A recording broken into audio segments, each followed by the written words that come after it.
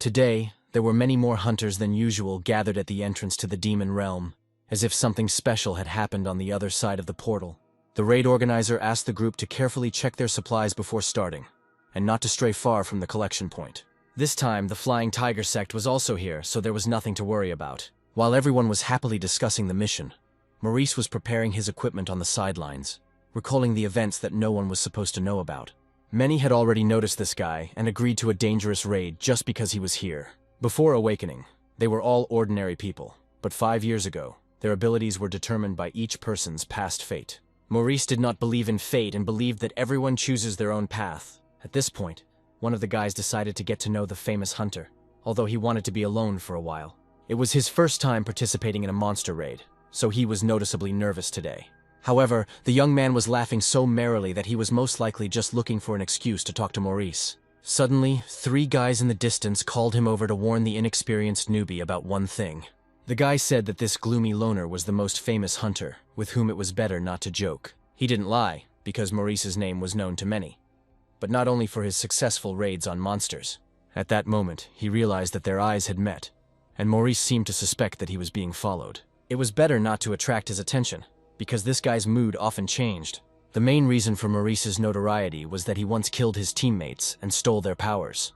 The system window of destiny was his main source of information that was not available to others. He possessed a rare, sinister power that allowed him to take the fates of the dead, along with all their mana. The classes of fate were divided into 5 categories, and the highest of them was considered to be the divine class.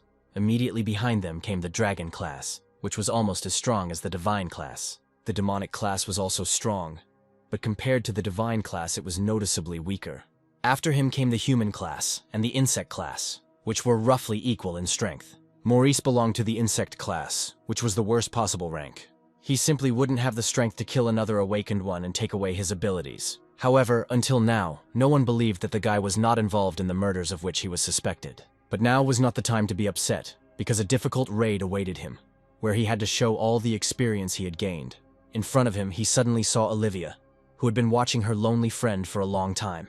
There was to be a dinner party after the raid, and she hoped Maurice would be there. Stephen reminded them that the guy wasn't with them last time, so he had no right to refuse the dinner party a second time. However, this time too, Maurice asked not to wait for him, explaining that he was too lazy for such events. The girl even missed a school trip for this, which means Maurice must also put things aside. He was 10 years older than her, and it was clear that she would understand Maurice much better when she reached his age. It was the stupidest answer one could possibly hear, and Olivia didn't try to reason with her stubborn friend any further. Their friend was so funny that it was hard to hold back after he said another stupid thing. Turning around abruptly, Stephen noticed another member of their Flying Tiger sect nearby, who was one of its main representatives.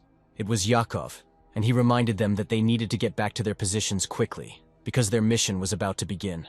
There was no point in arguing, although at the end, Stephen did remind him that they would be waiting for him for dinner. With a smile, Morris only promised to think about it, but he already knew his decision.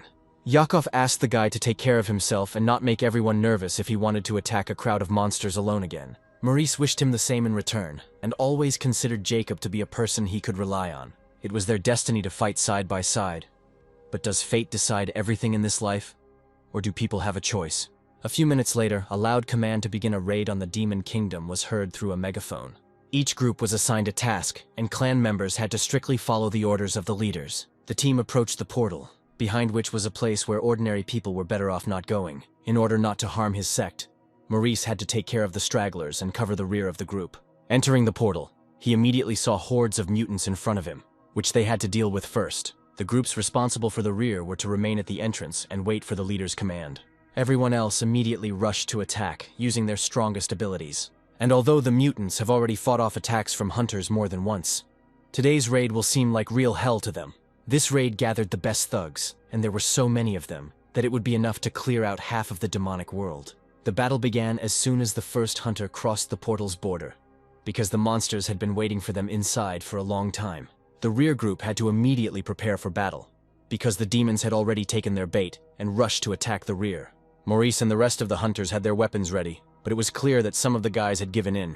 The goblins who stood before them seemed not to be afraid of the hunters at all and considered them easy prey. For some reason, these demonic creatures remained in their positions even when the team's plan was revealed.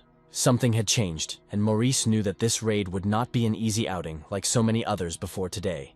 It was as if all the evil spirits of this world had suddenly appeared in one place, and their powers were twice as strong as in previous years. The guys had to be more careful, and although the number of monsters was gradually decreasing and the number of their corpses was growing, they shouldn't relax. Yes, there were many more of them than the guy expected, and the demonic energy that reigned in this place made it difficult for him to breathe. It was necessary to finish this raid as soon as possible and get out of here, although mutants were approaching from all sides every second. One of them managed to get so close to Maurice that he dealt him a powerful blow from behind, when the guy thought for only a moment.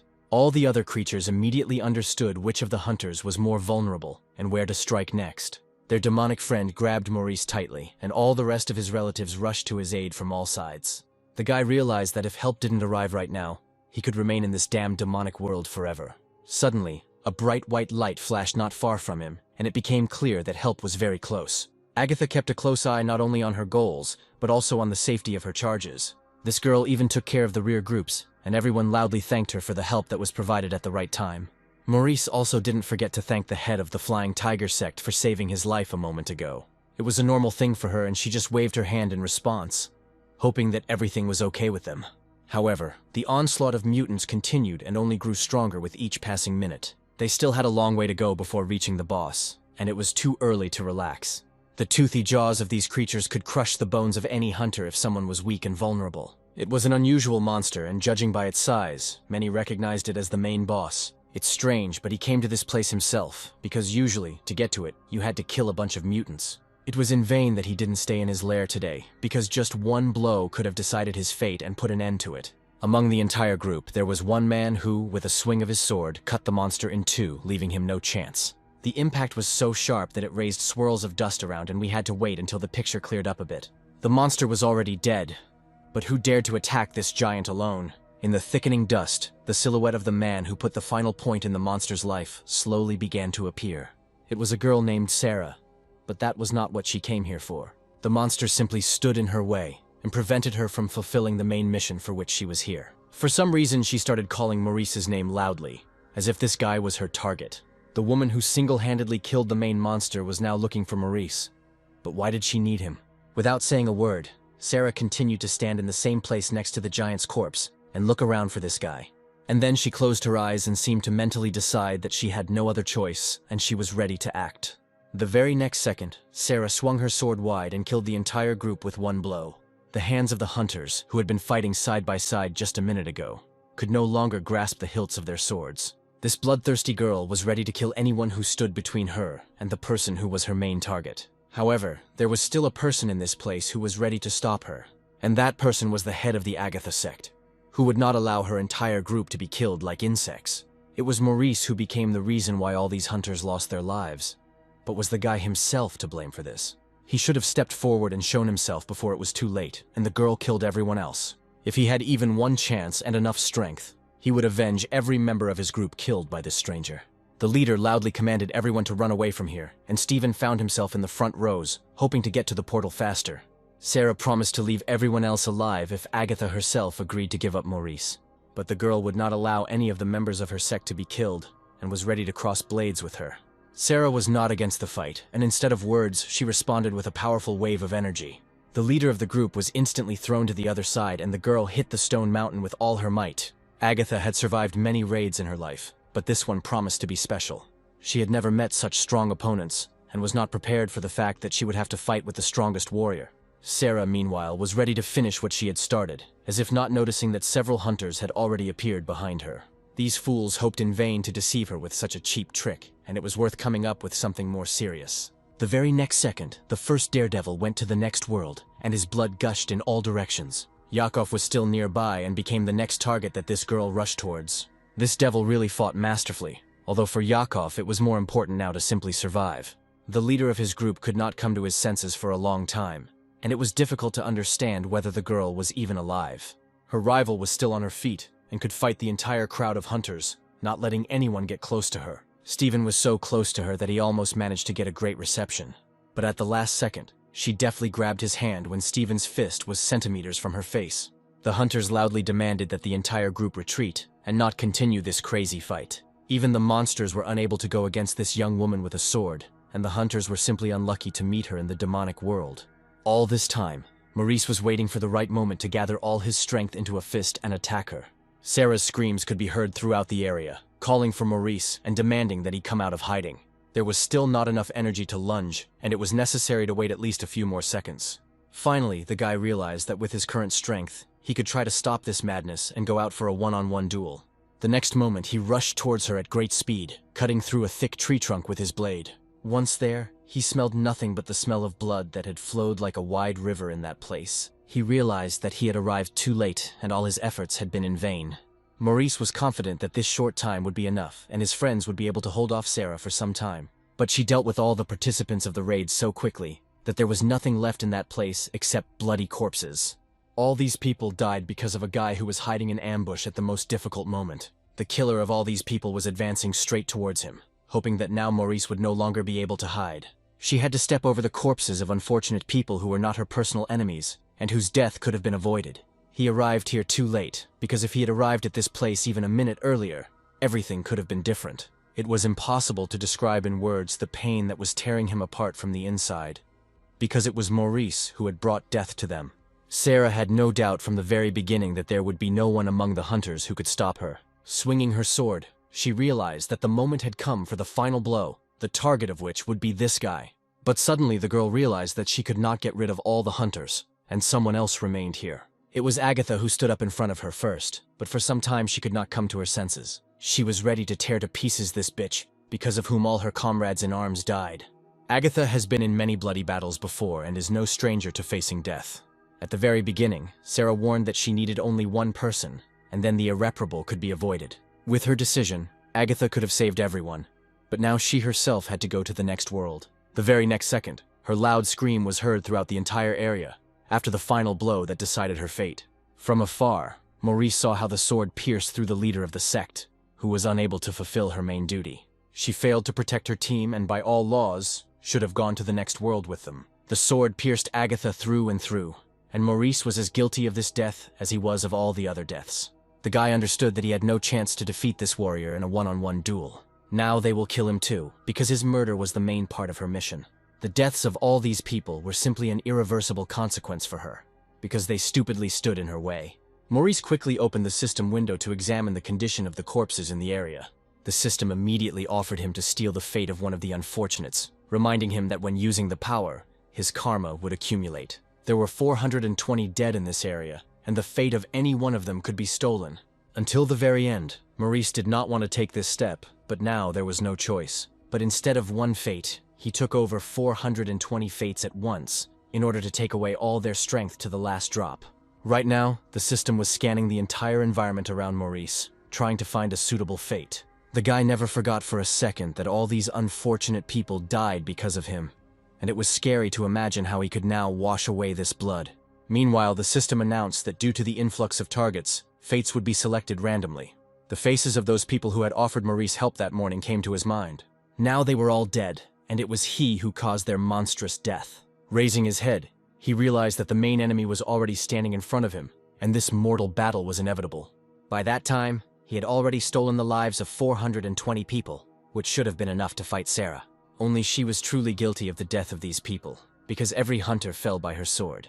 After the unexpected blow, the girl suddenly realized that for the first time in a long time, she had missed a dangerous move. Now there had to be only one left in this fight, because Maurice would never forgive her for killing her friends. He couldn't let things end like this, and as long as Sarah was alive, she remained his main target. Before his death, he hoped to take one more life to the next world, and the man standing in front of him was supposed to follow them. The system reported that the Hawkeye ability was activated, and that the guy had several other abilities besides it. Maurice's reflexes were so heightened that he felt every movement of his opponent. Something had changed, and now he no longer looked like that frightened boy sitting in ambush. He carried out attack after attack, and the girl realized that he had managed to increase his fighting strength tenfold. Maurice was not ready to give up, even while taking Sarah's treacherous sword blows that left him with deep wounds. And although he coped well and dodged every one of her attacks, the forces were still unequal. Maurice activated the 1,000-pound axe's ability, hoping it would help him turn the tide of the fight. At this moment, the girl was still below, and he had an excellent chance to attack. But she wouldn't be herself if she couldn't control everything that was happening around her and turned around sharply. Now the jokes were over, and the icy, sharp blocks that burst out from under the ground became her main surprise. Maurice didn't expect this, because no other hunter had ever possessed such magic. The guy was thrown far to the side again, and another similar blow could have cost him his life. And although he had many abilities granted by the stolen destinies, he did not know how to use them.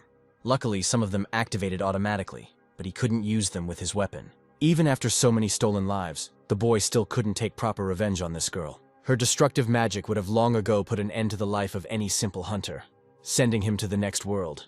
If only Maurice had realized that his skills were activated in a completely different way, he wouldn't have wasted his time. The same could not be said for Sarah, who threw her sharp frozen blade straight at the head of her main target.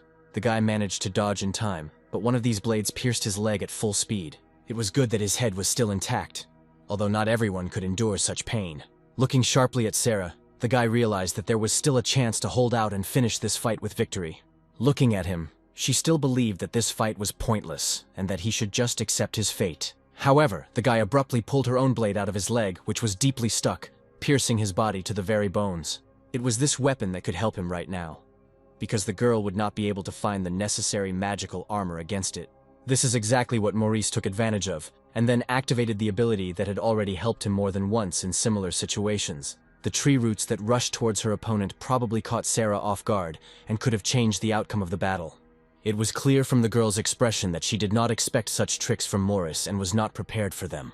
She thought she was looking at an ordinary swordsman, but this hunter was well versed in spells. Otherwise, there was no explanation for how he had managed to use that destructive magic that she now had to dodge with such difficulty. It wasn't too big of a problem, but it did make Sarah think back to the old days. He won't be able to maintain this level for long anyway, so he just needs to be patient for a little while. Maurice was more cunning and crept up on her from behind, still holding the blade in his hands.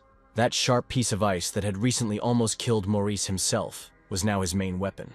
One swing of this blade was enough to quickly bring the girl to her senses and make her remember the pain. Blood gushed in all directions, and the guy understood that the forces of 420 destinies had done their job. It was only thanks to their fates that he was able to gain strength and cause all this commotion. It was easy to understand the smile on Maurice's face, who just a minute ago was on the brink of death, and now could celebrate victory. By killing her, he achieved his main goal, which was revenge for the comrades who fell by her sword. Following her, the guy himself fell to the ground from a great height, and it was clear that this would not end well for him. He was bleeding profusely from a deep wound on his chest, but the smile was still on the strange guy's face. For him, everything could be considered over and after such wounds. Usually no one survived. Of course, there was another chance to prolong his life, but this time Maurice decided not to do it. The system automatically activated regeneration without his request, but he immediately refused help. He believed that there was no point in living on this land after the death of the hunters who died because of him. Nothing would change for him, and Maurice was ready to accept his death right now. Even as a child, he heard that terrible prophecy, which was now coming true. The prophet told the boy that his destiny was full of struggle and death, and that he would soon lose his parents. And so it happened, and before the boy grew up, his parents died in a car accident. He often got into accidents, which always ended badly, and only confirmed the words of the prophet. Everyone branded Maurice a loser, destined to be weak and doomed to misfortune. These people greatly influenced his fate, and now they all died on the same day because of him. Only Maurice remained alive and stood in the same place where the smell of the blood of his dead friends hung in the air. If only he had entered the monster realm first and immediately fallen at Sarah's hand, he wouldn't have had to see this nightmare. Just think how he could change his fate if there was a chance to go back in time and fix everything. Suddenly, the system announced that Maurice could return to the past while retaining all his memories of the present. She immediately activated the ability to steal fate, giving the boy the ability to regress. It was difficult to understand where the system would throw him, although it was clear that he would see the faces of these people again. Even if it had happened right before his meeting with Sarah, he would have taken this step, but he would have done everything differently. That's why he took a risk and accepted the system's offer, starting the countdown and traveling into the past. The next moment he realized that there was no one nearby, and instead of bloody corpses, he was surrounded by silence. The guy sat at the table on the sofa as if today was a completely ordinary day. Only for Maurice, this day definitely could not be called simple, and the boy realized with horror that the system had not lied. He actually saw in front of him the wall of a familiar room, where he often received visitors, working as a fortune teller. Suddenly, Maurice heard the voices of people who wanted to give him a paid session. His guest today wanted to conduct a fortune-telling session without delay, because he had a lot of things planned for the evening. For some time, the guy could not come to his senses and got used to his new life in the distant past. He had no doubt that in this version of the world his friends were alive, and now he was not guilty of their deaths. Yes, it was worth taking the risk and accepting the system's offer, because now he had a chance to change everything. Right in front of him he saw Sarah, but in this version she didn't have a bandage on her face, and she looked a little different. The guy across from Morris just wanted to test how well he and the girl were compatible. All this time the girl just looked away, as if she was hiding something from the young man. The black bandage that covered her beautiful eyes was now unnecessary, and for Maurice this was the best news. Agatha in this version of his life did not die or lose her eye, but now he could make sure that the future had a different scenario. The young people had to write their names and date of birth on a piece of paper. It seemed like out of the two of them, only the guy felt comfortable, while the girl did everything by force. Now, thinking about it, Maurice remembered that in the past Agatha had told him about a strange guy whom she didn't like at all. Suddenly, Maurice announced that he could look up their compatibility right now, and already knew the answer to the young man's question. The horoscope showed that the guy belonged to the pure gold type, and such people were considered very rare. This beautiful lady was of a woody type, and was very different in character from the young man. In the language of fortune tellers, such a connection was called gold that cut the tree, and this poor compatibility did not promise happiness. He tried to smile and cheerfully explain to them that fate itself would not allow them to be together. The young man clearly did not expect such an answer, because he brought the girl here only for fun. Agatha herself seemed not to mind hearing these words, and said that she believed every word. The young man became very angry after the scoundrel even dared to say these nasty things to him. However, Maurice did not want to offend him, and only reminded him that he was doing his job by honestly talking about people's compatibility. The guy immediately jumped up from his seat, although the girl insisted on continuing the session and listening to the end. It seems that she simply did not want to be near this man, and specifically chose this place to find a reason to break up with him. The girl's eyes spoke for themselves, and the guy said that if it was over between them, he knew where the exit was. Never before in his life had he found himself in a situation where someone wanted to throw him away like an unnecessary thing. The guy slammed the door loudly in anger, wishing his ex-lover good luck. Agatha sat silently in her place, realizing that she had taken an important step for herself. Maurice understood this too, and he invented the whole story about compatibility so that Agatha could enjoy her freedom. But the girl really didn't want to end the session, and Maurice was only too happy to predict something good for her. At that moment there was a loud noise, as if something had exploded in the next room. The light in the room began to work intermittently, and one might think that its movement was changing this reality as well. In this life, Agatha also stood up for him, even when they barely knew each other. Although Maurice had expected something similar, he could do little about the loud ringing in his ears and dizziness. Agatha ordered him to immediately crawl under the table and wait for help, which was supposed to arrive soon. In his past life, she'd extended a helping hand to him more than once, and in this version, history repeated itself. Right now, he had to gather his will into a fist and concentrate, otherwise he would never be able to change the future. The guy suddenly came out into the center of the room again and headed towards the front door. At the last second, Agatha heard a strange message from the system window and could not understand who had been talking to the guy all this time. It would be better to leave her alone in the room now and not bring upon her the curse that haunted Maurice. When he entered the hall, he did not see any of the staff who were supposed to be there. This was for the best, because here you could look for items that would be useful in the future. One of these items was lying right in front of him, and it was not worth leaving it lying there unused. Sharply putting the object into his inside pocket, he suddenly heard a female voice and realized that he was not alone here. Agatha grabbed him by the sleeve and suddenly pulled him towards herself, as had happened before. On the way, she explained that the two of them needed to evacuate the building, and there was only one way to do it. But at the exit from the corridor, a male voice was heard in the distance, ordering everyone to get out of the way. It turned out that the guys saw a monster somewhere nearby and ran in panic to a safe place. One of them did not manage to escape, and the mutant grabbed hold of his leg. With his sharp fangs, he had already managed to bite through his leg, so the guy couldn't run.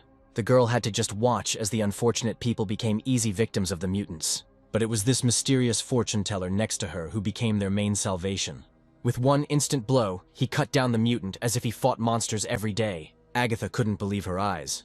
But this humble fortune teller turned out to be an excellent fighter. Maurice knew that other creatures would soon appear here, and the first monster he encountered was a giant worm. While he was fighting these creatures, everyone else had to immediately find a safe shelter. Only the last mutant remained in his hands, and his minutes were numbered. Turning his head sharply, he realized that there were more monsters in the next room, and that was where he should run. Bursting into the room, he loudly warned that the monsters were not strong enough to be feared. Everyone knew this perfectly well without him, especially since Agatha turned out to be not so simple. While all the office workers scattered in panic, the girl decided to find something heavier here. Holding a fire extinguisher in her hands, she cheerfully declared that she too had been able to defeat one mutant who turned out to be weaker than the others. Her abilities were still there, and it was funny to watch from the outside. Now the stairs were clear, and they had to get down before the other creatures came running. On the way to the exit, everyone loudly thanked those brave guys who took the brunt of the blow. While there was still an opportunity, Morris decided to collect all the soul spheres and claim them for himself. They were of a very low level, although there were more of these small spheres than he expected. It was strange that Agatha still remained in her place and hoped to continue wielding her fire extinguisher. She should have evacuated with everyone else and gone down. Was she really willing to risk her life? The girl couldn't leave Maurice here alone, especially since there were still mutants in the building. It could have been very dangerous, but Agatha had not changed at all since the time he remembered her alive. And now, seeing the girl come back to life in front of him, he understood that he had to tell her everything. It was impossible to repeat the previous mistakes, and it was necessary to warn her as soon as possible about what awaited her. Agatha didn't understand why this guy was looking at her so seriously, as if this conversation had been brewing for a long time. Suddenly, the guy began to tell her about the abilities that had been hidden deep inside her all this time. Agatha's attribute was wood, and she had an ability that was stronger than any other skill. It was at this moment that the girl noticed that the ability Maurice had spoken of really existed. The announcement she had accidentally heard 10 minutes ago was a system alert about the real capabilities of each of them. Right now, the girl could activate these abilities, because it was Maurice who knew about this better than anyone else. Surely this meeting was not accidental, and soon she would learn a lot more new things about herself. It would be better if they both kept the messages coming in the system window a secret for a while. Maurice's window of destiny looked the same as it had 5 years ago, but many of his abilities were gone. However, some things remained unchanged, and now the guy still had a huge amount of karma. Karma is accumulated for serious crimes like murder, and Maurice had plenty of it. If too much karma accumulates, a person's true purpose becomes distorted, and he is forever plunged into darkness. Anyone who ever crossed that line was doomed to suffer, and Morris knew this better than anyone. Turning around abruptly, he suddenly realized that there was someone else in the building with them, and suspicion fell on the monsters. There really was a creature wandering along the corridor that was clearly not in the mood for long conversations. This monster's only goal was murder, and anyone who found themselves here was in mortal danger. It was impossible to stay here for long, and the girl quickly rushed to the exit. Suddenly, a giant mutant appeared next to that creature, who was also not averse to feasting on his prey. However, Maurice had encountered similar creatures many times before, and, not wanting to just watch from the sidelines, decided to attack first. They were lucky that the giant worm was here alone, without its relatives, otherwise the duel would have taken much longer. The ability to steal fate was the easiest way to find out whether a mutant was alive or dead. A few seconds later, Maurice realized that the mutant was already dead, which meant he could decide his fate at his own discretion. From the outside, it seemed like they had decent abilities and could survive if they just woke up. The boy was able to use the fire control skill for the first time after awakening in this world. Such abilities can come in handy anywhere, especially in a place teeming with evil monsters. Suddenly, someone's voice was heard not far from them again. Was there really another survivor? At the end of the corridor, a battle had already broken out, in which a winner and a loser were immediately determined. These monsters did not have serious defense and died after the first blow. This guy decided to fight a whole group of mutants alone, without worrying about safety. He too was very surprised when he saw 2 travelers ahead of him who had fallen behind the group. All the staff had long since left the building, and only these 2 were still here with him. He has been fighting these creatures for a long time, and will be glad if his new acquaintances join the team. Jimmy, as the guy was called, immediately extended his hand as a sign of introduction, promising to be friendlier with them than with the mutants. Maurice decided that the guy would want to meet him first, and gave his name in response. But it was more important for him to know the name of the beautiful stranger with whom Jimmy had long dreamed of talking. This attention was a little strange, although Agatha also told him her name, continuing to study the restless guy. During the conversation, Jimmy never stopped smiling for a second, and promised to remember the names of his friends forever. Apart from them, no one dared to fight the mutants, which is why he was so happy about this meeting. He had no idea that Morris knew perfectly well who he was talking to, and who this guy would become in the future. Just think, Jimmy was able to kill those monsters single-handedly, and he wasn't even awakened. He decided that right in the middle of the battle, he had found true allies, and considered these 2 to be them. He was ready to fight even the main boss of the mutants, although he could not know his true strength. However, he was soon to find out about this, because the very next second a loud noise was heard behind him. One of the guys couldn't find a way out of the building and ran into another mutant. The giant worm was a monster made up of many insects and possessed their combined strength. Of course, the guy was very scared because he didn't have a single fighting ability. Instead of a quiet evening, he was faced with a meeting with a creature that saw him only as its prey. If it were in the future, Agatha would also rush to help, using her skills. But now she was not yet ready to actually prove all the power hidden inside her. But Jimmy would be happy to do this, at the same time adding to his trophies and bringing someone's life back from the brink of death. Although his new acquaintance decided not to wait and a magic projectile instantly ignited in his hand, the fireball flew straight towards the vile creature that had burst into the building. The monster had never encountered such resistance before, and was sure that all people were equally weak. This was great news for Jimmy because this guy had real magic. He was able to set the giant worm on fire in a matter of seconds, although the fight was not over yet. He managed to quickly engulf the overgrown creature in flames, but the power of many other mutants could easily help him. Instead of burning to ashes, the mutant rushed in the direction from which the burning projectile came.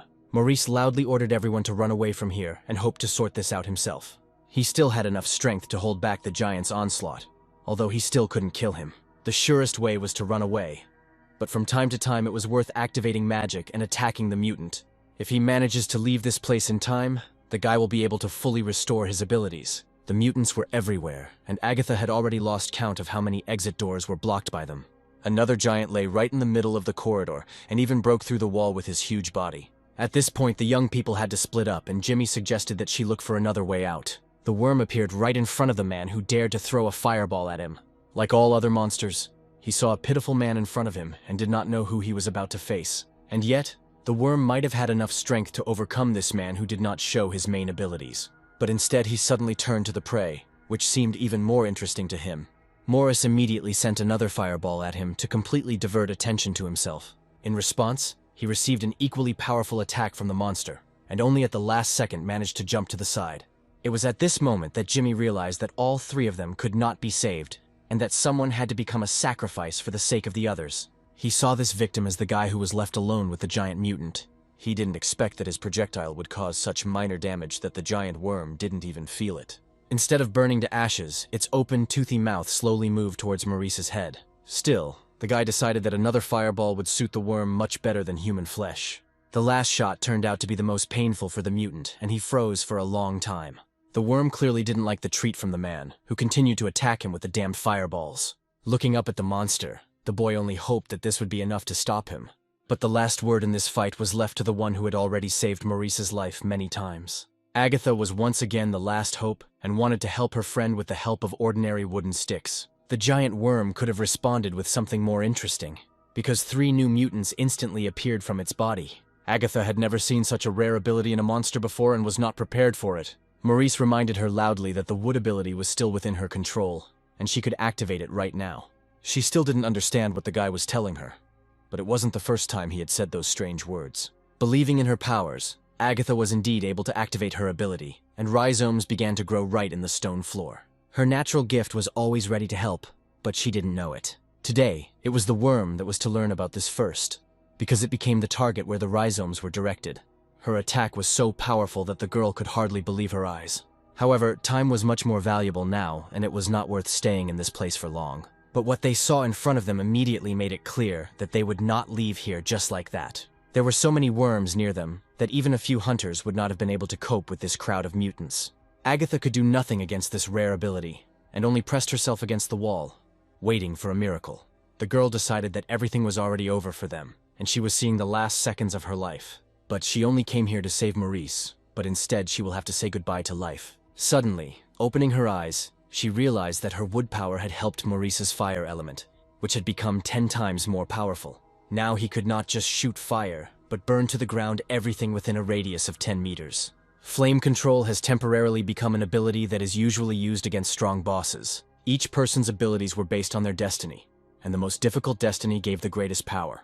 This was the fate that Maurice had, and so his fire was as strong as the flames of hell itself. Just a second ago, the girl was ready to say goodbye to life, and now they were saved. For defeating an opponent stronger than himself, the system rewarded Maurice with new artifacts.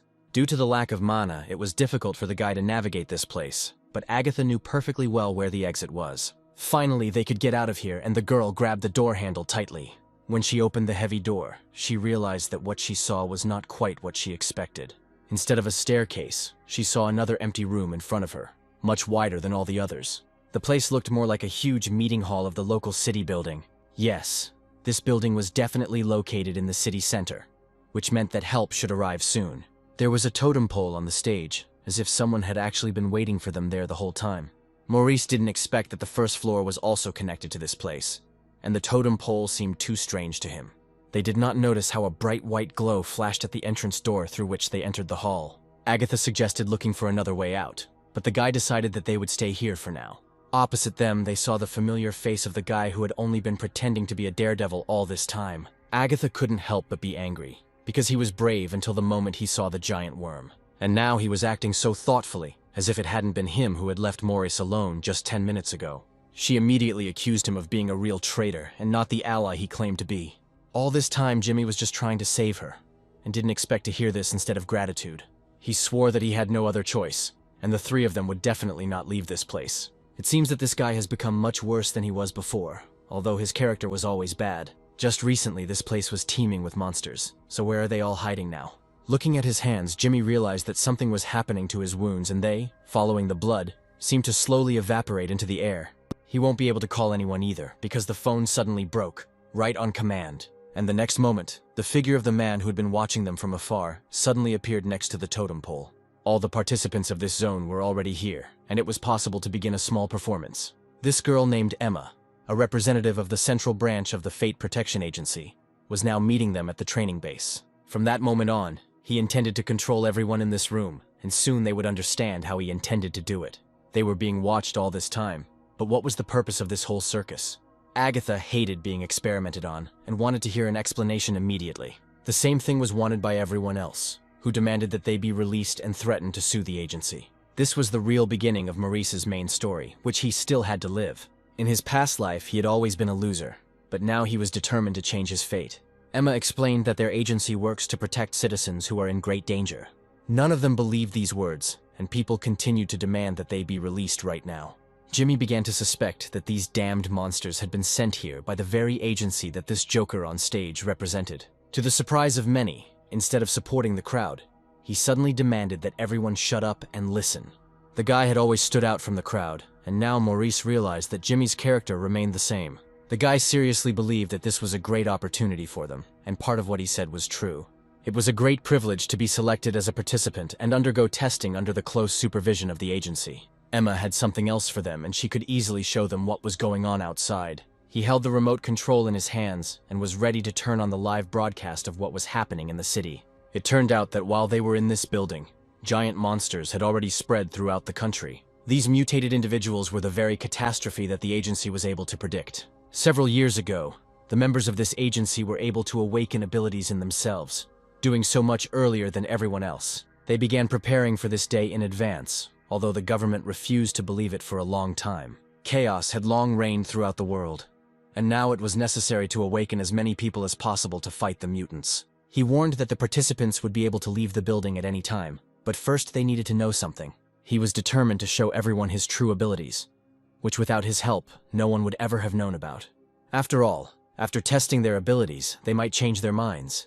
But isn't it interesting to know what element you control?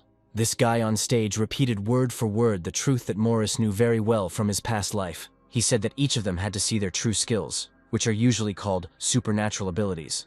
Those who awakened could use them in battle with monsters, because this was the only way to defeat the aliens. After that, the agency wanted to lead a raid on the demon realm to get rid of the threat from within. He warned that at the end of such a raid, any participant could die, and it was necessary to know about this before agreeing. Today's event could be called simply an introduction to the real world, which had been carefully hidden from their eyes all this time. If they want to avoid danger and be completely protected, they must first get rid of their abilities. Emma explained that a person without the will to fight had no need for abilities, but she could tell no more to those who had not yet given their consent. The young people had exactly 1 hour to think everything through, after which the remaining participants would be given instructions. Suddenly, magic spread throughout the hall, which immediately caused a stir among those people who had never seen anything like it. Emma had to leave the room for exactly 1 hour, promising that they would meet again soon. Those who remained in the room were considered to have agreed to the training and joined the agency. The first gates that cut through the space of the hall were opened only for new participants. No more than 3 participants could enter the gate at a time, if, of course, they decided to join the agency. If the young men succeed in the raid and return through this gate, they will find themselves in this same hall. There was a strict count of killed monsters, for which participants received experience points and other privileges. There was no limit on the number of visits to the first room, but the mission that had been started had to be completed to the end. The box he was holding in his hand will be given out to anyone who wants it right in front of the entrance to the equipment store. In case of injury, everyone will be able to use healing items, which can also be purchased in this store. Finally, Emma promised that the agency would support them with all its might and, no matter what happened, would not leave them in trouble. At this point, it was time to say goodbye, and the young man wished each new recruit good luck. Having said these words, he dissolved into thin air, and only a huge totem pole remained in front of the hall. In the hall, the young guy who wanted to be the first to propose immediately raised his hand. It turned out that his strength had already reached the first ghost level, and he was looking for a partner for the raid. If anyone wanted to join him right now, all they had to do was offer their candidacy. But such an offer is unlikely to interest someone who has organized similar raids many times. Everything Maurice saw a minute ago was very reminiscent of the job market from his past life. Realizing that the guy was about to leave, Agatha rushed after him, hoping to clarify the situation. She completely forgot to thank him, because it was he who saved the girl in the first minutes of awakening. It was funny to talk about it now, knowing that the agency had set it all up, although he had acted nobly. That's why Agatha suggested going with Maurice on this mission, because it was clear that he could be trusted. She needed to know the whole truth to understand what feelings were now boiling in the heart of this young man. The story of his fate repeated itself exactly down to the last detail, and the girl was once again the first to extend her hand to him. Maurice's reaction was a little strange, and Agatha tried for a long time to understand him. But there was no point in thanking the man who was responsible for her death in Maurice's past life. Everything could have been different if on that fateful day, Sarah had not come for the main goal of her mission. Then all his friends died, and even Agatha did not escape her fate. Maurice had never forgotten this for a moment since he woke up in his new life. And now he had a chance to see this girl alive again, even though she didn't understand what was happening to him. Holding back tears, he only assured her that he was fine. He was just very nervous today. The guy needed to rest a little and recover from his recent fight with a giant worm. Finally, he looked back, trying to find the words to explain everything to Agatha without offending her. He admitted that he always felt more comfortable working alone, and that partners only got in his way. Getting a refusal from him was a bit of a surprise, because the girl thought that they would work well together. She could do just fine with anyone else, so there was no point in getting hung up on working with Maurice. But the guy had to hear the main words now, because it wasn't just about work. Even if they couldn't hunt together anymore, the girl just needed his support. She didn't yet know that Maurice understood this perfectly well, but it was the consequences of their connection that he feared most of all. It was worth putting this conversation off for at least a while, especially since there was a lot of inventory around that still needed to be examined. The small magic box contained everything a hunter needed to work. The battle sword and mana-restoring elixirs turned out to be the main items in each such box. Maurice knew from experience that it was difficult to get such things right away when starting out, and the agency took good care of its new recruits. When he was about to leave, the guy suddenly heard someone calling his name. Jimmy still considered him his partner, even though he himself had thrown him to the worm. This guy quickly forgot all the bad things he did to people, even if he put them in mortal danger. Still smiling, Jimmy rushed to his new friend and asked him to listen. If events continue to develop this way, then both of them could become the main characters of this story. It's strange why Jimmy decided to link his fate with Maurice, because the guy always felt more comfortable alone. However, he stated that with him any hunter would be safe, because he had been very strong since childhood. Yes, this guy had no shortage of pride, and in his past life Jimmy behaved just as arrogantly with his partner. This time, Jimmy found him to be a strong fighter, and Maurice realized that he could easily get 2 such warriors on his team. The guy hoped that Maurice would change his mind once he took a closer look at it, and realized all the advantages. In that case, he was ready to become part of this new team, hoping that in this life Jimmy would behave differently. He asked him to wait a little while he picked up his support box. Agatha was already standing next to the boxes, realizing that the two had suddenly started working as a team. The girl felt that this guy was acting too self-confident, although his strength could not be denied. Maurice accepted his offer to work together, but refused Agatha. The acquired attributes allowed the hunter to sense the presence of death when he found himself outside the gates. Soon, both boys entered the hellish mountain of swords and immediately noticed how huge the room was. All the rooms were connected by 4 corridors, each of which contained a demonic monster. They had to complete the mission, but to do so, they had to find their own way out and get out of there. The monsters were only part of the obstacles in this task, because finding the exit was also very difficult. Looking around, the guy realized that the structure of this location looked about the same as in his past life. Demonic monsters and traps had long since become familiar to him, and the guy was no longer surprised by anything like that. This was all new to his partner, and Jimmy was eager to get started. But if he wanted to save his life, he should have been more careful, and it was good that Maurice agreed to be his partner. If he hadn't noticed the sword that had burst out from under the stone floor in time, this cheerful guy might already be dead. Until now, all this seemed like simple entertainment to him, and he did not understand how dangerous these traps were. As Jimmy watched the guy walk away, he couldn't understand where this had come from. Yes, he didn't know much about this guy, but all the most interesting things were waiting for him ahead. It seemed he was lucky that he agreed to go on this raid with him, although Jimmy himself never believed in luck. Ahead, the guy immediately noticed mutants, a meeting with whom could definitely not be called a great success. There were so many reanimated skeletons that it would have taken a whole battalion of hunters to fight them. These ghostly skeletons were monsters of dried bones, and each of them craved human flesh. They looked much stronger than insects, which meant that this mission promised to be even more interesting. He just hoped that they could join forces and have some good training on these skeletons. But his partner had no intention of waiting, and immediately sent a fireball in that direction. The skeletons didn't even suspect that they were being attacked with magical projectiles and were not prepared for it. Gathered at one point in the narrow corridor, they were a vulnerable target for both hunters. If Jimmy was going to continue with this nonsense, he'd better find another place to have such conversations. After all, when you're on a mission, all you have to think about is how to return alive. These living bones could easily silence anyone who showed weakness for even a second. 2 experienced hunters could not be destroyed with the help of these skeletons, but one should not forget about the traps of this location. Surprisingly, the 2 guys got along so quickly, as if they had completed more than one mission together before. It was even funny, and Jimmy hoped that they would definitely not leave this room without trophies. After a few minutes, all the demonic monsters were destroyed and became ordinary dry bones again. Gradually, this even began to bore Jimmy, because they had already killed more than 100 of these living skeletons. It was a bit of a shame that the monsters didn't get any stronger and could be dealt with using a simple sword. When Jimmy first saw this guy, he became curious about something. And then, he suddenly said that he had long suspected Maurice of being the very regressor who had returned to their world from the future. It was a little strange to hear this confession from him, because the guy had just told a truth that he shouldn't have known. Maurice warned again that the guy should have addressed such nonsense to someone else, but definitely not to him. It would be better to stop wasting time and start taking action. Although Jimmy still wanted to talk a little more about this topic. Maurice was surprisingly calm, and he adapted quickly and was not afraid of the demonic monsters. He quickly explained that he had seen ghosts when he was very young, so he had long been accustomed to such things. And yet his friend did not calm down, and he was more interested in learning more about Maurice's past. But instead of answering, he suddenly pushed him hard in the back, as if he wanted to get even with him for that first incident. But when he saw the stones flying in all directions, he realized that revenge was not at all part of Maurice's plans. Turning in his direction, Jimmy realized that the problem was much more serious, and the guy was right all along. Maurice pushed him out of the danger zone, making it clear that the main tests of their mission were just beginning. Jimmy ran out into the street, and from that second, his life was out of danger. Looking back, he realized that Maurice was left alone in the building and would fight the monsters alone. It was a heroic act, and Jimmy wondered again who this guy really was.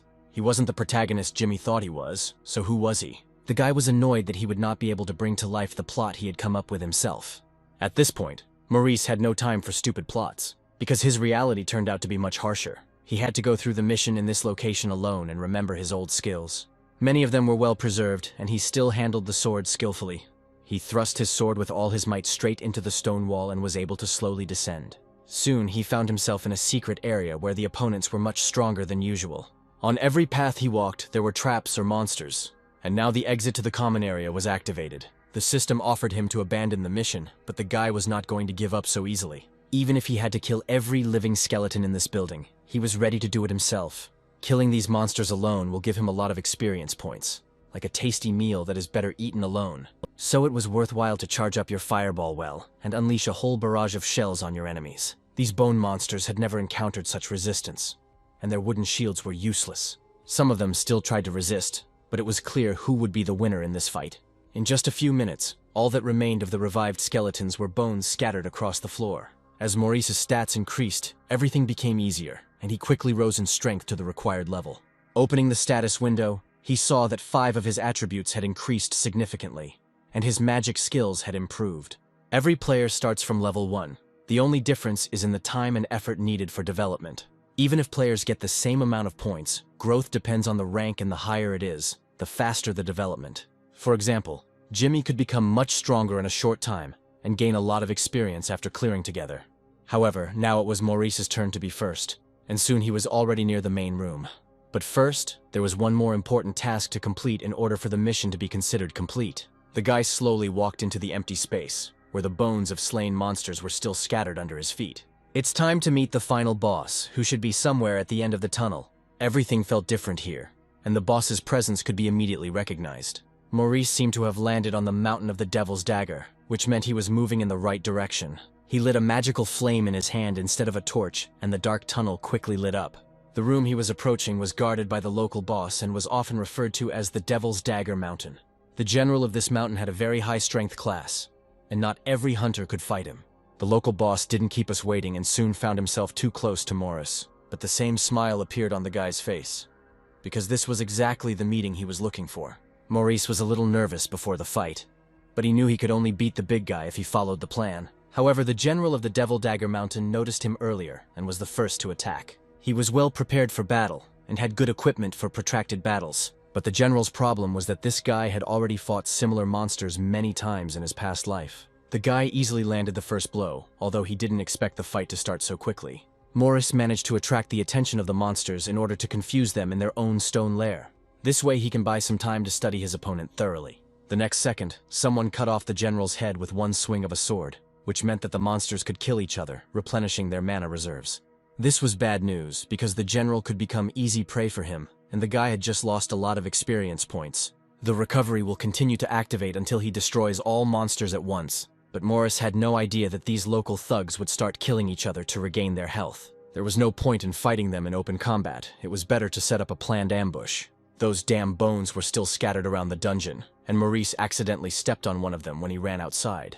Maurice realized that these bones were another hidden obstacle that was preventing the mission from being completed. Instead, the guy fell with his whole body onto the stone floor, and it was completely inopportune for such a dangerous moment. In the distance, he noticed another monster, and immediately unleashed a stream of destructive energy at it. He not only knocked his opponent down, but also set fire to the ropes on which his surprise was hanging from the ceiling. The structure collapsed to the floor, but the general continued to deftly dodge and remained unharmed. It is clear that now these monsters will not leave Maurice alone until they grind him into dust. The senior general recovered, and carefully watched where the fugitive would run and where he would try to hide. At this rate, they will quickly restore their mana, and the junior general will appear soon too. The general, who was rightfully considered the second most powerful boss, also headed there. He arrived there before Maurice and suddenly found himself right in front of the guy, blocking his path. If the guy hadn't taken long breaks between cleanups, he wouldn't have encountered 2 strong mutants at once. The battle began much earlier than Maurice had expected, and now the younger general found himself fighting alongside his older kinsman. It was necessary to deal with one of them first, and the guy started with a simple trip, knocking him down. After distributing the experience points, his strength reached level 7, and that should be enough for victory. He didn't want to waste a lot of time on a fight that didn't guarantee him victory in the competition. Soon, the third-class human rank boss was defeated, and the system began to count the reward. This time there should have been a lot of rewards, because a lot of points were given for defeating a stronger opponent. Before leaving this location, there was one more thing worth doing while Maurice was here. I wonder if these monsters can take on the appearance of humans. Will Maurice be able to take away their destinies? It was worth testing in practice, and the system immediately activated the ability to steal fate, filling Maurice with fresh mana. There were currently 2 bodies within the ability's range whose fates could be appropriated. It was possible to steal fate from monsters, just as it was from people, and this was his main trump card. The reason he didn't use this ability in this way was not because of his desire, but because of his ability. Even in his past life, he realized that fate theft had limitations, and mana consumption increased depending on the time the ability was used. That's why Maurice could only use it if someone was dying right in front of him. It was at this moment that he came up with the idea of taking the fate of humanoid monsters and using it just like a normal one. The boy had a hard time resisting the demonic energy of the rifts, so he had never tried it before. This time, he managed to steal a piece of the target's power and take away the blade drawing ability, which was a great acquisition. Thanks to this ability, he could move much faster and fight at different speeds. The sword in his hands seemed so light, as if the alloy of this metal had become completely different. The guy received a significant amount of karma, which for a fate thief like him was only for the best. Considering the karma Maurice had stolen from people, this amount was still insignificant. But it will clearly add to his strength, and this little experiment can be considered quite successful. They say that the fate of people who have accumulated too much karma has always been sad. All that remained was to find out how close he had come to that line. Once crossed, there would be no way back. For the first time, the Devil's Dagger Mountain room was cleared, and Maurice became the first to escape alive. All the other participants couldn't believe their eyes, because this guy completed the task in record time. He was able to complete this mission alone, which no one else could do. Jimmy was the only one Maurice didn't want to see right now, but no one asked the guy about it. After all, he was the first to rush to meet his partner, and was confident of his success from the very beginning. True, he never managed to hug his friend, and he hugged only air, leaving Maurice alone. At that moment, the main organizer of the training mission appeared behind them, who was also surprised to meet Maurice. Emma congratulated her ward with a smile on completing his first mission, and asked him to spare a minute for a conversation. Maurice really did become a leader right away, and was even given a personal room to rest in. The award for the first cleanup also went to him, and Emma personally presented it to the winner. The item bag contained many useful artifacts that were difficult to obtain even for a lot of money. Maurice didn't want to attract too much attention from the agency, but after today, that was unlikely to happen. Meanwhile, the news was filled with yet another story about a terrible earthquake in the country. The girl, who immediately seemed familiar to him, tried to reassure the citizens of her country and promised that her agency would do everything possible. The strange thing was that the guy was unable to discern information about their fates, because the members of this agency knew how to masterfully hide them, and the news continued to say that such events would continue, but there was no need to worry. The girl was sure that their agency could be trusted, and that they would help their native country. These were the very words with which they calmed people at the moment when the first alien invasion began. Morris knew that the agency's team consisted of the best of the awakened, and they were all very strong. Everyone in the agency wore masks, and only he once saw their real faces. There is one face he will never forget, because this person brought all the misfortunes into his life. It was Sarah who was part of that agency, and was the mercenary who killed all his friends. Maurice realized for a second that these two events were connected, and that this woman could have carried out the task against her will.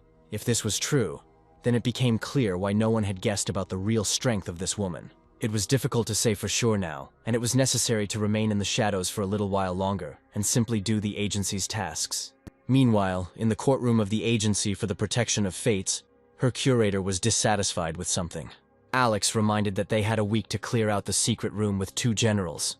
Could the guy really have done it in one day? In addition, he managed to escape alive from a secret room in a location where even the strongest agent could have died.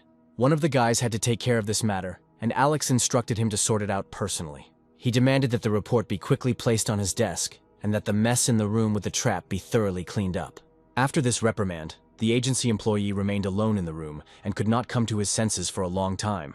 Maurice actually lured the monster into a trap, although according to the script, everything should have been the other way around. It's scary to imagine what will happen if the second cleanup takes him another day. If this happens, the authorities will find out about the method of passing this third-rate labyrinth, and he will immediately lose his job. Meanwhile, in the cafeteria on the first floor of the training area, life went on as usual. Now Jimmy didn't leave his new friend's side for a second, and reminded him of their agreement at their first meeting. If Morris doesn't take the training seriously, Jimmy won't leave him a chance. At that moment, Agatha passed by, and also showered this strange guy with compliments. Thanks to his block, she was able to survive when the chances of salvation were almost gone. It seemed like Maurice was doing very well, and any guy would have liked that kind of attention from girls. The girls who entered the cafeteria lit it up like bright rays of the sun, and the guys couldn't take their eyes off them for a long time. Although now it was worth thinking about the mission, and not being distracted by extraneous matters. But Maurice immediately realized that his friend was unreliable, and switched to girls instead of talking to him. He was there a second ago, but Jimmy was easily carried away by a much more interesting activity. Spending time with girls was more fun, and he suggested that one of them measure their hands.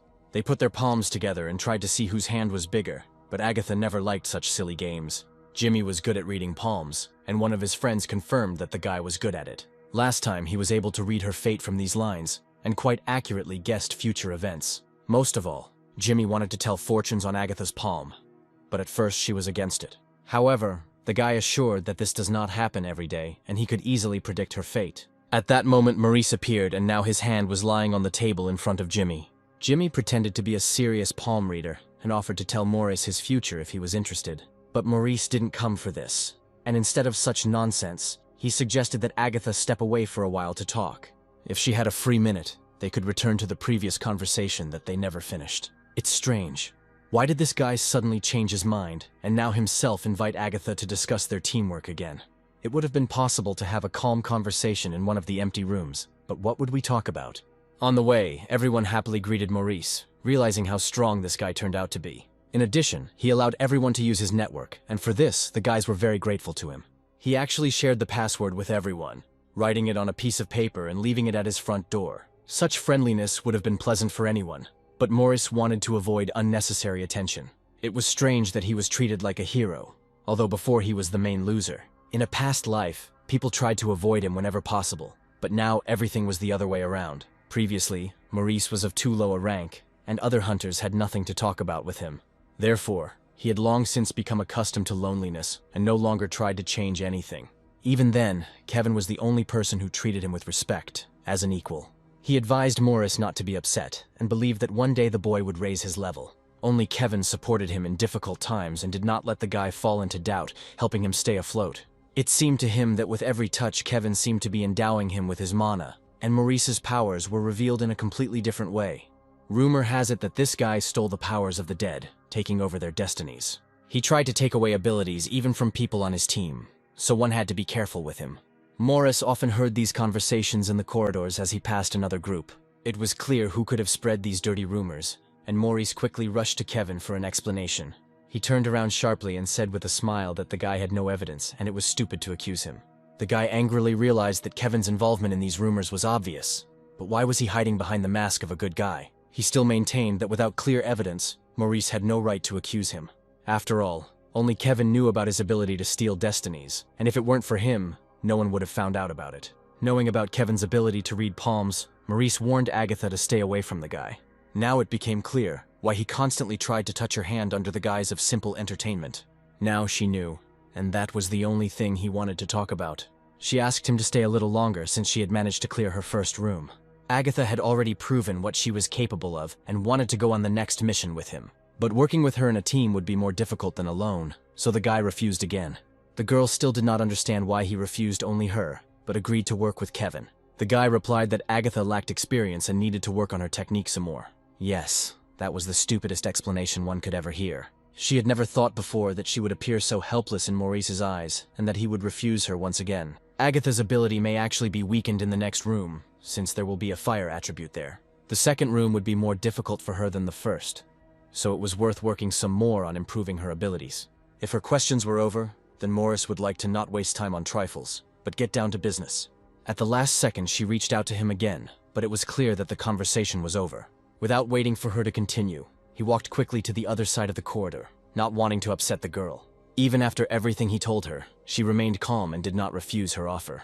She thanked Maurice for his advice, and the smile on Agatha's face was as bright as in her past life. Left alone, she could not understand for a long time why this guy was so persistently refusing her.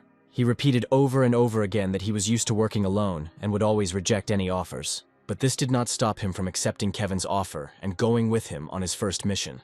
At first, the girl thought that the guy was just keeping his distance, but there was something else here. He himself took her to an empty room and warned her about Kevin's rare ability. He could have come up with better excuses, and there was a feeling that Maurice wasn't even trying. It's strange. Where did he get such honesty towards Agatha? Was there really something that connected them in the past?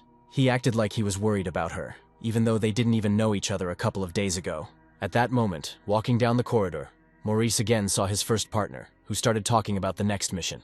However, this time Maurice decided to go to the second room alone, and even Agatha's suggestion did not change anything. This bastard needed to be gotten rid of as soon as possible before he could cause Maurice any more trouble. Of course, Kevin didn't miss the opportunity to offer him to join forces and complete the next mission as a team. He was confident that he would be useful, since his rank was much higher than Maurice's. This was a blatant lie, and in response Maurice asked how he was doing with his dragon rank abilities. He immediately promised that he would use his main skill, and he has been using water bombs in battle for a long time now. If that was true, then Maurice was ready to go on a cleanup mission right now, since Kevin's water bombs were so powerful in combat. He, without thinking, replied that he was ready, and only needed a minute to prepare. He didn't lie, and really quickly hurried upstairs to take the main artifacts from his inventory. For Morris, this was a great success, because Kevin himself invited him to work in the team, which meant that Maurice's conscience was clear. The second training ground turned out to be the Hellfire Room, and the guys found themselves in front of its gates. The main condition of the cleanup was the search and return of the ice crystal without any time limits. After passing through the portal, both immediately found themselves in the Hellfire Room, where everything looked quite predictable. Kevin was surprised that he accepted his offer, and most likely the water attribute played a role. They were already here, and the mission conditions were quite good for its successful completion. However, can there be ice in a place where there is nothing but fire and burning lava? The unbearable heat made this mission immediately seem too strange to Kevin, as if someone had deliberately made it more difficult. But the main oddity was not even in the mission, but in the partner he chose for himself. After all, his partner raised his blade against Kevin himself, as if he wanted to get rid of him before the end of the mission. Turning around sharply, Kevin realized that the mission would begin much sooner than he expected. They killed the first monster as soon as they crossed the portal of this location. He didn't think that his new partner would be so dexterous that he would be able to be the first to notice the mutated frog and cut off its head. But that's exactly what happened before his eyes, and Maurice warned that the monsters were already advancing. A whole pack of nasty frogs appeared in front of them, catching up with the guys with long jumps. The fire frog was a monster born in hot springs, and these creatures usually moved in large groups. For some reason, Kevin believed that it would not be difficult for him to deal with such weak mutants, and that his abilities would be quite sufficient. The guy instantly attacked them with several water projectiles, which knocked down the first advancing mutants. He was indeed quite good at shooting, and had a knack for using his abilities. Kevin's power worked just fine here, which is why the guy was so happy about it. At this rate, they would be able to find the crystal in no time, and Maurice was quite happy with that. Since the boy was so close, Maurice could take his time and think about what to do with him later. Kevin smiled as if going on a trip together was a great idea, even though he had no idea what was waiting for him at the very end.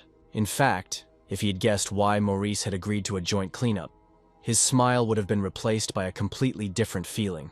It was too late to think, because the number of mutated frogs was increasing with each passing minute. Due to the lack of mana, Kevin felt anemia for the first time and could no longer use some abilities. In this situation, Maurice had no choice but to use a regular sword for close combat. Kevin followed suit, drawing his blade and randomly fighting off the mutants. However, watching the fight from the sidelines was much easier than fighting yourself. The first mistake cost Kevin dearly, and the fire frog turned out to be stronger than him. The guy loudly asked his partner for help, but Maurice was in no hurry to help him. Of course, he wouldn't watch a frog kill his partner, but Kevin should go back and get some rest. If this task was beyond his capabilities, Maurice could handle the cleanup alone. The guy refused such a service, because the guy just needed to rest a little and come to his senses. For the first time in a long time, he experienced such humiliation, because Maurice saved his life in a battle with the most common monster. If even the weakest creature gave him so much trouble, what would happen in the boss fight? All this time, Maurice only pretended to be on a mission, but he never stopped studying his partner for a minute. It was necessary to check what this smiling guy, who himself asked to work on the team, was hiding. Kevin did a great job of hiding his true intentions, pretending that he simply enjoyed working with the strongest teammates. Once again, it became clear that this young man lacked the experience for such tasks. The boulder he wanted to rest on turned out to be nothing more than a mutant in disguise. Instead of an ordinary stone, they saw in front of them a giant who had been nearby all this time. Once again, Maurice's sword struck the monster right in the center, instantly ending its life. Kevin could only watch from the sidelines as this guy deftly wielded his sword, cutting through monsters like a knife through butter. The boy briefly lost his vigilance, although he was not ready to accept the fact that he was still too weak a hunter. Maurice had saved him twice already, and that was a sign that it was time for the guy to finish and go back. Moreover, Maurice himself did not want to waste time and was seriously determined to quickly complete the mission. These creatures were difficult to deal with, so it was necessary to go deeper into the location before there were even more of them. Yes, he could smile endlessly and pretend that everything was fine, but reality turned out to be much harsher for Kevin. His partner turned out to be much stronger than he imagined, which meant that only one of the two could be the leader. The guy watched him with anger and hoped that his mana would soon be fully restored. It was impossible to show this to Maurice, and when he turned around abruptly, the guy's face immediately changed. His smile still stretched across his face, and Kevin hoped that the mission would be a success for them. On the way, he thanked his partner many times for his help, although in his soul he already harbored a grudge and a desire for revenge. However, now they were still working as a team and noticed something unusual in the distance. Surely this was the very same ice crystal that had to be delivered to the base on assignment. The place where this valuable artifact was kept was a little different from the rest of the location, but it was still very hot here. All that was needed was to deliver it back to finish the cleanup, and then the guys would be recognized as the best participants in this stage. If everything works out, the guys will be the first to clear this area and complete all the mission requirements. However, everyone will be sure that Kevin passed the test only thanks to Maurice. He did not want to listen to stupid warnings and was the first to rush to the stone. If there is only one crystal, he must be the first to take it and complete the task, giving Emma a valuable trophy. At this rate, he risked running into a mutant in an ambush, and it was worth trusting his more experienced partner. But the anticipation of a reward overshadows the voice of reason and drives the guy only forward.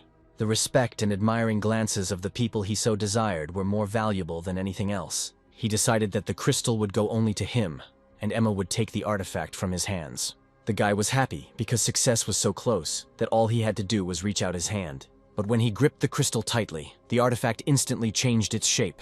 Instead of a crystal, he now held a bag of fire frog eggs, which meant that all his problems were just beginning. It seemed like the problem was over, but the frogs in this location were much more aggressive than those outside. The mutants surrounded the impudent man from all sides, who wanted to steal their eggs, and for this, only one fate awaited him. They easily managed to knock Kevin down, and if Maurice hadn't been there, things would have ended much worse. This could be called karma for trying to backstab and set up your partner. Instead of rushing to help Kevin, the guy quickly headed in the other direction. Was he really going to leave him here alone? At the beginning of the mission, Kevin bragged too much about his abilities, and now it's time to prove them in practice. The next location was the Ice Crystal Cave, and the main artifact had to be found here. The ice crystal quickly ended up in Maurice's hands, and he was glad that he had found it so easily. Immediately after that, he ordered the system to open the store to see the available artifacts. In order to open a shop, he needed to purchase spirit pearls, but he didn't know about this requirement at first. Even before coming here, the guy was lucky enough to get a few pearls, and now much more was available to him. It was necessary to exchange pearls for characteristics, since Maurice did not have much money. In the end, it all came down to the value of the offering, for which the system generously rewarded the hunter. The ice crystal was a third-rate demonic item that increased many stats at once. However, Maurice wanted to get a first-class demonic item right away, and he had to work hard for it. Fortunately, the efforts were not in vain, and a moment later a bright glow of a new artifact lit up in his hands. He was even surprised at how quickly he managed to do it, as if the skills from his past life had worked on their own. Maurice ended up acquiring a third-rate item, but insect honey was not the artifact he wanted. Well, since the system didn't have another artifact, low quality could be compensated for by quantity. There was so much ice in this place that he could obtain this item even without his former strength. But his partner should have thought about something else, because he himself barely survived, fighting off mutated frogs. The mission was not an easy walk for him, and Kevin hoped to someday take revenge on that bastard Maurice. If he thought that he would get away with this vile betrayal, he will soon be convinced otherwise. The guy was ready to cut Maurice's smug face with the same sword he was dragging with difficulty to the exit. Luckily, the portal was much closer than he expected, and he could finish the mission right now. He hoped to be the first to complete this location from start to finish and clear it of the enraged mutants. Running out of the portal, Kevin began joyfully shouting some nonsense throughout the hall, wanting to attract the attention of the crowd. The guy was actually able to pass this test, but the main surprise was waiting for him ahead. It is worth giving credit to Kevin, who was able to pass this test in just one day, despite the betrayal of his partner. This was exactly the reaction he expected from these onlookers who were sitting out at the base instead of carrying out the mission. True, Maurice was waiting for him outside all this time because he left the location first. Only now did Kevin realize that the guy was able to not only get the crystal from the ice, but also be the first to complete the mission. He still couldn't forgive his partner for simply running away when the damn frogs almost ate him alive. Even though he cleared the Hellfire Room, the laurels of the winner will still go to Maurice, because it is known which of the two came out of there first. Kevin greeted the organizer cheerfully, hoping that Emma would not forget his feat and would include him in the list of the best participants. Well, this time he was even ready to forgive his negligent partner and shake his hand as a sign of reconciliation. It was a little strange that Kevin forgot all his grievances so quickly, and extended his hand to him as if nothing had happened. As their palms came very close, Kevin quietly activated his reading ability. But what was he planning? What was worse was that instead of shaking hands, he pressed his thumb hard into his partner's fist. Yes, it was painful, but this way Kevin could at least get even with Maurice a little for betraying him. As expected, Kevin did not receive the artifacts promised only to the one who left the location first. Going through all the pain for a low-level artifact was the biggest disappointment in recent times. Even Maurice felt sorry for this young fool for a moment, who had decided to easily get fame and valuable items. It seemed to him that if the guy were in his place, he would have done exactly the same thing and thrown Maurice to be eaten by monsters. It's good that he acquired this thing in time, which turned out to be the most important artifact in this location. The fate charm could protect part of his data, preventing other participants, such as the villain Kevin, from reading his fate. There weren't many crystals left after receiving the amulet, but Kevin found one of those that Maurice hid in the frog. That's why Emma's attention was riveted on him, because she wanted to know all the details of crystal mining. Jimmy could have been part of this mission, but he only now realized how dangerous this sortie turned out to be for the guys. Of course, Maurice wouldn't tell him anything, so it was worth asking Kevin about it. This guy always loved to talk about his achievements, and getting to know him was worth starting with a few words of praise. Jimmy suddenly declared that this arrogant hunter was much weaker, and only thanks to Kevin the mission was completed successfully. The guy immediately confirmed his words, reminding him that Morris simply ran away at the sight of a horde of mutated frogs. In that case, it was Kevin who should have been awarded the title of the best, and become the main character of this story.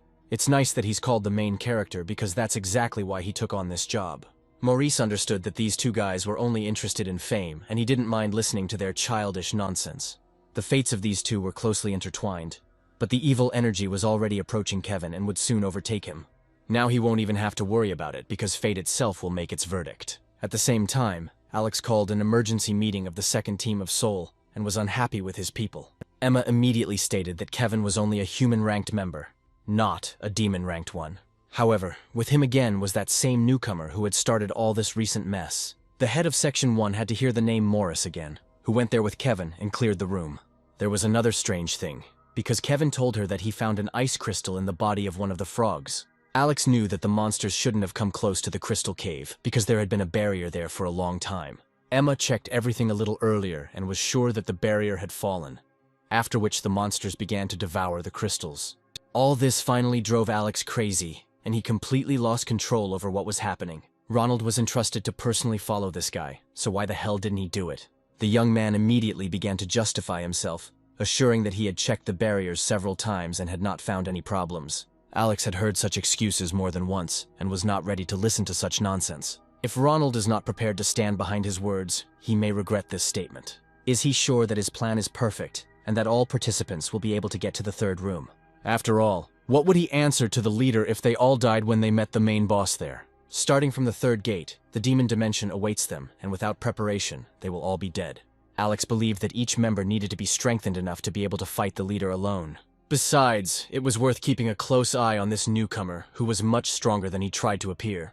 No one expected such skills from him, as if it wasn't the first time he had cleared out mutants swarming in rooms. A couple of days later, Maurice overheard two hunters talking about a new way to clear locations. Kevin came up with a great method for killing frogs, although it would need to be tested first. One of the guys doubted that Kevin would give away all his secrets, but his friend was sure of the opposite. If you remember, Jimmy and Agatha also cleared their dungeons, and they started working as a team with Maurice. Their collaboration had already ended, so it was worth finding out for themselves whether this method worked. Listening to the conversations, Morris realized that they were only spreading gossip without understanding the whole point. At that moment, a notification came that everyone should gather in the main hall for a meeting in the evening. The meeting soon took place, and Emma was glad that all the hunters came in full force. She gathered them here, only to tell them about the third gate that each of them must open. Firstly, from that moment on, the third gate became available for clearing, and it was possible to start even today. The news was great, as many were eager to test their strength in this task. These were the gates leading to the true dimension of demons, and this was where their most difficult trials began. In addition, participants will not complete the tasks alone, and it looks like they will have to create teams. The demonic dimensions were far harsher places than anything the hunters had encountered before. The participants will be watched by the gods, and if they hear their voices, they should not rush to answer them. First, hunters had to check out the new guides that became available from that moment. The curators described all the actions in detail, so the meeting could end there. In the end, Emma only asked them to take care of themselves and not die for as long as possible. The last words sounded especially dark, and many participants understood what they would have to face. Yes, Emma really asked them not to die, because after the start of clearing the third dungeon, death will become much closer. While Morris was thinking hard about her final words, Linda quietly approached him. She greeted her friend cheerfully, hoping that this time he wouldn't be so gloomy. Maurice would have been amused if he had not been able to distinguish between two twins who looked like two peas in a pod. Others never saw any difference between them. But the destinies of these two twins were completely different. It's funny that when Linda was a child, she asked her sister to cut her hair a little so that no one would tangle it anymore. Although it was not a problem for Maurice to distinguish the girls, because he knew how to see people much deeper than others. He easily distinguished Laura from Linda by her bad temper and excessive shouting. True, there was one event from the twins' past lives that Maurice could not forget. They had to face a serious test, and that day only one of the sisters was able to survive. But now they didn't realize this and continued to argue, not thinking about future problems. This time, both girls will definitely survive, and Maurice will personally make sure of it. As soon as he placed his hand on the heavy gates of the third training room, they instantly opened, letting the participants inside. A room of ice opened up in front of him, where it was much colder than in the previous location. All of Maurice's stats were reduced by 10%, because that was how the water energy interacted with his fate. This time, Linda and Laura asked to go on a mission with Maurice, and the three of them entered the ice room. On the way, the sisters tried to study the local inhabitants, but gusts of cold wind constantly hindered them. The local forest animals had long since become accustomed to the local conditions and did not expect to see uninvited guests in the icy room. It became clear that these were not ordinary rabbits, but those very mutants that had to be exterminated. A second later, the cute creatures turned into enraged beasts, ready to destroy anyone on their territory. However, the horned rabbits were not the creatures that could cope with these three. The hunters easily completed the first stage of the mission and immediately looked into the inventory store. Linda couldn't understand how this guy managed to find the right items and sift through all the junk so easily. However, there was something interesting for her here too, and the idea of buying a bow seemed very tempting. Both sisters decided to become archers for a time, although Laura chose firearms over bows. However, Maurice also used fire in battle, although he didn't need anything other than magic to do so. The girls immediately began to compete to see who could destroy more mutants, and it was worth getting used to their fun. As expected, Laura used firearms in combat and handled them better than others. Linda chose the bow, and soon became the best archer among all national teams. The sisters' effectiveness increased exponentially when they were equipped with weapons they were accustomed to. In her past life, Linda became an excellent top-ranking sniper and was able to kill many dangerous criminals. Her sister would have achieved the same success, but her life was cut short too early. After her sister's death, Linda changed beyond recognition and never smiled in public again. Soon she focused all her energy on hunting monsters, as if taking revenge for the loss of her sister. Over time, the girl became much stronger and was recruited into one of the 5 greatest clans. Luckily, she managed to build a great career in this clan, but no one ever saw the perky Linda that everyone was used to. This time their destinies can work out wonderfully and they can become truly strong. Maurice had to make sure that Laura survived, and that they would join the Soaring Tiger clan together. According to the plot of the past life, the leader of this clan was supposed to be Agatha, who after a couple of years would become one of the best warriors. In this case, the clan members once killed by Linda will remain alive, and this story will change forever. All the guy could do was keep a close eye on his sisters and be ready to lend a shoulder at any moment. Suddenly he realized that right now he should have been next to Laura, who was nowhere to be found. It's strange. Just a minute ago, she was happily competing with her sister, and now it's as if she's disappeared into thin air. Maurice suddenly called out to her loudly, but in response he only heard an echo that spread throughout the area. But Laura said that she was just going away for a while. Was it really possible to get lost here? Together with Linda, they had already examined a large area, but this had not yielded any results. Suddenly Linda heard a familiar voice, because Laura was loudly calling for help right from the pit. It turned out that the ground under the young people's feet suddenly collapsed, and Laura and Kevin found themselves at the very bottom. Maurice could easily do without any ladder and immediately rushed to help the girl. It was just strange why Kevin was here, who wasn't supposed to go with them on this mission. He had yet to find out about this, but right now, Laura's safety was more important. This was bad news for Kevin, because the sister's partner turned out to be Maurice, his worst enemy. If this idiot needed help, then Maurice was ready to forget his stupidity for a while and help in some way. As expected, he flatly refused help from a man like Maurice. However, it was his business, and he suggested that Laura leave this place as soon as possible and complete the mission. The girl said that after the monster attack, Kevin's leg was paralyzed, and the guy simply couldn't survive here alone. The predatory rabbits were to blame for everything, attacking him with paralyzing poison. It was hard to imagine the pain Kevin was going through right now, even though he had asked for this suffering himself. However, what was tearing him apart from the inside was the thought that this guy had humiliated him again, even more painful than the physical pain. He believed that Maurice should pay for all his actions, since it was the second time he had put him in such a position. Suddenly, someone's voice asked the guy if he needed help, and if he was ready to accept it from the hands of the gods. Meanwhile, the young people were already returning back and wanted to cross the portal before dark. Today was only the first day of the cleanup, so there was absolutely no need to rush. Only now did Laura realize that tomorrow Maurice would go on a mission with them again, and would be there until they cleared the room. Just before leaving, Maurice suddenly felt that the atmosphere in this area had changed dramatically. Surely Kevin could not admit his defeat, and made a deal with one of the gods. The guy immediately rushed back to the hole where he last saw Kevin and asked the girls not to wait for him. However, this was not about Kevin at all, but about a group of hunters who found themselves surrounded by wolves. These mutated wolves were the most dangerous forest dwellers, and could tear even a large group to shreds. Today was the day when Agatha was supposed to take on the role of leader, and the girl asked everyone to calm down. There was no time left to prepare, because the mutants rushed to attack before the hunters. One of them was immediately hit by a blow from Agatha, who already had a good command of her destructive power.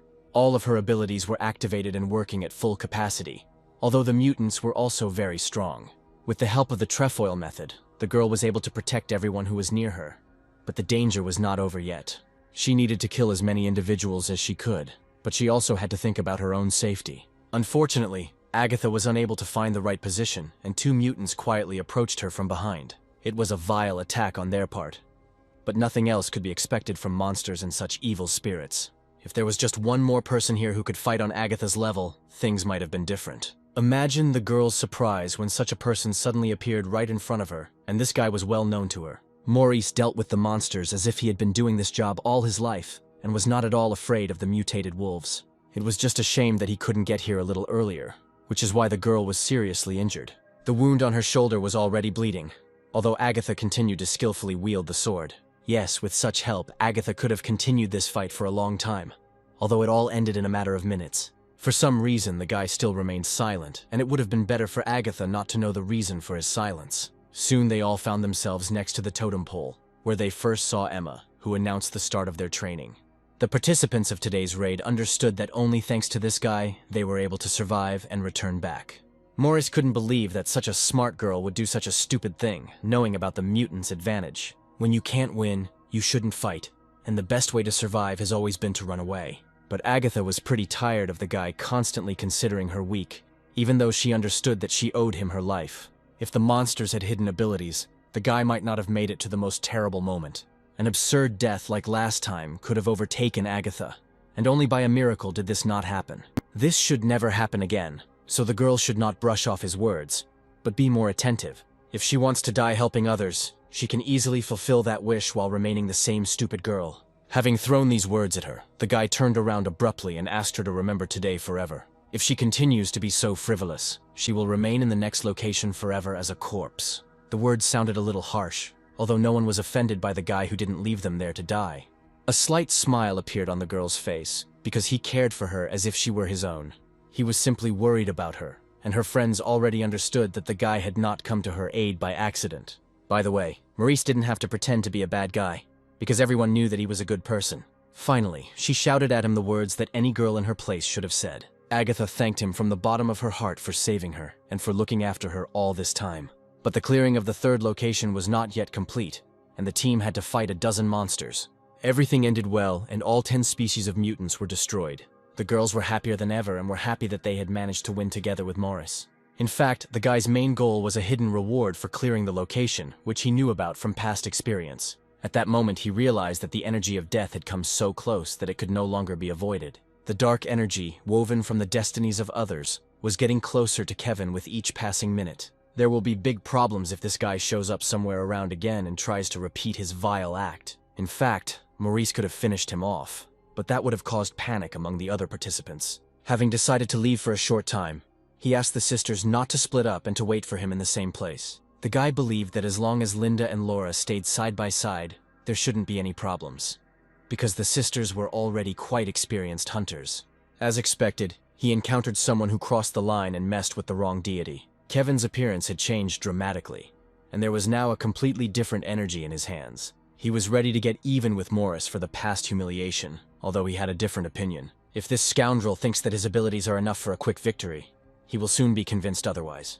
Although Kevin thought otherwise and was already preparing to throw an ice projectile at the enemy. The worst thing was that he had dozens of these frozen needles at his disposal, and they were all flying towards the same target. This is exactly what Emma warned them about. asking them not to listen to the gods who would offer their help.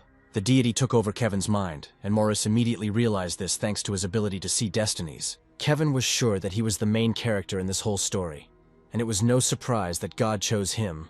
Those who made a deal with the gods could soon regret it, because the price for patronage was too high. They received divine power in exchange for an obsession that clouded the boy's mind. At least Kevin's god was low rank, and his mana only increased slightly after activating his abilities. It's funny that now this impudent fellow could infect with smallpox on contact and hope to win only by this. It would have been better if he had first assessed his strength and not run into a counterattack from the enemy. It must be admitted that these needles would be enough to kill several dozen monsters. There was no point in running, but if Kevin wanted to accept his death, he would achieve it. The punishment of the gods will haunt him until his death, and then take his soul. There was little time left before his death, and a herd of mutated boars was already rushing towards him. Maurice was the first to notice the danger, and was already far from the site of the mutant attack. It turns out that the monsters have only one goal left, and it is unlikely that Kevin will be able to escape his fate.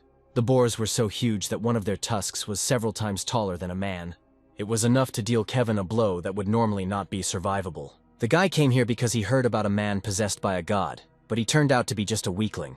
Well, for a low-ranking god, which Kevin was and still is, that was pretty good. Once again he had to hear those hurtful words, because of which he wanted to take revenge on Maurice. But the guy never got to do this, because the enemy's sword had already penetrated deep into his body. Now all the cards were in Maurice's hands, and only he could decide the future fate of this scoundrel. Kevin could not expect any other fate, because Maurice would hardly have left him alive. At the last minute, Kevin warned that the risk of being discovered was too high and everyone would know who the killer was. Moreover, a familiar female voice was heard in the distance, and it became clear that revenge should be postponed. It would have been stupid to take Kevin's life right in front of Linda, which meant that today the guy got lucky again. Turning around, Maurice promised in parting that this would never happen again, and that after their next meeting, only one would remain alive. Linda arrived at the wrong time because the guy clearly asked both sisters to stay put, but a herd of mutated boars running nearby forced the girl to disobey. The bad news was that the boars had dragged Laura away with them, and the girl's life was once again in serious danger. Morris had to come to terms with the fact that the prophecy had been true, and his destiny was full of failures and evil energy. Many of his team members returned wounded, and this was the case even during his first life. Now he had to face his fate again, even though he had promised himself at the beginning that everything would be different. Laura was in trouble only because she had been around him too much in the last few days. Now he had to find her and the guy without wasting a minute, rushed after the missing girl. Her sister went after him, because together it would be much easier for them to find Laura in the forest. However, now Maurice did not want to take such risks anymore, and asked her to stay and stop following him. Linda tried her best to persuade the guy to take her with him, as she could not stay away from her sister's troubles. But didn't she understand how dangerous it was, and what responsibility Maurice would have to take? It was easy to understand the feelings of a girl who had recently lost her sister, and was now at risk of losing her new friend. If she went back alone, leaving Laura in danger, she would never forgive herself. However, Maurice would still send her back to base as soon as it got dark or became too dangerous here. He remembered how Laura died last time, and was ready to do anything to prevent the irreparable from happening again. As they moved deeper into the mountains, they didn't encounter a single monster, so was the entire area cleared. Along the way, we often came across gnawed animal bones, although there were still no living mutants. The main danger that awaited them in this place appeared only now, and the guy noticed it in time. He quickly hid with Linda behind a mountain ledge, because the giant had already come very close. The mutant, which looked like a human, was completely covered in fur and showed itself to people only during snowfalls. An encounter with such a monster could cost the life of any hunter, and even Maurice might not be able to cope with it alone. To save her sister, Linda was ready to do anything, and would not stop even in front of such a dangerous creature. She quickly emerged from her hiding place and pointed her gun at the giant, hoping to solve the problem with one shot. The monster immediately heard a rustling sound in the distance, and prepared to meet his new victim face to face. Instead, he saw only the same familiar mountains, apart from which there was nothing here. It's a good thing Morris managed to grab Linda in time and hide with her before she was discovered. After activating the fate-stealing ability, he realized that there was not a single corpse in this entire area whose fate he could take. If they started fighting right now, they would put Laura in even more danger, so it was worth keeping a hold of yourself.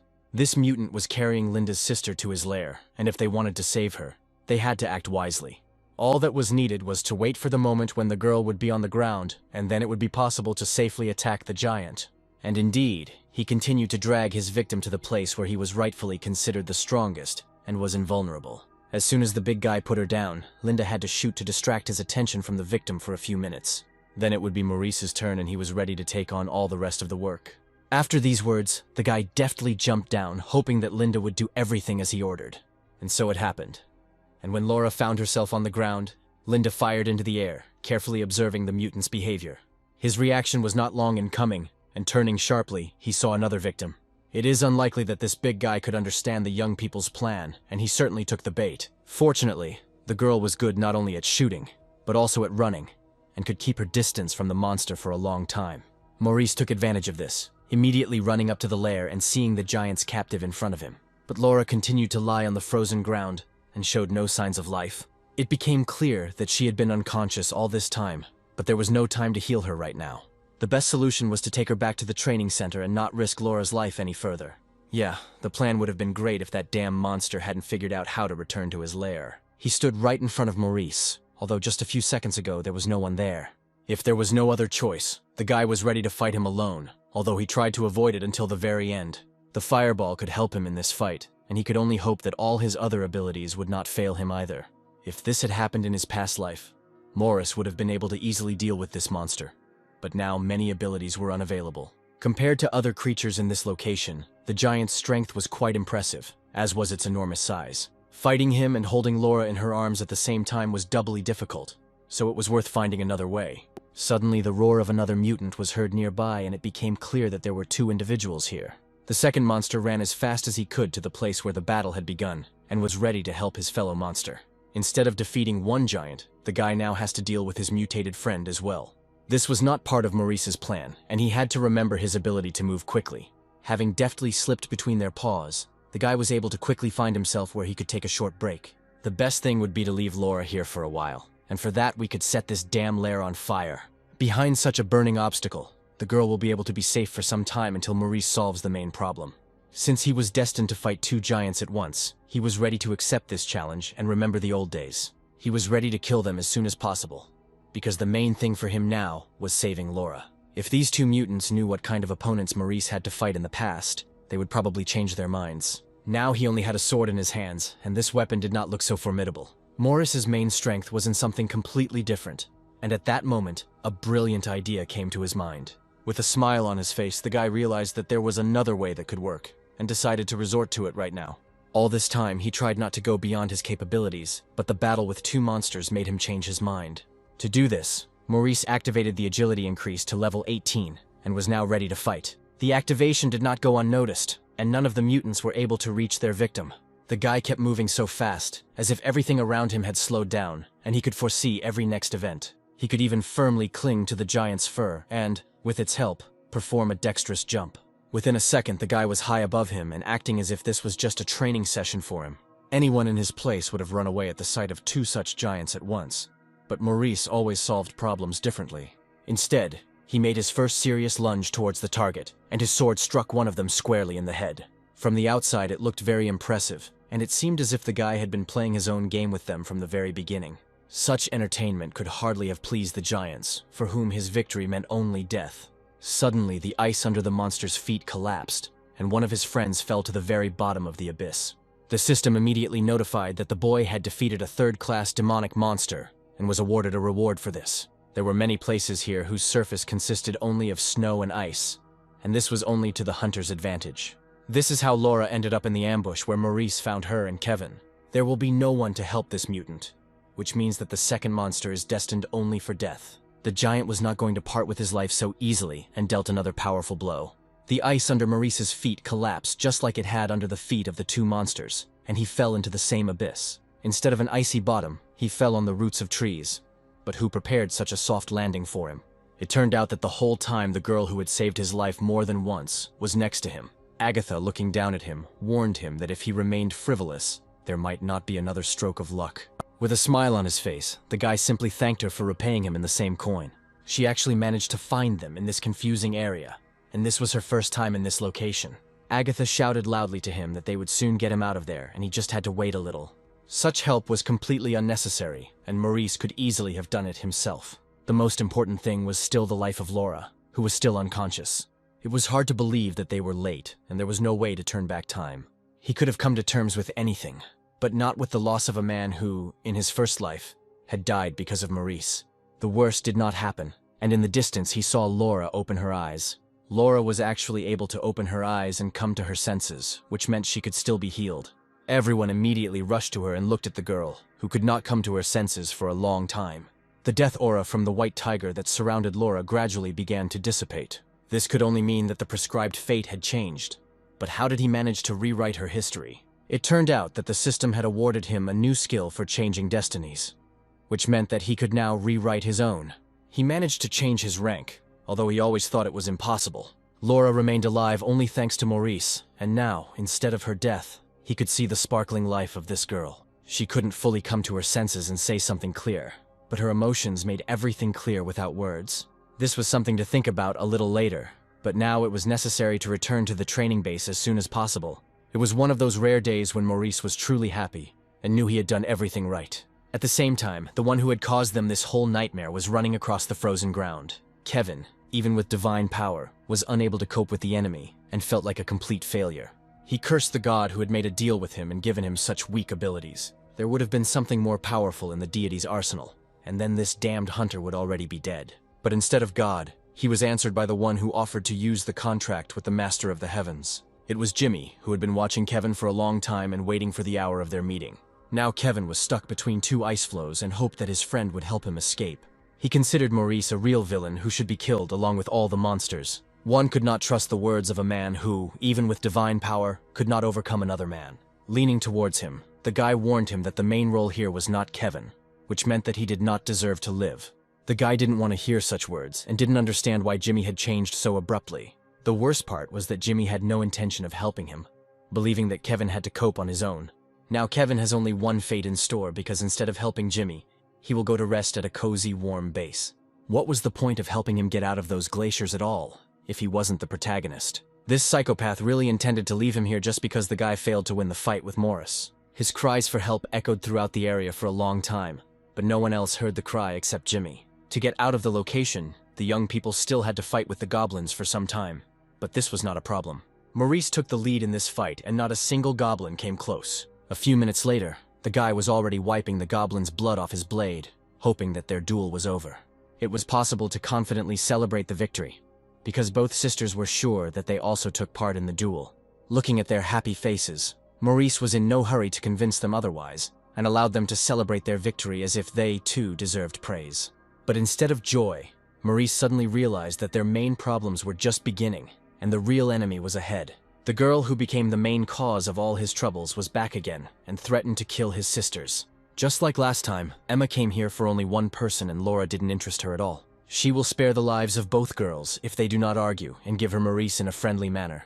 But instead, Linda was ready to treat her with lead from her pistol, and Laura could support her sister in this. The weapon was pointed at Emma, although she had no less dangerous magic in her hand. The damned goblins were back in the same place and managed to strike the guy right in the back with all their might. He managed to deal with all the goblins, so could their brothers have been hiding in the shelter. Instead of rushing towards the main problem, he had to fight off monsters that took up all his attention. It was like a nightmare, in which the bodies of the monsters he had killed seemed to rise from the ground at the same time. The sisters' corpses seemed to continue to look at the man who was guilty of their death. Eyes were looking at him from everywhere, and the hands of the dead were still reaching out to Morris, wanting to drag him away with them. All this time he tried to escape the curse of his fate, but it haunted him every day. Those happy faces that he saw just a few minutes ago will no longer be able to please him with their smiles. But the very next second, instead of the utter hell before his eyes, a familiar environment appeared and it became clear that everything was already behind him. It was just a dream, but if he keeps having it every day, the guy will go crazy. Now everything will be different, and he will not allow this tragedy to happen again. All that was left was to hope that his experience and strength would be enough to survive Emma's next attack and take the blow himself. This insidious girl will try to take the lives of those people who were closest to Maurice. All my efforts had to be directed towards developing my abilities in order to prevent this from happening. At that moment, Laura suddenly burst into his room, believing that after what happened, Maurice hated them. The guy hadn't thought about anything like that, but now he simply had a lot of important things to do. If the sisters don't mind, the guy would like to stay in the room for a while longer and meet them in the training room later. Having said these words, he abruptly closed the door right in front of them. leaving the girls in the hallway. After that day, he began to avoid them, although the guy may have had his own reasons for that. Seeing them in the distance, Agatha realized that nothing had worked out, and they had not managed to talk to him. There was nothing they could do about it, so they had to go to the fourth room themselves. The fourth training room was the forest that also had to be cleared of monsters. The fresh air immediately made the girls forget about bad memories and switch to the mission. By the way, this location was not as safe as it might have seemed at the very beginning. The forest itself was quite dangerous, and even the leaves could cut through the skin like sharp razors.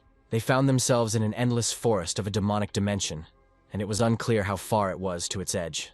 Sharp leaves stuck out everywhere as obstacles, one of which slightly injured Agatha. To complete the task, they had to find 1,000 pearls, which of course would take time. Laura suggested they look around first, but Linda warned them to stick together.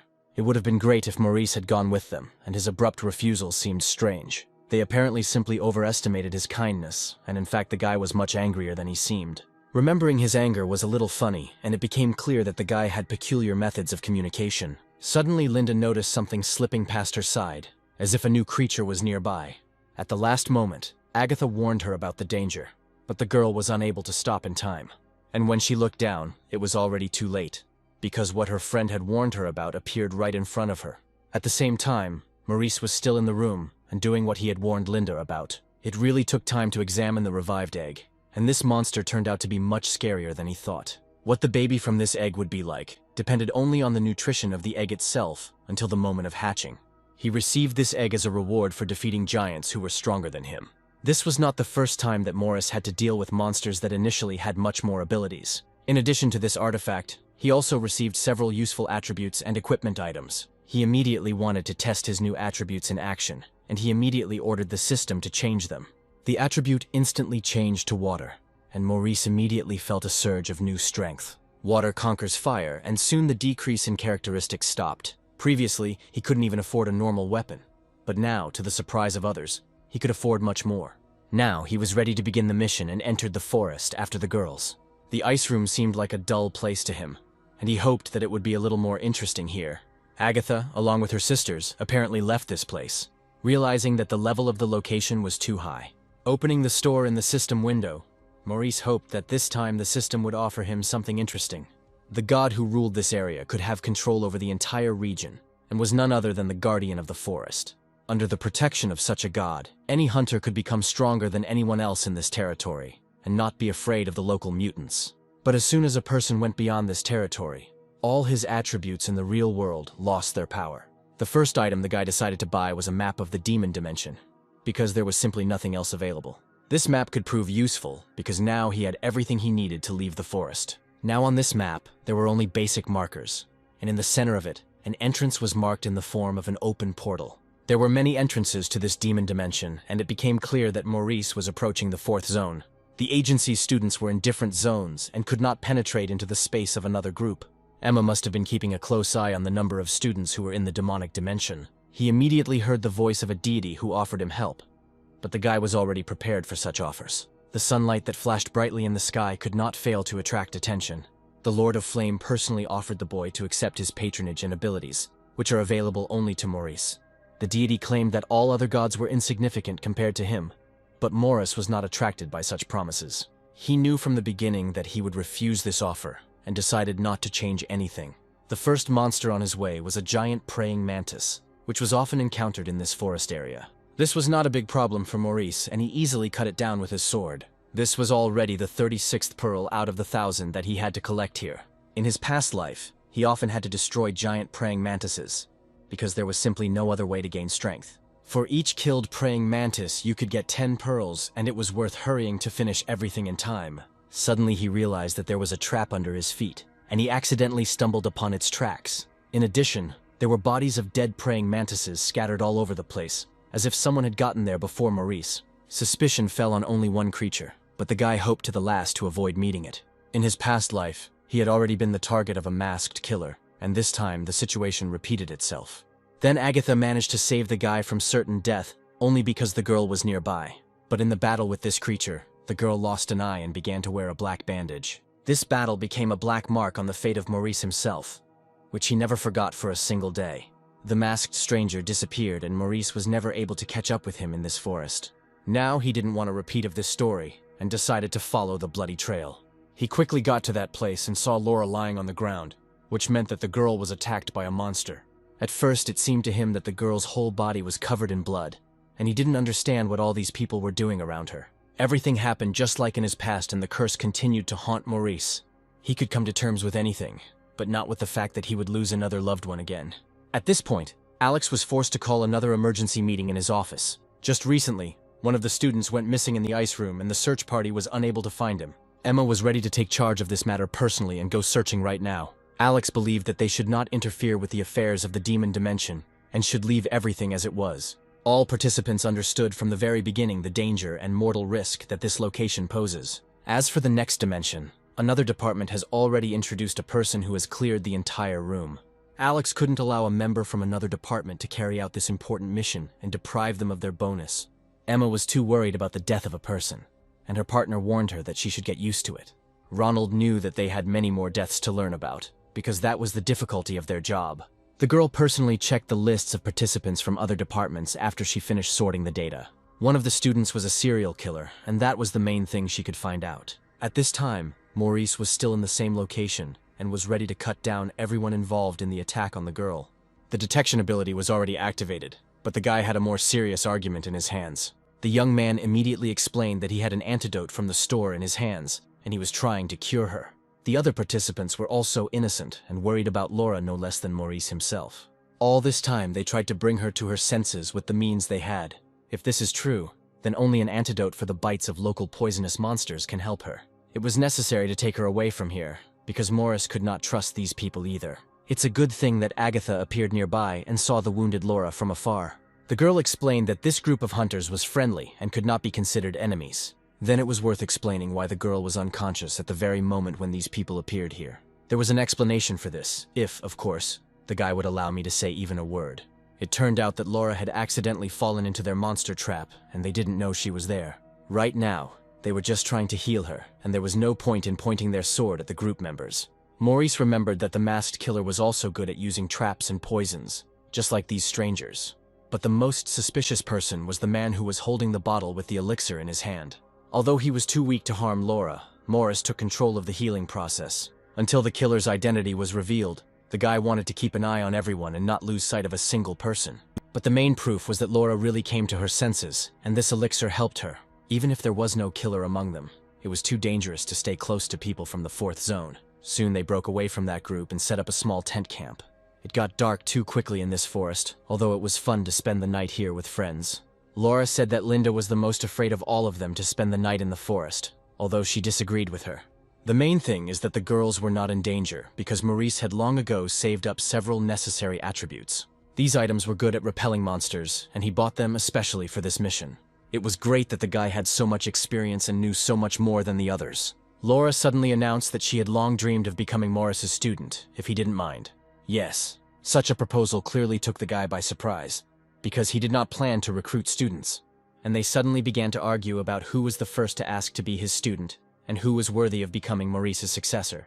Instead of these useless arguments, one should have asked his own opinion first. He warned that he was not going to teach anyone, so there was no point in arguing about it. At that moment, Maurice again heard that voice that began to invade his reality more often. Agatha immediately noticed the concern in his eyes and tried to understand what was going on. But in response, the guy only said that it was too noisy here and he wanted to be alone for a while. He decided that he would spend the night somewhere else, and there was no point in waiting for him until dawn. This behavior immediately seemed strange to them, as if the guy was not telling them something. If only they knew what thoughts were raging in his head, they certainly would not be offended by Maurice. He did have some things to do, and the carnivorous egg still needed his care. He had already guessed that the egg had been hungry for a long time, and suggested that he become a vegetarian for a while. But the egg didn't like the plants and immediately spat out the bitter, bitten-off leaf. Yes, this pet turned out to be much more picky than other pets, and it was necessary to come up with something else. There was something more important than feeding the carnivorous egg, because that was not what Maurice had come to the forest for. The voices still continued to sound in this guy's head, but one day, he hoped to get rid of them. Having climbed onto a thick tree branch, the guy hoped that from here he would be able to clearly see everything that was happening to the girls. It seemed like Linda and Laura hadn't stopped arguing for a minute since the guy left. Looking at them, he realized that he was ready to listen to their noisy conversations until the morning.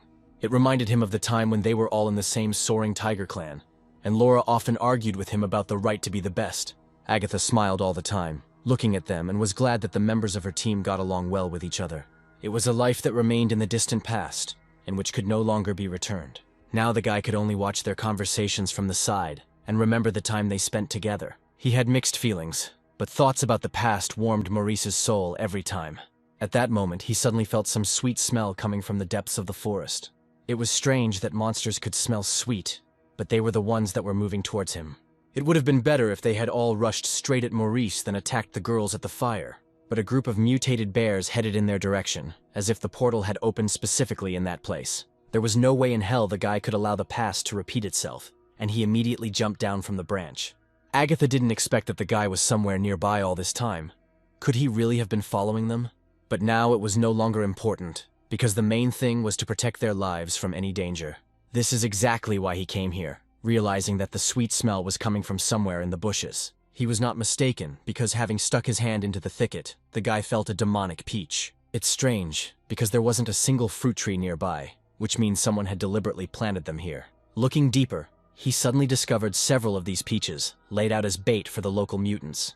It was difficult to suspect any of his closest associates of this, but perhaps Eugene was involved.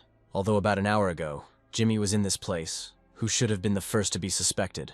Laura immediately offered the guy her help, and was ready to rush into battle with him. But for now, such help was not needed, and first it was necessary to simply collect all the scattered demonic fruits. Agatha didn't even suspect that one of the participants would turn out to be a traitor, and would deliberately scatter peaches where they spent the night. Maurice couldn't know for sure, but there was one thing the boy was absolutely sure of. They should have been more careful with all these people whom they still didn't know well. He could take care of all the fruits himself, but what would he do when he met a masked killer? Such a meeting could take place much earlier than Maurice himself thought, and it was worth preparing for the next battle. The monsters were still in the same place, but the smell that attracted them suddenly disappeared. Maurice was not wrong when he suspected Jimmy of something like this, because he was still in the forest. However, he was busy exterminating mutants and continuing the mission he had started here. Soon, there was not a single demonic creature left on his path, and the guy even became bored with all these cleansings. Unfortunately, he was only able to hunt low-level monsters, and still could not understand his true role in this story. In Maurice's case, everything was much simpler, and the guy knew his place from the very beginning. Many of the participants had long since gotten used to him and considered this guy their leader. It's no wonder, since he managed to defeat a boss-level monster that Jimmy couldn't even detect. During the tests, this guy was even able to save several people from certain death. The question then becomes, what has Jimmy been doing all this time, and what is his main goal in this cleanup? He had long suspected that Maurice had returned here from the future, knowing what would happen in their present. If this was so, then everything immediately fell into place and Jimmy could easily understand his real goal. With this thought in mind, he immediately rushed to search for the man he needed more than anyone else. Maurice had already explored 35% of the area marked on his field map. They had gone far from the portal, and it was worth moving more carefully into the depths of the forest. It was unclear who had scattered the demonic peaches yesterday to lure the mutants. It was strange to suspect one of the girls of this, although demons could penetrate their consciousness as well.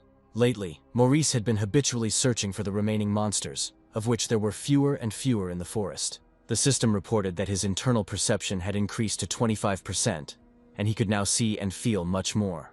All of the guy's senses instantly became heightened, and he was the first to notice the smell of human blood. Maurice immediately activated his Fate Steal ability, hoping to quickly replenish his mana reserves. The search for corpses in the ability's area of effect finally yielded results, and he saw the first target. The smell of a corpse was coming from here, but who dared to kill a training participant? He didn't have to wait long for an answer, and his hidden rival finally came out of the shadows.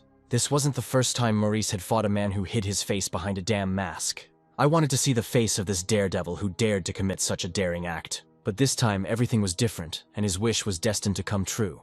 The stranger slowly pulled the mask off his face, no longer wanting to remain in the shadows. And then the guy saw with horror in front of him Eugene, who was that very unknown person. He was so eager to fight, as if in the short time they had known each other, Maurice had managed to do something to annoy him. But since their last meeting, Eugene's stats had doubled, and that could become a problem. Now he was no longer that weak hunter who could only heal the wounded. He himself could hurt anyone, and his first target was Maurice. Maurice advised him to calm down, because his characteristics were also not standing still, and this fight could end in real death. All this time, Eugene tried not to stand out and pretended to be a newcomer so as not to arouse unnecessary suspicion. But now it's time to get to know each other for real and find out in a real fight who is stronger. It would have been foolish not to use to the fullest the abilities bestowed by God himself. The guy had an ability that was only activated when he killed people. Eugene believed that in his place Morris would have done the same, and would not have wasted his energy. Maurice still had the ability to disappear, and the boy immediately used it. But Eugene was wrong, and in his place Maurice would not have acted like a scoundrel by stabbing him in the back. Eugene's main ability allowed him to become invisible, but Morris still had his heightened senses. He didn't need to look around to feel the proximity of this hunter. The next second, he struck his sword exactly at the place where the scoundrel was, preparing to attack. The guy's abilities were serious, and even the help of the gods could not save Eugene today. But for this psychopath, killing was the most interesting activity, and he again swung his sword towards Maurice. At the last moment, the guy managed to put out his blade, deftly parrying the blow. He was a little anxious now, because he had never put new skills into practice before. His fighting instinct, acquired from the slain mutant, awakened in his soul a thirst for battle. And if earlier Maurice tried to reason with his rivals, now rage blazed in his eyes. The change was obvious, and Eugene realized that the fight would now go completely differently. The thirst for battle that boiled in the boy's heart gave him the hatred necessary in such fights. He was no longer the friendly guy who preferred solitude, and was ready to show his dark side. If Eugene had known about this earlier, he would never have raised his blade against him. But now it was too late to think, and it was worth taking care of preserving one's own life. Morris not only had rage in his arsenal, but also a fireball attack that could quickly end the fight in his favor. Any such blow could finish off even a high-level monster, and Eugene would definitely not be able to fight back. The guy had no way to counter this card and could only take blow after blow. But just recently he himself behaved like a brave fighter, always looking for a reason to fight. But now there was no need for reasons, and the enemy's sword was already pointed in his direction. The blade raised above Eugene could have been the last thing the boy saw in his miserable life. The next second, both heard a familiar male voice coming from somewhere to the side. All this time they were being watched by Jimmy, who had long been looking for a meeting with his new friend. Turning around, Maurice was glad that he had distracted him for a while, and at the same time would keep them company in this duel. The ability to awaken rage still burned within his soul, and swinging his blade, he rushed into the attack. Jimmy didn't want to fight him, but until his strength ran out, Maurice was forced to continue the fight. It was a little funny because usually the guy behaved differently and never got into trouble. However, at the last second, he realized that his mind had been taken over by a new ability and managed to throw away the blade. Jimmy took advantage of this, and with one powerful punch sent the guy into a heavy knockdown. Maurice did not resist, realizing that this was the only way to calm the rage raging in his soul. This was the first blow Jimmy was able to land on this guy, because Maurice was usually invulnerable. For Eugene, this blow also became a salvation, because only in this way he was able to save his life and escape. It remained to be hoped that after such a heavy blow the guy would be able to recover and come to his senses. To do this, you had to eat the medicine, and Maurice always carried the necessary magical medicines with him. Gradually the anger in his eyes gave way to a familiar look, and he asked Jimmy to find another interlocutor. This was the same guy everyone was used to, although Jimmy needed him specifically. There was nothing special about any of these hunters who took part in the cleanups, and it was difficult to discern a personality in any of them. But with Maurice, it was different, and Jimmy hoped that they would become the two best characters. Looking at Jimmy, Maurice was convinced once again that this guy was obsessed with romances and wanted his life to be like one. Meanwhile, Eugene ran as fast as he could to where a group of hunters had been waiting for him for a long time. His teammates had already searched everywhere for him, and no one had any idea what Eugene was really doing. The ability to remain invisible was still in effect, and even the rustling of his steps in the forest wilderness was quieter than that of ordinary people. However, it was time to come out of disguise and become stronger using a simple method. Shouting loudly to his comrades, he immediately made it clear that he was okay and was no longer in danger. Running up to them, he began to tell them that he had noticed a dead body in the forest, and that another participant was most likely involved in this murder. Everyone looked with horror at the guy who usually didn't look for adventure, so his words could be trusted. If he needed help, any of them could use their healing ability and heal his wounds. But Eugene looked sharply at the girl and replied that they themselves would rather need such help. And the very next second, the entire group was killed, and traces of this brutal massacre remained forever on the green grass. Instead of gratitude, the guy killed with his own hands everyone who offered him help and considered him a comrade. Now he stood among the corpses, ready to sacrifice their lives just to get a surge of mana. For this bloody massacre, the Dark Force immediately rewarded Eugene with a razor necklace, which was given to the most brutal murderers. The boy was glad that the levels of several of his abilities had increased so dramatically, although he did not understand what a burden he had taken on his soul. It was as if power had clouded his mind, and he decided that with this power, he would definitely overcome the man who had long been a thorn in his side. Those sacrifices he made a few minutes ago were just part of the plan. He was seriously ready to walk over the corpses of his own comrades, just to rise above everyone in the eyes of the gods. This guy no longer looked like the guy his comrades, whose bodies lay in the forest thicket, thought he was. Now Eugene decided it was time to meet Morris face to face again and find him before the rain got heavier. His main target was in the same place at this time, and Maurice had already lost count, cutting down trees with his blade.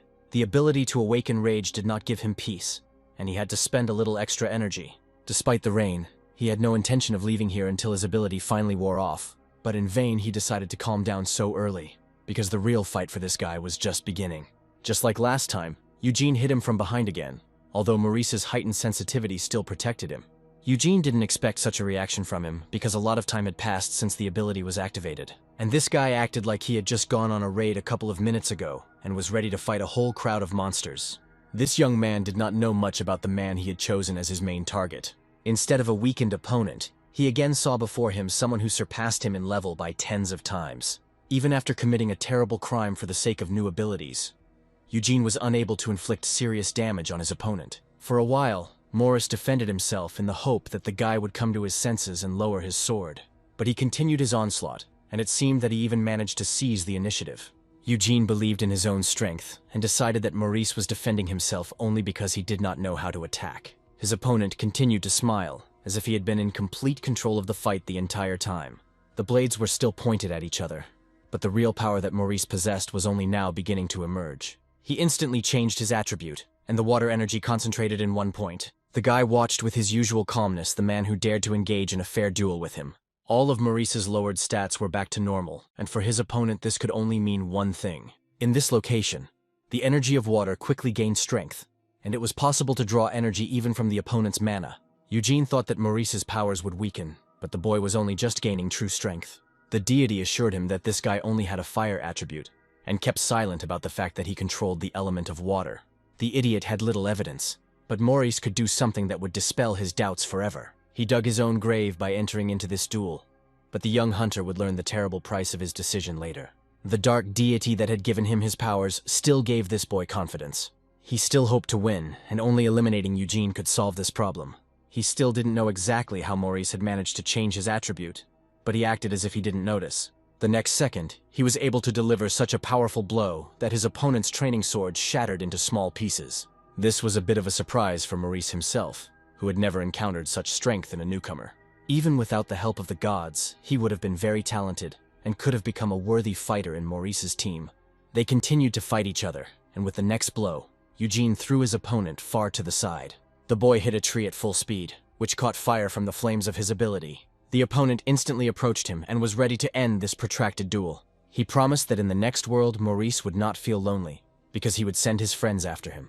There was nothing but murder in the eyes of this psychopath, and he could easily fulfill his promise. This was his main mistake, because Maurice would never have allowed this to happen. For the sake of his friends, he was ready to sacrifice his own life, and finishing off this brat was not a problem for him.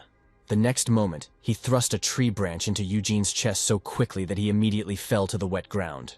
It was an unusual branch, and the weapon in the boy's hands was loaded with destructive power.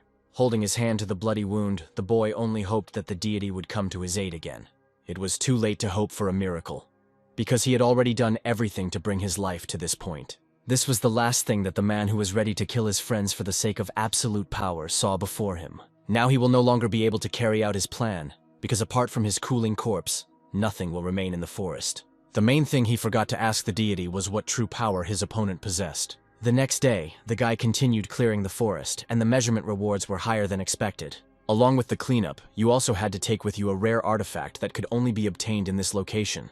It was a spiked sword that, according to legend, had been struck by lightning many centuries ago, absorbing its power. He searched for this unusual sword everywhere, and only a meeting with Eugene helped him find it in the forest. Previously, he had to cut down all the trees in the area to do this, but the search was never successful. It was even necessary to construct a real lightning rod in order to get as close as possible to the main goal of this search. After the boy's death, Maurice appropriated his ability to invisibility and the items he kept in his inventory. After this, his destiny level increased again, and he was able to easily finish off all the remaining mutants. That damned voice in my head kept playing over and over again, and it was unclear how to stop hearing the calls of the gods. Anyone in his place would have felt uneasy about these voices, and it was strange that Maurice had still kept his sanity. At that moment, a man appeared next to him who was seriously interested in teamwork with this guy. Turning around, Maurice realized that Jimmy was no longer interested in completing the mission, and that meeting him was his only goal. The guy didn't come here empty-handed, although all these giant praying mantises should have been killed a long time ago. Their conversation after a long break began not very politely, and Jimmy had to feel the cold blade of a sword on his shoulder. He immediately explained that he only wanted to win Maurice's trust, and not make him his enemy. After Kevin's death, he changed a lot, but Maurice still didn't trust a single word he said. Since he seriously decided to join forces with him, he had to fulfill several conditions. This was great news, and Jimmy was willing to do anything for it. Immediately after this, both guys revealed their maps of the area, which varied for each participant depending on the path taken. It became clear that somewhere nearby there was an exit to another region, and Jimmy needed to guard the portal between them. If Maurice claims to have explored the entire area, he could easily find the attacker, so what's the matter? The killer had most likely left the area long ago, and all they had to do was collect the pearls and return to base. He was sure that Morris was hiding the main thing, and it was he who eliminated the killer. He seriously suspected Maurice of murder because his things belonged to Eugene. He immediately brushed off the accusations and explained that the necklace was a gift from God, and that he bought the sword in a store. The guy didn't argue with him, although he understood that such coincidences simply don't happen. If it was Maurice who killed him, he could easily tell his friend about it. Jimmy made a face as if he were the most honest man Maurice had ever met. There was a short pause in their conversation, and Maurice restrained himself from saying too much to this scoundrel. Turning away abruptly, he only asked her to behave normally and not pretend that they were friends. The guy could only continue searching for the pearls, which needed to be delivered to the base very soon. Finally, he said that Agatha came first in this test and Morris played an important role in her victory. This was the news that should have started their conversation, because it really surprised Maurice. Although he already had the 1,000th pearl in his hands, which meant that he had also completely completed his mission. Soon, Maurice was already in the training base building, and increasingly noticed the others' gazes on him. This was not the first time that the sisters asked him to take them on as students, but the boy flatly refused. Laura couldn't understand his persistence and wondered if they were really that weak. Suddenly, the guy heard that even the gods recognized their strength, blessing them to clear the territory of monsters. If this is so, then they do not need Maurice's help, and can only rely on divine power. They'd better ask their gods how to use their abilities, because only they can give an exact answer. In that case, Linda wanted to know which god blessed Maurice himself and gave him strength. It turned out that so far, no deity had shown any attention to him, and he was content with what he had. The guy believed that no one simply dared to give him their blessing, although he himself would not have agreed to become someone's ward. Laura cheerfully suggested that he ask Zeus for help, since the father of men and gods would certainly agree to take him in. She suddenly started telling that people blessed by the gods of one faction had good synergy. It's good that her sister stopped the heated girl in time and didn't let her finish her sentence. Laura couldn't understand her sister's strange reaction, although she justified her actions with some stupid joke. But all these persuasions were in vain, because the guy did not want either divine help or to become someone's mentor. This answer greatly surprised Laura, because no one except Maurice had ever refused divine power. If he was so confident in himself, then there must have been a reason why he didn't need the blessing of the gods. As Maurice had said earlier, he would have made a bad teacher, and the boy did not want to take on that role. Their conversation was interrupted by the noise of an opening door, and a new guest arrived from another dimension. The first time they saw this young man, he collapsed on the floor as soon as the doors suddenly opened. It was difficult to understand who this stranger was, and why he burst in here so suddenly. It turned out that this young priest had been looking for the entrance to the first room for a long time, and accidentally mixed up the doors. The first thing to do was to find out if everything was okay with him, and if the Holy Father needed help. The priest, whose name was Adam, immediately replied that he was fine, and that he just needed a little time to come to his senses. He admitted that after meeting the monsters, fear got the better of him again, and he was unable to continue the fight that had barely begun. It was a rare case where an awakened one was unable to kill a single monster, not wanting to take sin on his soul. Maurice was willing to offer him to go on the next raid with them if he wanted to learn something. The monsters in the location will not be so strong that fear will prevent the Holy Father from acting. Besides, this was great news for both sisters, because they could also go on this raid with Morris. Watching them go, Maurice was once again convinced that these two cunning girls had achieved their goal again. With this proposal, he merely repeated the same thing that Jimmy had done in his past life. People should help each other, and if you should start with yourself, then the guy was ready for it. Adam was also grateful to this guy, because only with his help he could get rid of his fears forever. It was possible to move out right now and have a good time completing the next mission. That day was a rare occasion when Alex, the manager, was in a good mood. This was immediately noted by his employees, because a person from their department was the first to complete his mission. Lately, his life had been nothing but disappointments, but today, the head of the first department took his own. However, at this happy moment he was unable to celebrate his small victory, because a meeting with another leader awaited him. Barbara waved her hand at him cheerfully, although she didn't even bother to knock before entering. She promised that next time a person from their agency would definitely take a prize place, and Alex was just lucky. By the way, if he didn't trust her words, she was ready to make a bet with him right now. Yes, she seriously expected to win by betting on the person who would be the first to complete the raid next time. This self-confident girl had no doubts about winning, believing that the person from her department would win. The proposal was interesting, and it only remained to be seen what they would argue about. Barbara offered to bet any wish that the loser would be obliged to fulfill. Of course, if he was scared, Barbara could withdraw her offer of a bet, but Alex was not ready to give in to this pushy girl.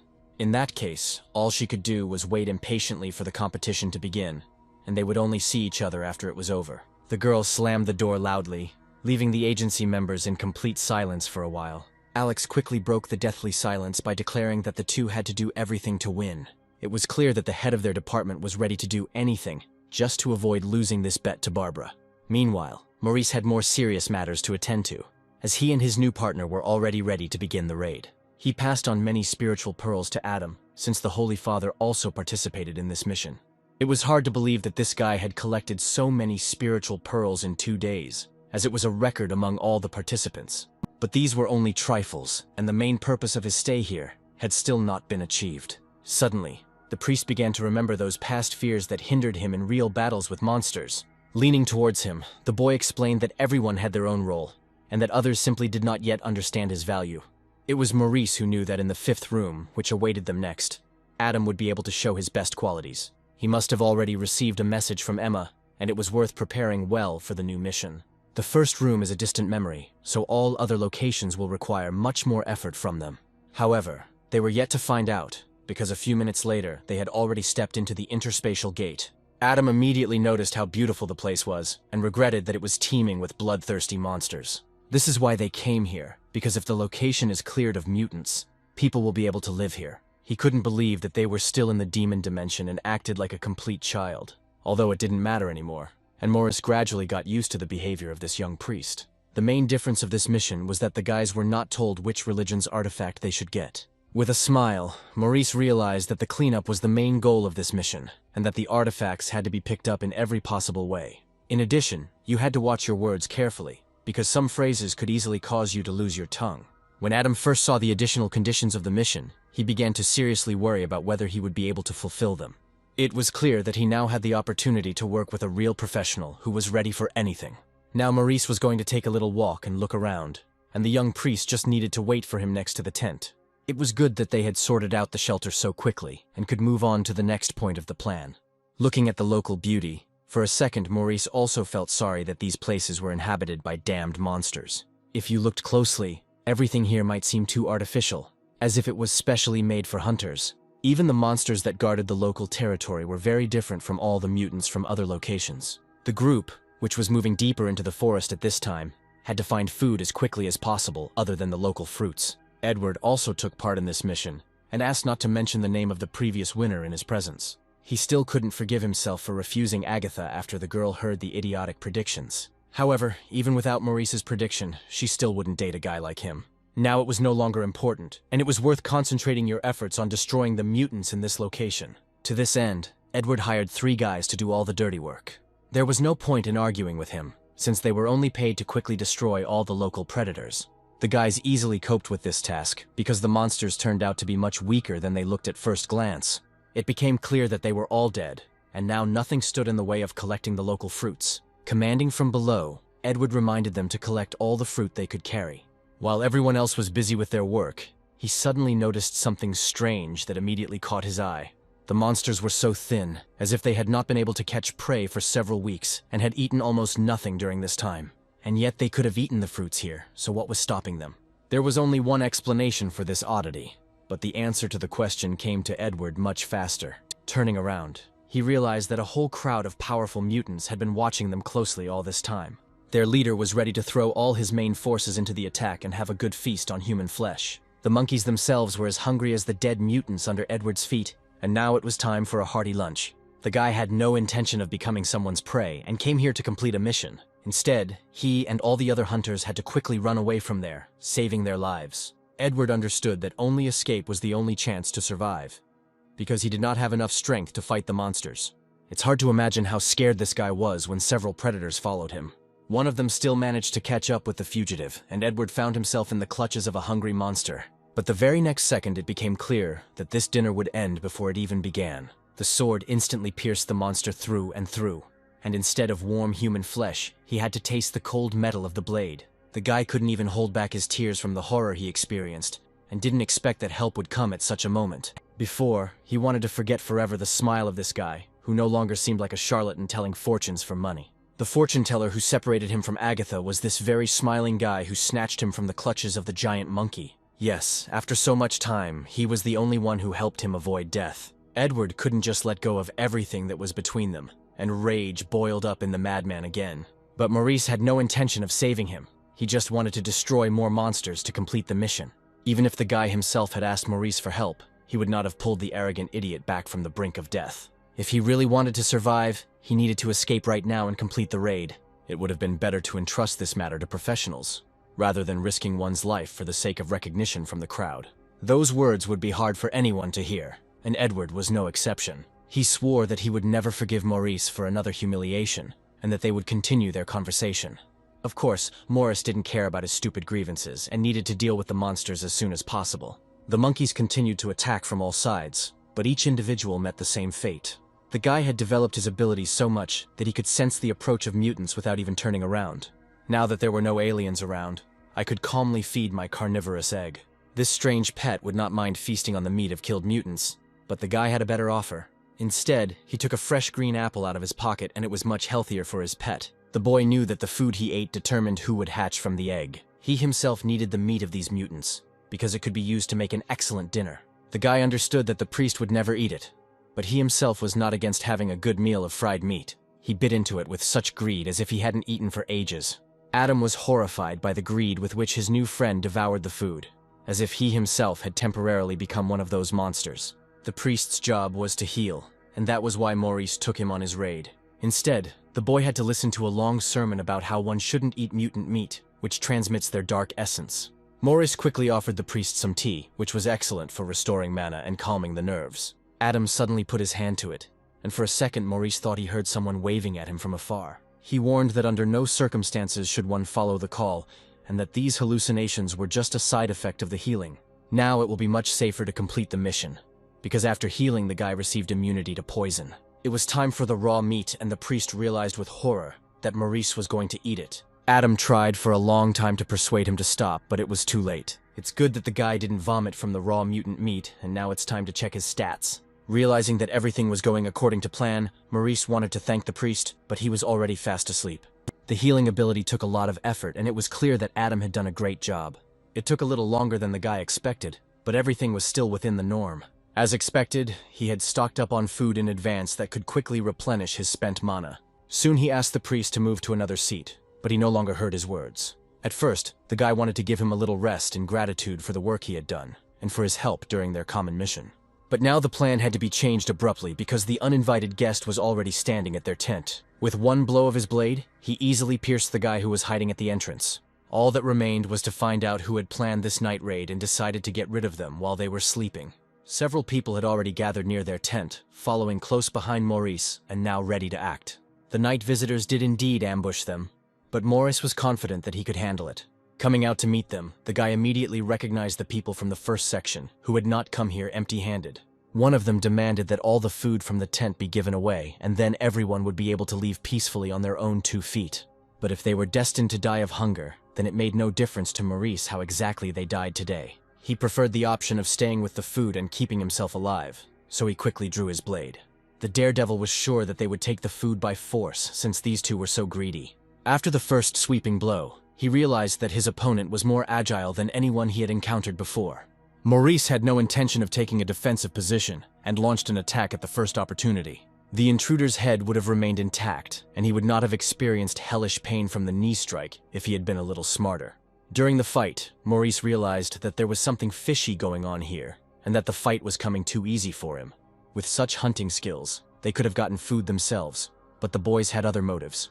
These guys probably just wanted to have some fun, and that's why they showed up at their tent in the middle of the night. But this fun could turn into something more for them, and they would have to pay with their lives for such entertainment. One of the attackers suddenly shouted that the bastard was much stronger, and that they needed to urgently report everything to the captain. Immediately after this, a smoke bomb appeared, and it became clear that the guys were going to flee. He was not mistaken, because a second later the battlefield was engulfed in acrid gray smoke, which allowed them to quickly disappear into the forest. While Maurice fought for their lives outside, the young priest prayed to his god to give him strength. But the next second he realized that things would not end with a simple sword fight. Quickly running out of the tent, Adam tried to figure out who had created this smoke screen here and whether everything was okay with Maurice. Just before it started, the guy asked him not to leave the tent until it was all over. To remain inside and only listen to these terrible explosions from ambush was beyond the strength of not only the priest, but also anyone else in his place. At the last second he stopped, because fear still did not allow him to take a single step. This was what Adam had told Maurice, and the animal fear in his heart still prevented the priest from making decisions. Fortunately, there was nothing to do today, because Maurice was ready to enter the tent himself. Raising his head, Adam only hoped that it was he who stood in front of him on the other side, and not one of those robbers. Yes, it really was his new friend, who had already managed to inhale toxic smoke after the smoke bomb exploded. He said that these bastards came here to take their food, but it was strange that they knew about their location. The priest was seriously scared when he heard that among the attackers was a famous murderer whose hands were covered in blood up to the elbows. Adam caught himself in time, realizing that he had once again shown the fear that he had tried to hide from everyone all his life. Today was the day when he could prove himself, but once again he had to hide in a closed tent, leaving everything to Maurice. At some point it became clear that he would continue to say all these wild things about himself if Maurice did not stop him in time. Putting his hand on his shoulder, the boy prepared to say a few important words to the priest. It is worth remembering that other people have not yet had time to recognize the true value of Adam. But soon, this will happen. Currently, people can only heal themselves with the totem and by using some healing items. After the training, which will take place very soon, the young priest will change and will be able to show himself. People will finally understand how expensive these healing elixirs were, and will regret their decision to expel Adam. Each person had their own destiny in this life, and if Morris was used to fighting, then Adam had to heal people. He was sure that in the future the priest would save many lives, and he had no need for fighting skills. For the first time in his life, he heard such parting words, and understood perfectly well that there was some truth in the young man's words. Still kneeling, he swore loudly that he would not give up until he achieved this goal. Perhaps it was no coincidence that God had brought their paths together, and Maurice was the one who could teach him to be brave. However, the guy himself will also need the help of a priest, although this help may seem a little strange. 3 days later, the raid participants were still in the forest, and the girls were able to go quite far into the forest. Smiling, Linda opened the entrance to the tent and greeted her older friend, who just happened to be there. She thought that it was worth going a little deeper into the forest, because there should definitely be high-level monsters there. Her sister was against it, hoping that there would be a couple dozen mutants here to clean up. If only Maurice had been with them. He would have shown them the right way, and they wouldn't have had to wander around here all day. This guy had so much experience that he could find anything, and no animal could hide from him. At this rate, he should have gone too far already, and it was unlikely that they would be able to catch up with him before the end of the raid. Agatha believed that today they would finally be able to meet after a long separation, because the guy never left his partners for long. Not far from the tent, someone's footsteps were heard, quickly approaching in their direction. Indeed, someone wanted to be here as soon as possible. Did Maurice really return so quickly? But Agatha was a little hasty, and instead of Maurice, she will have to meet a completely different person. Jimmy was also looking for their senior partner, and hoped that he could find him in this tent. It was clear from Agatha's expression that it wasn't just Jimmy who was looking for Maurice. The girls wanted to see him as soon as possible, too. The main reason for their surprise was how he managed to get here if there were many traps set up around the tent. Besides, he had never barged into a women's tent like that before, which meant Jimmy had another stupid plan. The girl once again stated that they had not seen the guy since the morning, and he could try to look for Maurice in another place. Jimmy had long since become tiresome to Laura, calling them secondary characters, although he himself was not the main character at all. Judging by his smile, he thought completely differently, and that was why he wanted to work with Maurice on the same team. Agatha could not tolerate such a rude attitude towards herself, especially since Jimmy was on their territory. In response, he threw her a fresh green apple, which was actually the forbidden fruit. Understanding what this impudent fellow was hinting at, Agatha warned that she already had a lot of such fruits, and there was nothing to surprise her with. Suddenly, he laughed loudly, and, as a sign of reconciliation, suggested that they work together, but first taste the forbidden fruits. It was in vain that he joked with her like that, because instead of an answer to the joke, he immediately received an arrow from Laura's bow. The girl had no desire to work with a man who had recently put their partner in danger of being killed. In their eyes, he was a traitor, so it would be better for him to leave here on good terms and not test their patience. If he doubted their power, Agatha could show it right now, but Jimmy certainly wouldn't like it. It's clear that the guy didn't tell them a lot of things, and only closely watched her every action. Jimmy's weapons were always with him, and he could draw his sword from its sheath at any moment. Well, if she was looking for a fight, the guy was ready to fulfill her wish. He was sure that fighting with her would be much more interesting than with those incompetent children behind him. But the duel never took place, because Julia burst into the tent and warned that an attack was being prepared nearby. It was strange that someone would prepare a monster attack in the middle of the day, since this usually only happened at night. Only Jimmy was happy about this news, realizing that he had not come to this camp in vain today. At the same time, Maurice was somewhere in the middle of the forest, and a delicious smell was coming from his huge cauldron. It was already the 10th day since the beginning of the raid, and everyone else should have eaten their supplies by now. They were left to eat only fruits from the garden, but apples alone cannot fill the stomach. It would be possible to hunt poisonous monsters, but there was no guarantee that all participants would return after that.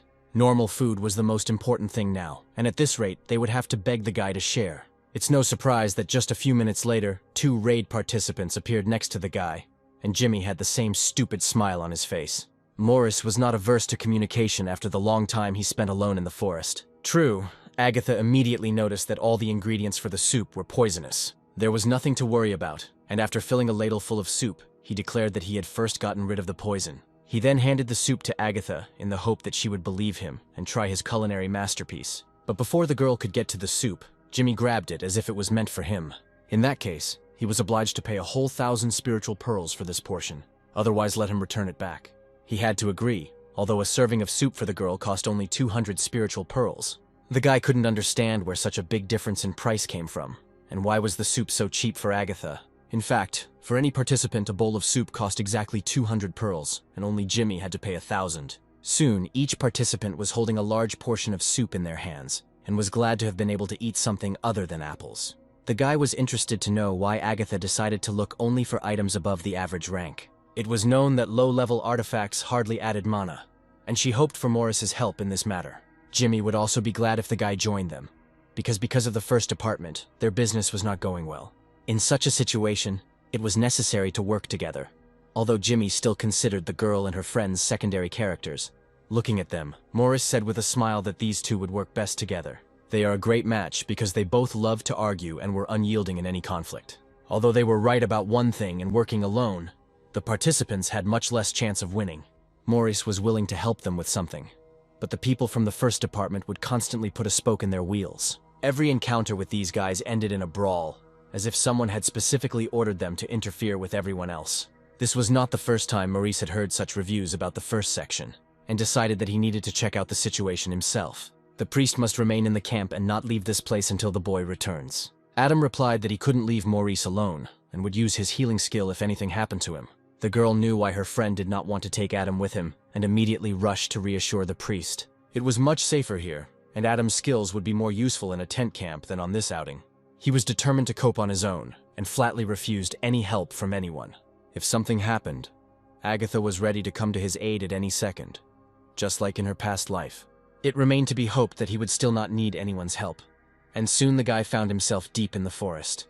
Green fruits were a great option for a light snack when there was no time to cook. Suddenly, all of the guy's senses suddenly became heightened, something that only happened in moments of serious danger. On both sides, he suddenly saw giant creatures, which became this danger. The system activated this ability in advance, because the monsters approached him too quietly. The giants were even interested in finding out where this stranger came from. However, he did not keep himself waiting and attacked as soon as he found himself in front of his new victim. The ability to become invisible was the surprise that caught the monster off guard. Instead of Maurice, all he could do now was beat a small green apple on the ground with a torn-off tree. Maurice himself was already behind him and prepared his new weapon for attack. This thick-headed giant had never fought an opponent who, in addition to physical strength, possessed magic. He should have known about this before this senseless attack began. But can you expect anything intelligent from such creatures? Then he wouldn't have to feel the full force of the blow when the guy brought his sword with needles down right on his neck. The head of the mutated monkey remained lying at a distance from the huge body, and the minutes of his life were numbered. It was impossible to leave it like this, and it was worth finding out from which side the monster came to him. The paradise fruit was the item that the boy took possession of immediately after killing the monster. He could increase his resistance to any poison, which was very useful on such a mission. Maurice's mana and experience increased, and this guy's agility almost reached its limit. Such fruits increased resistance to poison, and the mana level allowed you to do much more. Although anyone watching from the side would feel sick from the number of apples eaten, the boy continued to eat these fruits until he turned blue, so that his resistance to poisons reached the absolute limit. At this rate, one could lose consciousness if one did not stop in time. At that moment, 2 raid participants from the first department were passing below and realized that their main competitor was stuck on the branch. It's strange. What the hell is he doing up there, and why does he continue to sit there instead of coming down to meet me? The guy warned that their leader had been looking for a meeting with Maurice for a long time and just wanted to talk to him about something. He remembered very well that the leader of their group was one of the guys who had set up the ambush on the first day. This was great news, and he deftly jumped down, hoping to meet this daredevil as soon as possible. They soon reached the 1st Division's tent camp, where they expected to find the leader. He needed to go a little further to that guy's tent, but the people around him kept distracting him with sidelong glances. However, this was not the main thing, and soon he found himself inside the tent, where he hoped to meet the leader. It turned out that he was just wiping the sharpened blade of his axe, and was glad that the guy came to him himself. Judging by his mood, he did not want to cooperate with Maurice at all, but on the contrary, saw him as his main competitor. This big guy named Frank quickly threw away the rag, and now his weapon was fully ready for battle. Frank had long dreamed of this meeting, wishing to personally fight the one who had become so famous lately. Maurice immediately noticed the top-notch equipment in the big guy's hands, which was the divine flame blade. Now it is clear why in the past life, the first department, thanks to such leaders, always succeeded in clearing the gates. But this power was directed only against him, and the rage in Frank's eyes only grew stronger. He believed that the guy had been too rude to his people, and now he had to answer for it. The tip of his axe came very close to Maurice's face, and it was a strange beginning to a friendly conversation. It was clear that the guy was in no hurry to make acquaintances, and Frank was only interested in a fight with Maurice. In fact, if Maurice had agreed to join their ranks right now and renounced his group, he might have avoided death. It was the strangest way to offer cooperation, because instead of a hand, he extended a naked axe towards him. Maurice quickly wiped the blood from his forehead with his hand, and hoped that this idiot would not call him for such trifles anymore. As he left the tent, he warned that he would soon deal with this matter, but would remain in the ranks of his department. However, upon exiting, it became clear that the guy would not be able to leave the tent camp so easily. Frank's subordinates had been warned in advance to line up in several rows at the exit after Maurice's arrival.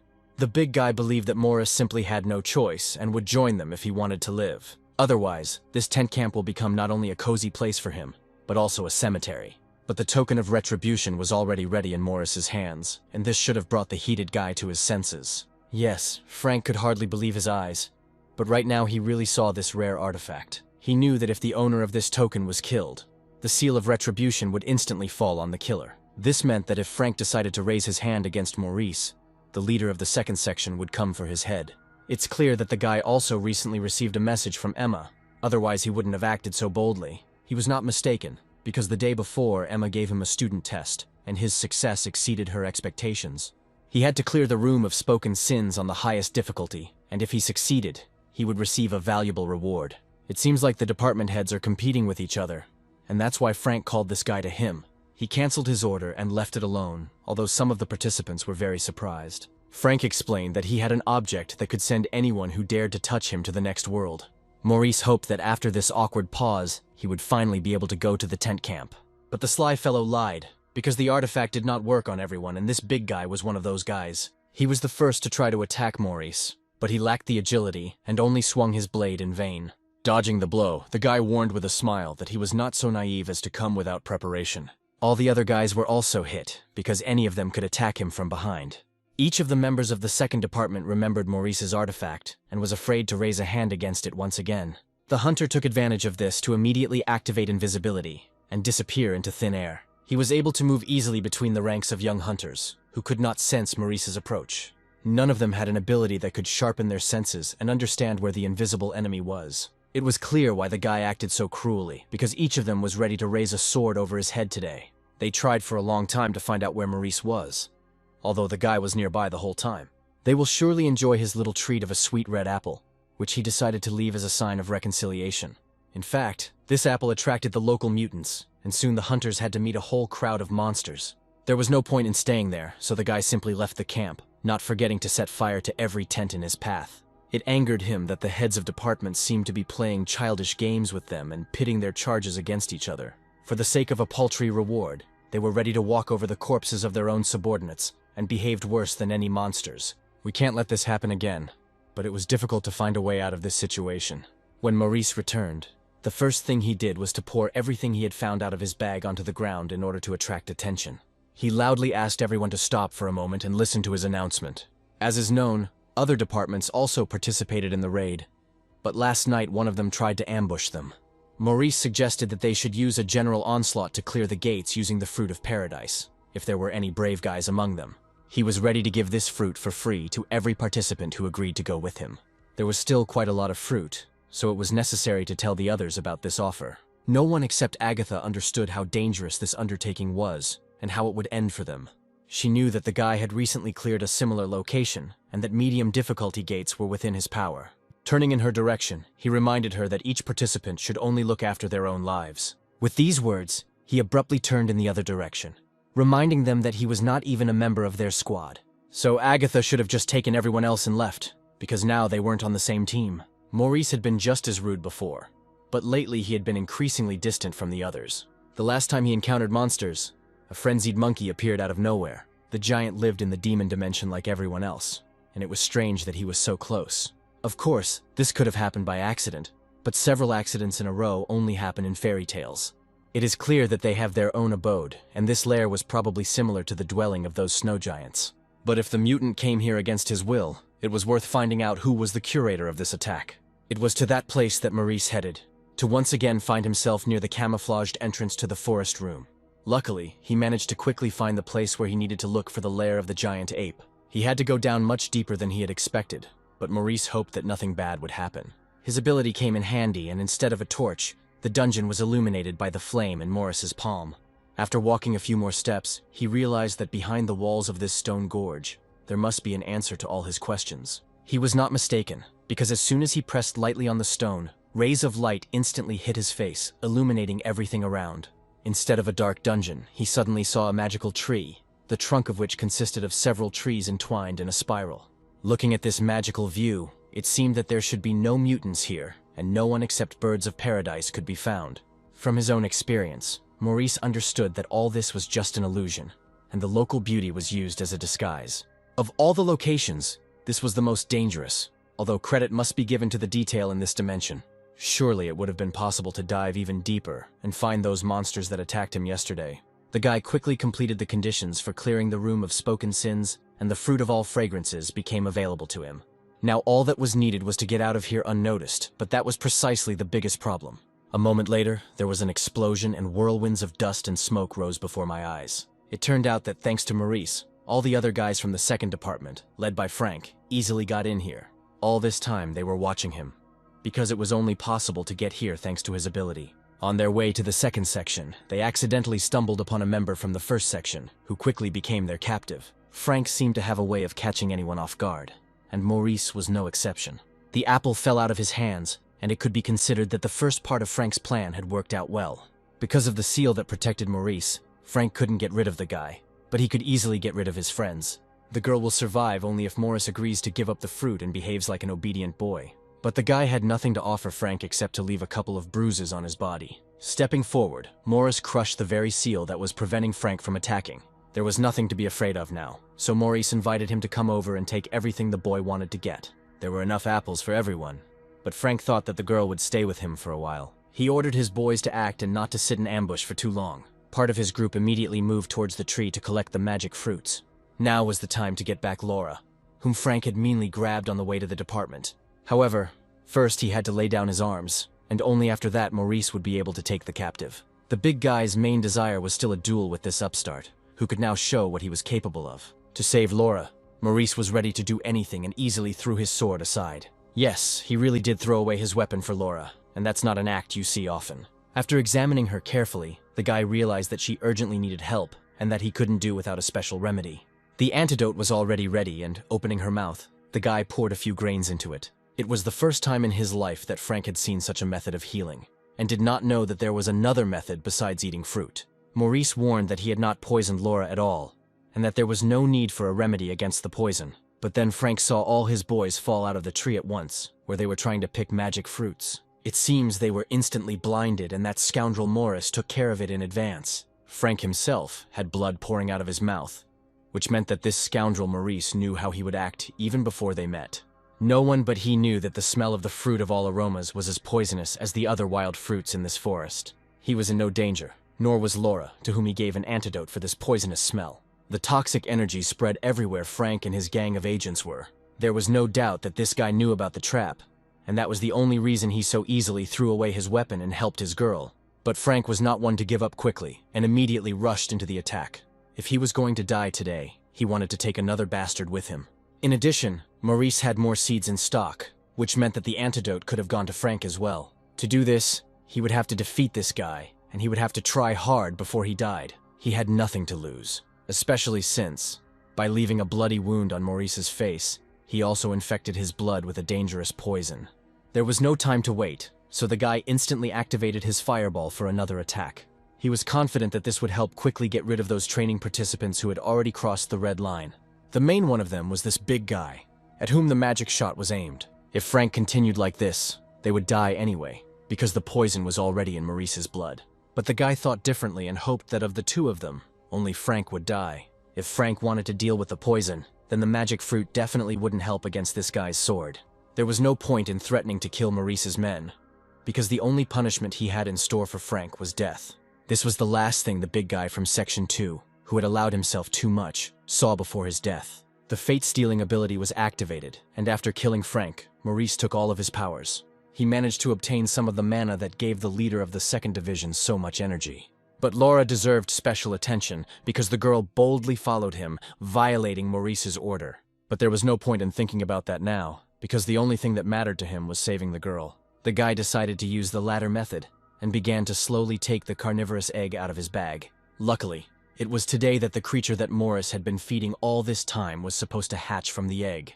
And so it happened, and the new pet was already ready to emerge from the egg into this world. Until this moment he lived inside the shell, but every day he saw the face of his future owner. Maurice looked after him like a pet, and he was ready to reciprocate with the same tenderness. However, this was not all that the pet was capable of, because he had enormous power at his disposal. It was his ability that could help Laura get back on her feet if he could use it. The creature could easily clear the place of the poison in the air that was spreading a dangerous smell. It was a great job, and the guy was glad that he decided to keep it for himself one day. Now it was necessary to collect all these fruits before they burned, especially since the girl had already managed to come to her senses. If she was okay, then she should have come a little closer to him and looked at it. Soon they found themselves on the other side of the space that Laura was forbidden to enter. Agatha and Linda were already rushing towards them and were happy that everyone remained alive. The girl was most worried about Laura, although Maurice had long been a close person to her.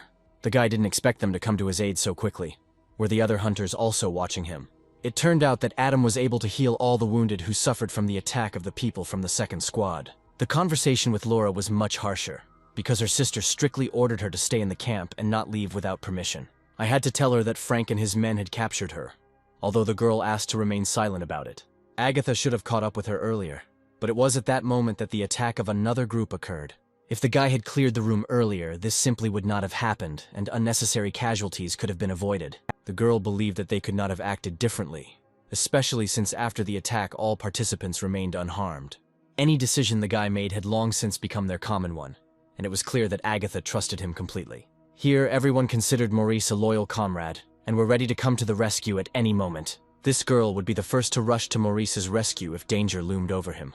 Even in his past life, He had never received such sincere words addressed to him, and he understood that their destinies were intertwined. Agatha had long considered him her savior, even after that incident at the very beginning of their meeting. Maurice then found himself many times where his help was needed most. It seemed that it was no longer possible to distance oneself from these people, and it was worth coming up with another way to protect them from the curse. The good news was that he successfully completed clearing the room of spoken sins and became the winner. As a gift for the cleanup, he received an artifact that anyone would envy. The reward was the Guide of Destiny, which looked like an ordinary compass, but had rare properties. This item allowed one to predict the future, but most often it worked on its own. Imagine the guy's surprise when the first prediction of the compass worked right away at the exit. The compass needles began to spin rapidly, although Maurice had no intention of using it. The main thing was that Maurice's fate was distorted along with the space that changed around the compass. At the same time, Alex was in his office and was again forced to admit defeat.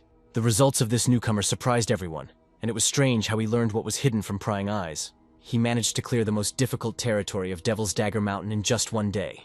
What happened in the first department team was also too suspicious, and the frogs with crystals became further proof of that.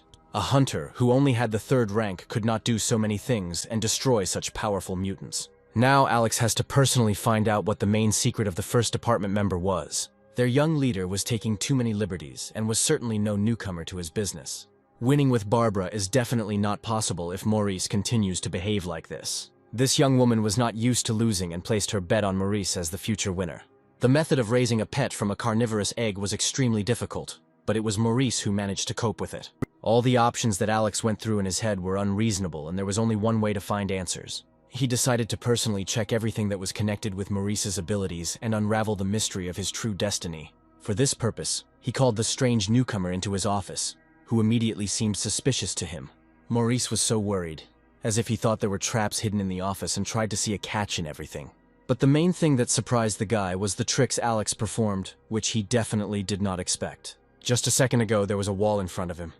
But now instead of it, the guy saw a warehouse of cold weapons. I wonder why he ended up here. Did Alex really want to reward him with one of the rare blades? And indeed, he smiled and offered him to choose any sword from this pocket storage. It all seemed too strange and more like a test than simple courtesy. Here everything was slightly changed, and even the key in the hands of the department head looked fake. Low-ranking weapons with beautiful descriptions were presented as rare artifacts. But you can't believe everything written on the wall, right? The high-ranking equipment looked like ordinary items and didn't resemble deadly blades at all. Everything was prepared in advance to test Maurice's abilities and see if he could distinguish a fake from the original. Without reading the descriptions, he couldn't know the true rank of these items, and they were all simplified. If this guy really could read fates, it wouldn't be difficult for him to determine the true rank of a weapon. Now Maurice had a choice to make, and he could easily give himself away if he told the truth. He understood that Alex had removed all the good weapons from here, but left a few demon-ranked items. Yes, it was very generous of him, although the guy himself never believed in gifts of fate. One of the objects did arouse his interest, and he was curious to find out what it was capable of.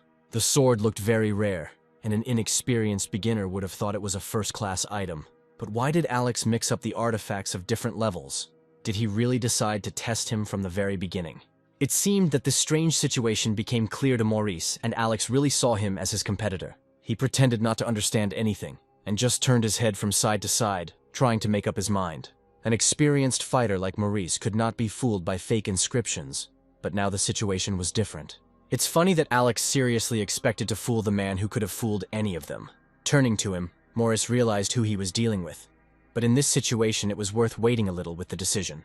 Not everyone was given the ability to read someone else's fate, and Alex's agency always tried to get their hands on such people. Only someone who had planned this whole story with the choice of weapon in advance could hide their skills or a good item. The moment had come to make his move, and turning sharply towards Alex, Maurice was ready to act. Suddenly, the guy announced that he had already made up his mind, and there was no longer any point in detaining the manager. And then he pointed his finger at the place where Alex was now. But what was he hinting at? The manager took this gesture with horror as Maurice's answer, believing that the boy had chosen him as his reward.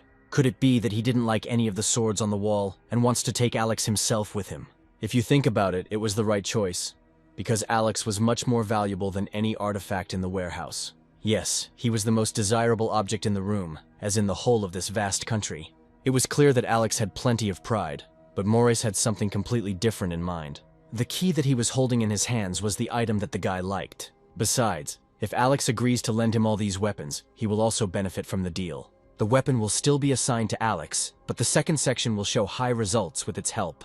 It was an interesting proposal, and the manager didn't even expect that everything would work out so well for him. Soon Maurice was already in his room and it was time to feed his pet. While he emptied his plate of food, Maurice began to wonder how long it would take to create a copy of the key. It might take 3 days, but the results will be worth it if it works out. He did not expect to spend 12,000 pearls in one day, because the food for the pet was very expensive. He liked the way this creature behaved and didn't even mind giving it a little more food. What was more surprising was how quickly this creature was able to level up. Almost instantly, he increased his strength to the second-class demon rank and could now control the water element. Maurice immediately invited him to try his strength right in this room and understand what he was capable of. The pet was only happy to try out his skills, especially since it would be much better with Maurice. The guy only pretended to look after this creature, but judging by the size of the projectile he created, it didn't need anyone's help. Rather on the contrary, the one who would become his first target would need help. The worst thing is that the first target was the wall behind which a certain nasty guy was supposed to be. Maurice didn't have time to ask him to cancel the destructive ability, and a second later, the projectile was fired. Now, instead of a bare wall, he was looking at a guy who was still lying in bed and, fortunately, was dressed. It was a bit awkward, although Maurice hadn't meant for anything like that to happen. But it was impossible to explain to Jimmy, and it was clear why the guy was so angry. It is worth training this newborn creature a little, and learning to restrain its power. That same morning, not many people had gathered in the dining room, since many were still in their beds. For a while, the sisters couldn't understand why the young men at the far table were so happy with their plates of rice. They didn't know that all this time they had to eat only forest fruits, which they were already quite tired of. If it weren't for the food that Maurice started selling, they would have had to eat only apples until the last day of the raid, and would soon become just as green themselves. Seriously, this guy has helped them more than once and showed himself to be a leader during the last monster attack. Even when one of them was bitten by a monster, Maurice was the first to come to his aid. All this time the guy looked alienated, but in difficult times he showed himself to be a real hero. Only with Maurice's help were they able to enter the room and return from the mission safe and sound. Today even Edward decided to be polite to him, just because the guy walked into the room first, although Edward himself also managed to complete the mission perfectly, which he was truly proud of. It was possible to forget the grievances for a while, because the end of all the purges was approaching, and it was worth treating each other a little more friendly. This arrogant guy still believed that none of the participants could compare to him in strength. He suddenly stopped and offered Maurice a drink, which was not at all what the guy had planned. But he didn't wait for his answer and immediately asked to bring 2 glasses of good drink. However, Edward still didn't have a single pearl to his name, which meant he wasn't entitled to any drinks. If he wanted to ask for a drink on credit, such impudent requests could easily result in a board hitting him on the head. Here, no one cared who this guy was or whose patronage he enjoyed. Maurice even had to calm Edward down, who could find himself unnecessary problems out of nowhere. It's time to understand that the currency here was pearls, and not the green paper in Edward's pocket. This time Maurice was willing to pay for the drinks himself, instead of arguing over trifles. He had spent 12,000 pearls yesterday, so he was a welcome guest at this establishment. It turned out that he had no intention of ordering a drink for himself, but asked to pass it to the guy on the left. A cocktail with a slice of lemon had already been prepared for Edward, but only at the request of their best client, Maurice. For the first time in his life, a guy was treated so rudely, and only Maurice enjoyed the real respect of the staff. This could not help but infuriate a man who had been accustomed to a completely different attitude all his life. If anyone in this establishment underestimates his abilities, he deserves a punch to change his worthless opinion. The sisters didn't expect this idiot to start a fight, and hoped until the very end that Maurice would bring him to his senses. The guy himself was horrified that an angry Edward would start a fight here, but he had no intention of repenting. Having made some noise, he immediately headed for the exit, not wanting to be near this scum any longer. It's a pity that their conversation ended so badly, although everything started out quite well. In fact, Maurice's pet destroyed this guy's wall this morning, so he wanted to appease him with something. Upon hearing about the new pet, Linda immediately wanted to look at it and pet the little animal. She didn't expect that the creature, which had just hatched from an egg, would be so cute. Of course, the girls immediately wanted to take him for themselves, but the guy warned that the pet belonged only to him. This answer clearly did not satisfy either of the sisters, and it was a pity that Maurice was so unyielding. But was it possible to give in to the hands of strangers a creature that he raised as his own child? Besides, the pet himself is unlikely to want to stay with Linda, because he got used to Maurice's face even before he was born. Every day his abilities grew, and the system reported another rank increase. For some reason, Laura believed that the guy was able to find the egg with the pet only thanks to her help. He had no intention of arguing with her, smiling and replying that he knew this very well and was grateful to her. Then Laura wanted to confess something to Maurice, but her sister shut her mouth in time. She hoped that the teacher had gone with them to the next cleanup, which would take place very soon. If it was about the room with the snake seal, then they were all obliged to go there together. A week later, a new task began for all participants in the poisonous snake room. It was the same for everyone, and all that remained was to figure out the main goals of the mission. It was for this reason that the one who was supposed to explain everything to them was already waiting to come out in one of the containers. A guy named Roger appeared in front of them as usual wearing a mask and greeted the members of the second section. After his appearance, a mission window appeared in front of everyone, just like in the previous clearing rooms. But if it was an agency-appointed mission, why didn't Emma announce it? Roger had no intention of answering this question and decided to briefly explain the essence of the task to them. Today's task will be to protect a snake, and each of them will have their own snake. Yes, there has never been such a mission before, because instead of clearing out monsters, you will have to make friends with snakes. To prevent the snake from biting anyone, each participant had to tie a red scarf with their name on it. Once the snake is tied with a scarf, you can begin the task. Now they had 168 hours to protect the snake, and if it died, the mission would be considered a failure. Surprisingly, the girls were not afraid of snakes, although they were usually the ones who were subject to such fears. Almost all the guys began to choose a larger snake for themselves so as not to lose sight of it in the forest thickets. However, there was also someone who was deathly afraid of these creatures, and it is not surprising that he was the priest Adam. Edward was one of the first to bandage the sinuous body of his new pet with a scarf. Immediately after this, the system started a countdown to exactly 168 hours. Unexpectedly, he gave the snake to one of his guys, deciding that he would cope with the task better. Edward himself was intent on doing more important things, such as walking in the woods and relaxing in the fresh air. Lately, he had been giving his tasks to other guys too often, even though no one could say a word to him. He hoped that after this mission, Maurice would no longer look down on him like he always did. The guy's new pet did not lag behind him even a step, and besides, he could easily move in space while in the air. In a past life, this room was closed, and this weird guy never replaced Emma to announce the task. The differences between this life and his past became more and more, which meant that Maurice's fate gradually changed. Moreover, his fate became even more intertwined with Agatha's fate, which he did not want at all at first. His whole life seemed to have turned into one continuous line, directed into the unknown. But it was worth distracting yourself from the thoughts that were interfering with the mission, especially since the pet was impatient to act. Words won't help matters, which means it was necessary to cast aside all doubts and just act. The guy had just reached the edge of the bridge and was ready to take a little swim. Quickly taking off his t-shirt, he told his pet not to lag behind, because he already knew how to cope with the element of water. As Maurice jumped down, he was sure that the creature would not keep him waiting and would follow him. He was not mistaken, and a second later, only the pet's hooves and tail remained above the water. Yes, the creature really could breathe underwater, but the guy had to hold his breath for a long time. The underwater world that opened before his eyes would have amazed anyone who was lucky enough to see it. It's clear that this guy was determined to find a snake underwater. But how long could he last without air? Thanks to the pet that was nearby, the time it took to hold one's breath increased by 20%. The main discovery for Maurice was that for a time he could breathe and move freely, as if water were his native element. Now it was possible to complete the new mission much easier and faster than others. By the way, just at that moment, one of the snakes that lived in these waters swam to his right. Even the snake was surprised when the guy quickly swam in the other direction, as if he was looking for someone else here. The sea creature could only watch the guy and his strange pet. The goal of this task was not that deep, although the guy was diving to the very bottom. Maurice's plan was completely different, and he did not want to start this mission with trivial things. But his plans hardly included meeting the underwater dragon that suddenly appeared behind him. The dragon's long tongue wrapped itself around Maurice's leg tighter than any snake and pulled him into its open mouth.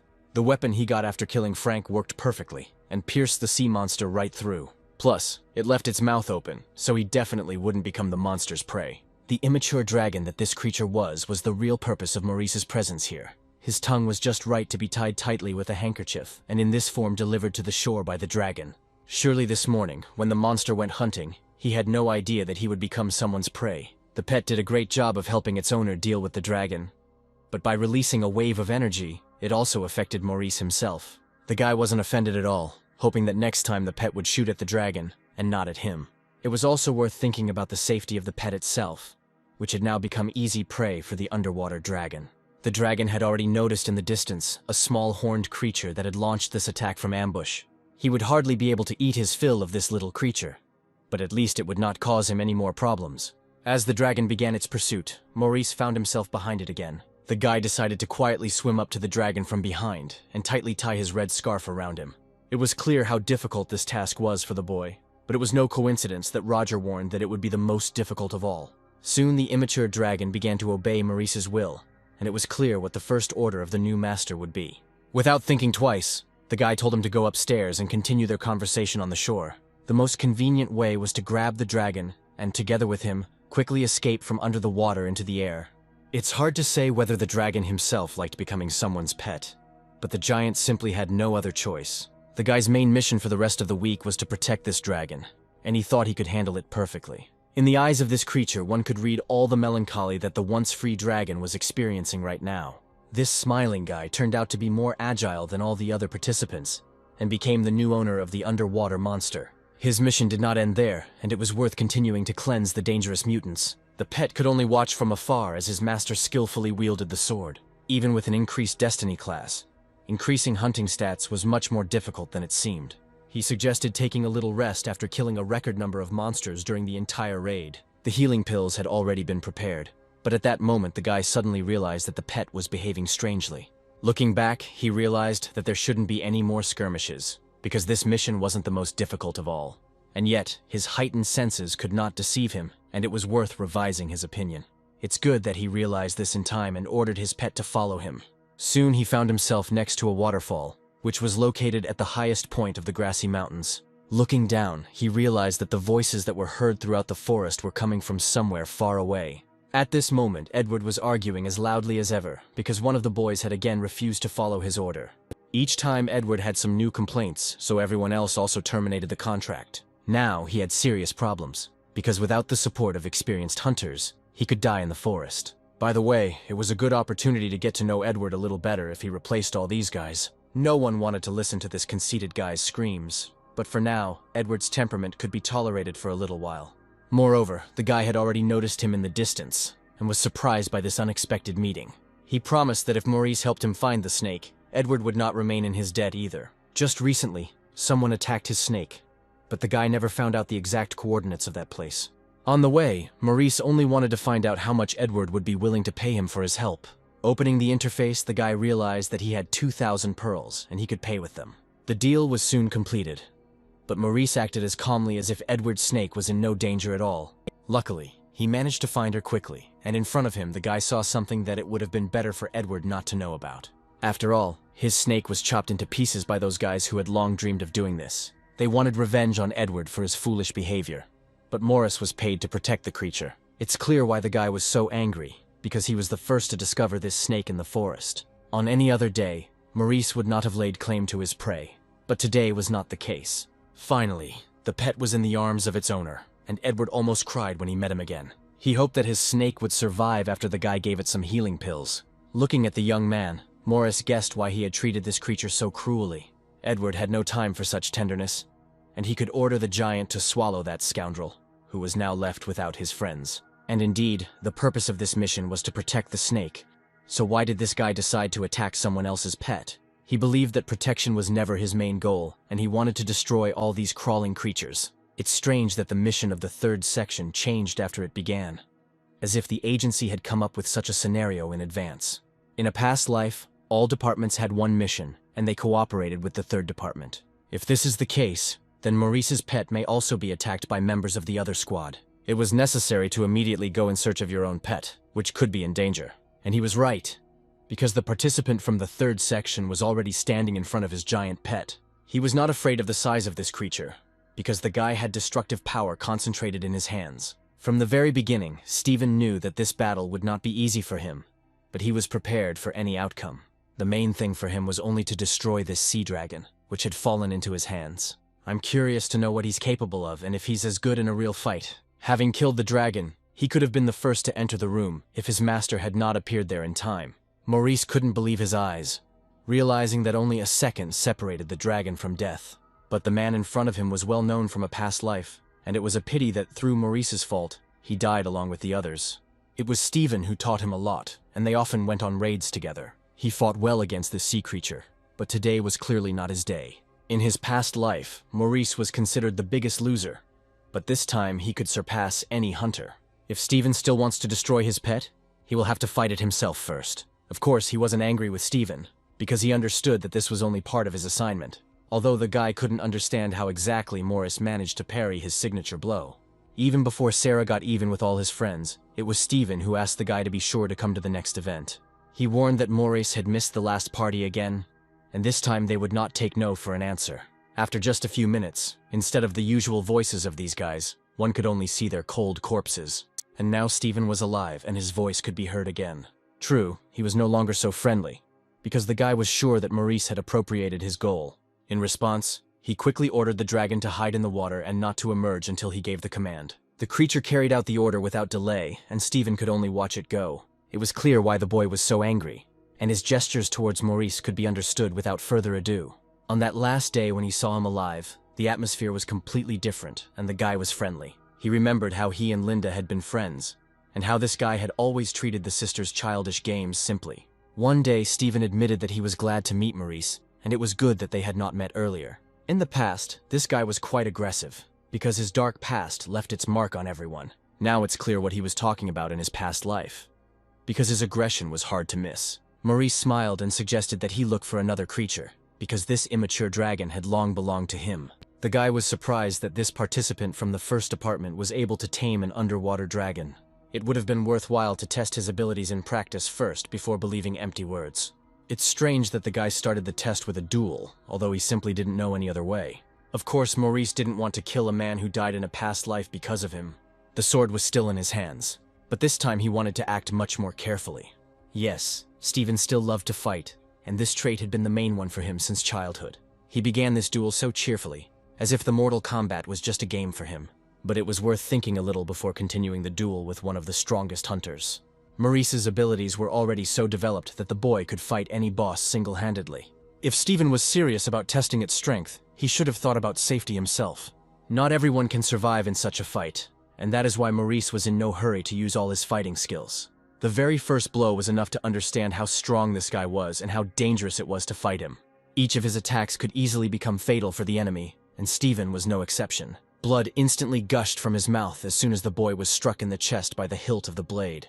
Maurice could only look at him with a smile, because now of the two of them, it was Steven who was defeated. The tip of the blade was still nearby, and it was worth giving this guy time to come to his senses. There was only rage in Steven's eyes, and Maurice knew that this meeting would happen again. The best choice now was to flee, and Maurice himself would support this decision. He merely waved goodbye, hoping that Steven would think twice next time. If his fate had changed so abruptly, it meant he might never see Agatha again. It turns out that he will never join their clan, which the girl herself created in her past life. It was she who taught each of her protégés how to fight while acting quite harshly. But the worst news was that the guy could join a clan that was at odds with them, and it would end badly. Meanwhile, the sun was already slowly setting behind the horizon, although for Roger it was just beginning. Edward demanded an explanation, because this clown should have said in advance that the departments had different missions. In fact, Maurice had the same question, although he was expecting some kind of trick. If he had any questions, he could safely ask Roger and he would easily answer them. The guy got straight to the point, not understanding the agency's decision to create conflicts between the participants. Didn't the agency want to raise as many strong people as possible to fill its ranks? Roger made it clear that after this mission, they wanted to eliminate the weakest participants. There were few snakes left now, which meant that soon almost all the participants would clash with each other. It drove Maurice crazy that these bastards were running other people's lives like they were puppets. Something had changed while he was gone, and the guy sensed something was wrong right in the middle of the conversation. He didn't notice any notification about the immature dragon attack, which meant the pet should be unharmed. Approaching the edge of the shore, he suddenly heard a sound in the distance, as if someone was sneaking up. And then there was an explosion on the other side of the shore, as if someone had thrown a fireball there. As the smoke cleared a little, a silhouette slowly began to appear in the air. The next blow landed close to Maurice, and at that moment he was truly lucky to survive. It turned out that his meeting with the guy took place much earlier than Maurice had expected. As always, the most restless participant was Steven, and he came here to get even with him. He still couldn't forgive him for that offensive fight, in which Steven himself couldn't land a single accurate blow. But today, everything could change, and he wanted to return the little gift back to its owner. Yes, he really did pull off a great move, kicking his opponent and stretching out to his full height. Maurice did not expect the attack to come so quickly, as his opponent immediately began the duel instead of greeting. It was clear that he wanted to settle scores with him, but he was hardly ready to know his full power. Just like in his previous life, the guy did not change his habits and was ready to fight until the very end. This was finally going to be fun, because this was exactly the reaction Steven expected from this guy.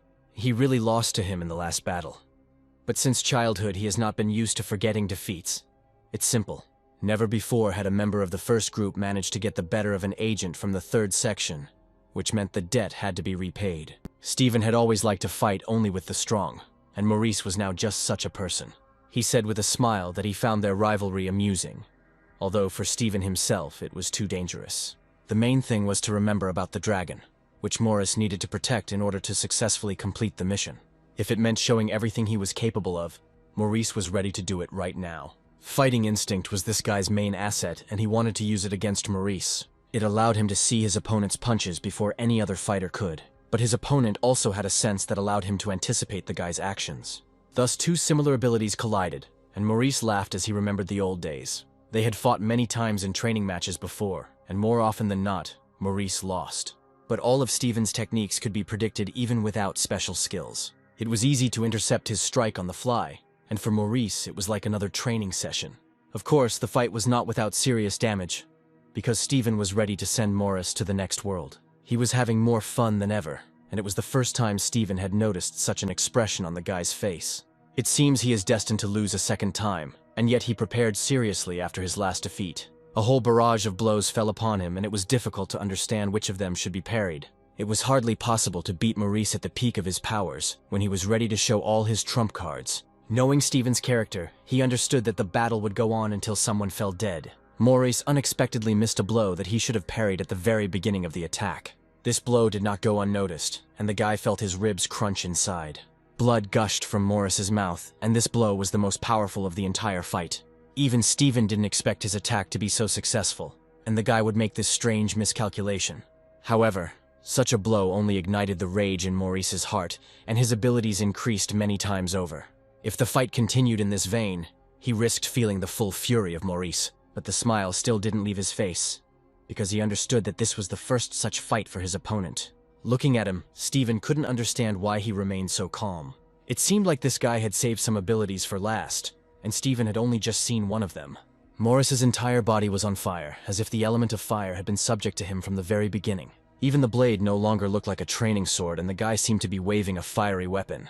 All his movements became much faster, as if he had been hiding his true strength all this time. It was as if he had rediscovered his abilities, and now he wanted to try them out on Steven. If Steven had known from the beginning that this would happen, he would hardly have become hostile to this guy. Maurice's hand was raised again, meaning the guy had won his second victory in a row. There was no doubt that a lot more mana would be needed against such a fighter, and Steven was not ready for it. He was lucky that the guy didn't want to take his life, and limited himself to simple training. Turning around, Maurice warned that his dragon belonged only to him, and that no one should attack his pets. Strangely enough, these words were not enough for Steven, and he was sure that their duel would continue. However, he should not have played with fire and put his life in real danger. With these words, the guy went to the open portal, because there was nothing else for him to do here. He had already completed all the conditions of the task, which meant he had to return. Once on the territory of his base, he realized that Maurice was not the only one who was unhappy with the changed conditions of the mission. Emma warned that the mission of the second department was deliberately hidden from the first, which meant that the guys failed the task.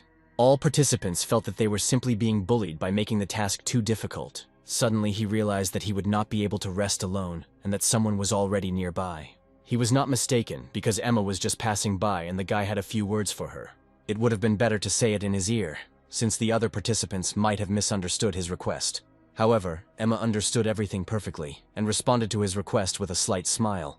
It was a sign, and it became clear that now the guy had another reason not to lose. The very next day, his foot once again stepped into the location where Steven should have been. The guy loudly suggested that his pet do his usual thing and clear the forest of monsters. For almost 50 hours now, Maurice had been guarding his immature dragon, and only Steven had threatened his life. Just like last time, instead of greeting, Steven again rushed into the attack, trying to take revenge. It is worth noting that with each passing day, his strikes became faster and he progressed well. The rage in the guy's eyes was also becoming more and more evident, as if Maurice was his main enemy. But every fight always ended the same way, and Steven was never able to win. He's tried every way to defeat this hunter, so what the hell is his main secret? Perhaps the ability to revive fire was confusing him, because he still hadn't come up with a move against it. But no one forbade him from learning new abilities, and the guy himself would hardly refuse them.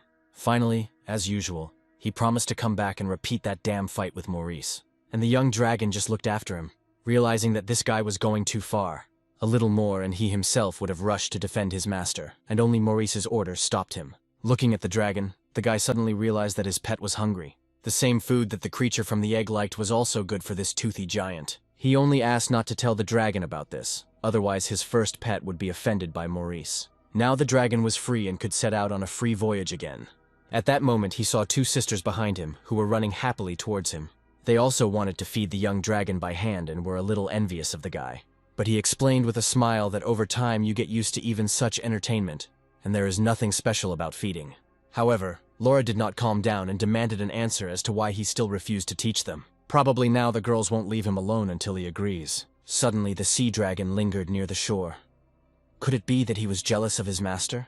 It turned out that all this time there were people from another department next to Maurice. One of the guys asked everyone not to worry, because there was another way to defeat Maurice. This conversation was heard from beginning to end by his new giant pet, and for the guys it was bad news. He quickly disappeared from sight, but left behind circles on the water that could still be seen. Turning sharply in that direction, Steven immediately realized that they had been followed during this conversation. This was the last day when I could stand like this on the shore in front of my huge pet. This dragon will leave his life forever after completing the mission, although both have managed to get very used to each other.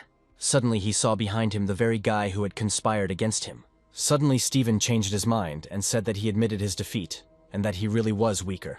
Yes, for the first time in their entire acquaintance, Maurice heard such words from this guy. But since this battle was supposed to be the last one, it was time to warm up properly and try out some more skills. Fire was still the main element that this guy masterfully controlled. Although Steven was never a weakling, and was ready to fight him at any moment, even if he was destined to lose again, he had already accepted that he would need to train much more to defeat the strongest players.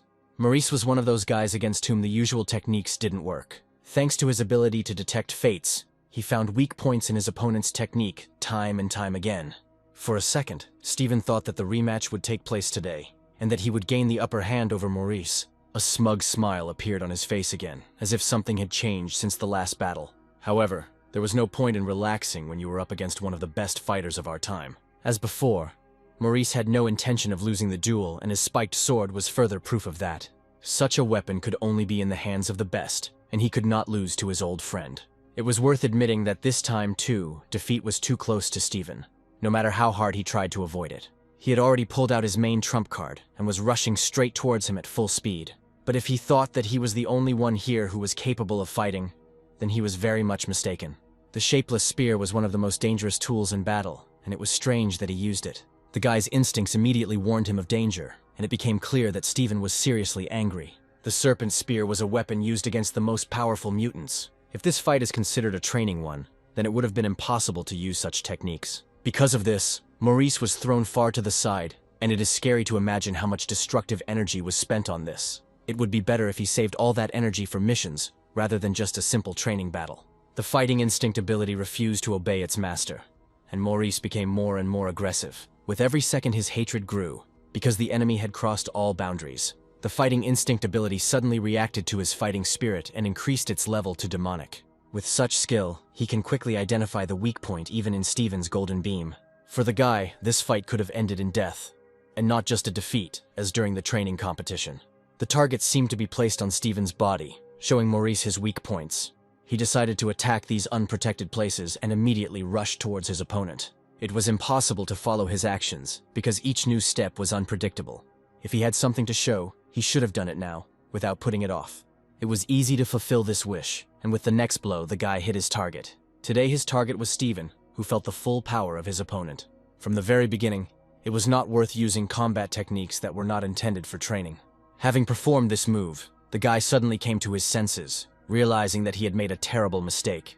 Instead of simply winning the training, he could accidentally kill this guy. He spent his entire new life trying to prove that the past could be changed, but it followed him around. And now, instead of protecting Steven, he sent him to the next world. Suddenly, the guy saw that someone behind him had shot at him, and it became clear that the shooting was aimed to kill. It was a real ambush. Because at that very moment, a group of Steven's guys appeared on the shore. They were ready to cut the guy into pieces for sending their leader to the next world. But the guy didn't want to kill him, and on the contrary, prepared to get a bottle of healing potion. This potion was meant for Steven, but even the bottle was knocked out of his hands.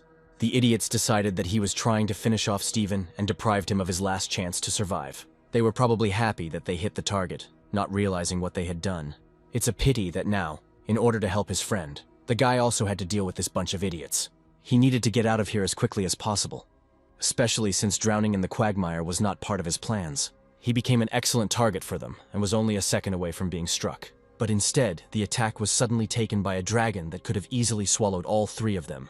And so it happened. One of the guys fell entirely into its open mouth, from where his dying cries could be heard faintly. The same fate could have awaited all the others, since they were the first to attack his master. This dragon acted without orders and stood up for Maurice, as would be expected from any predatory pet. The guy loudly warned that in front of them was an immature and very hungry dragon. That is why he asked his pet not to go out on land, so that the worst would not happen. An immature dragon should never have been called a snake, but that was exactly the mistake the boy made. This could easily cost one's life, because the dragon hated being called that more than anything else. This creature could destroy not only a high-level monster, but also any experienced hunter. Moreover, right before the brave man's eyes, the dragon began to transform into a completely different creature. It is clear that after the forbidden words, he began the process of his transformation in front of everyone.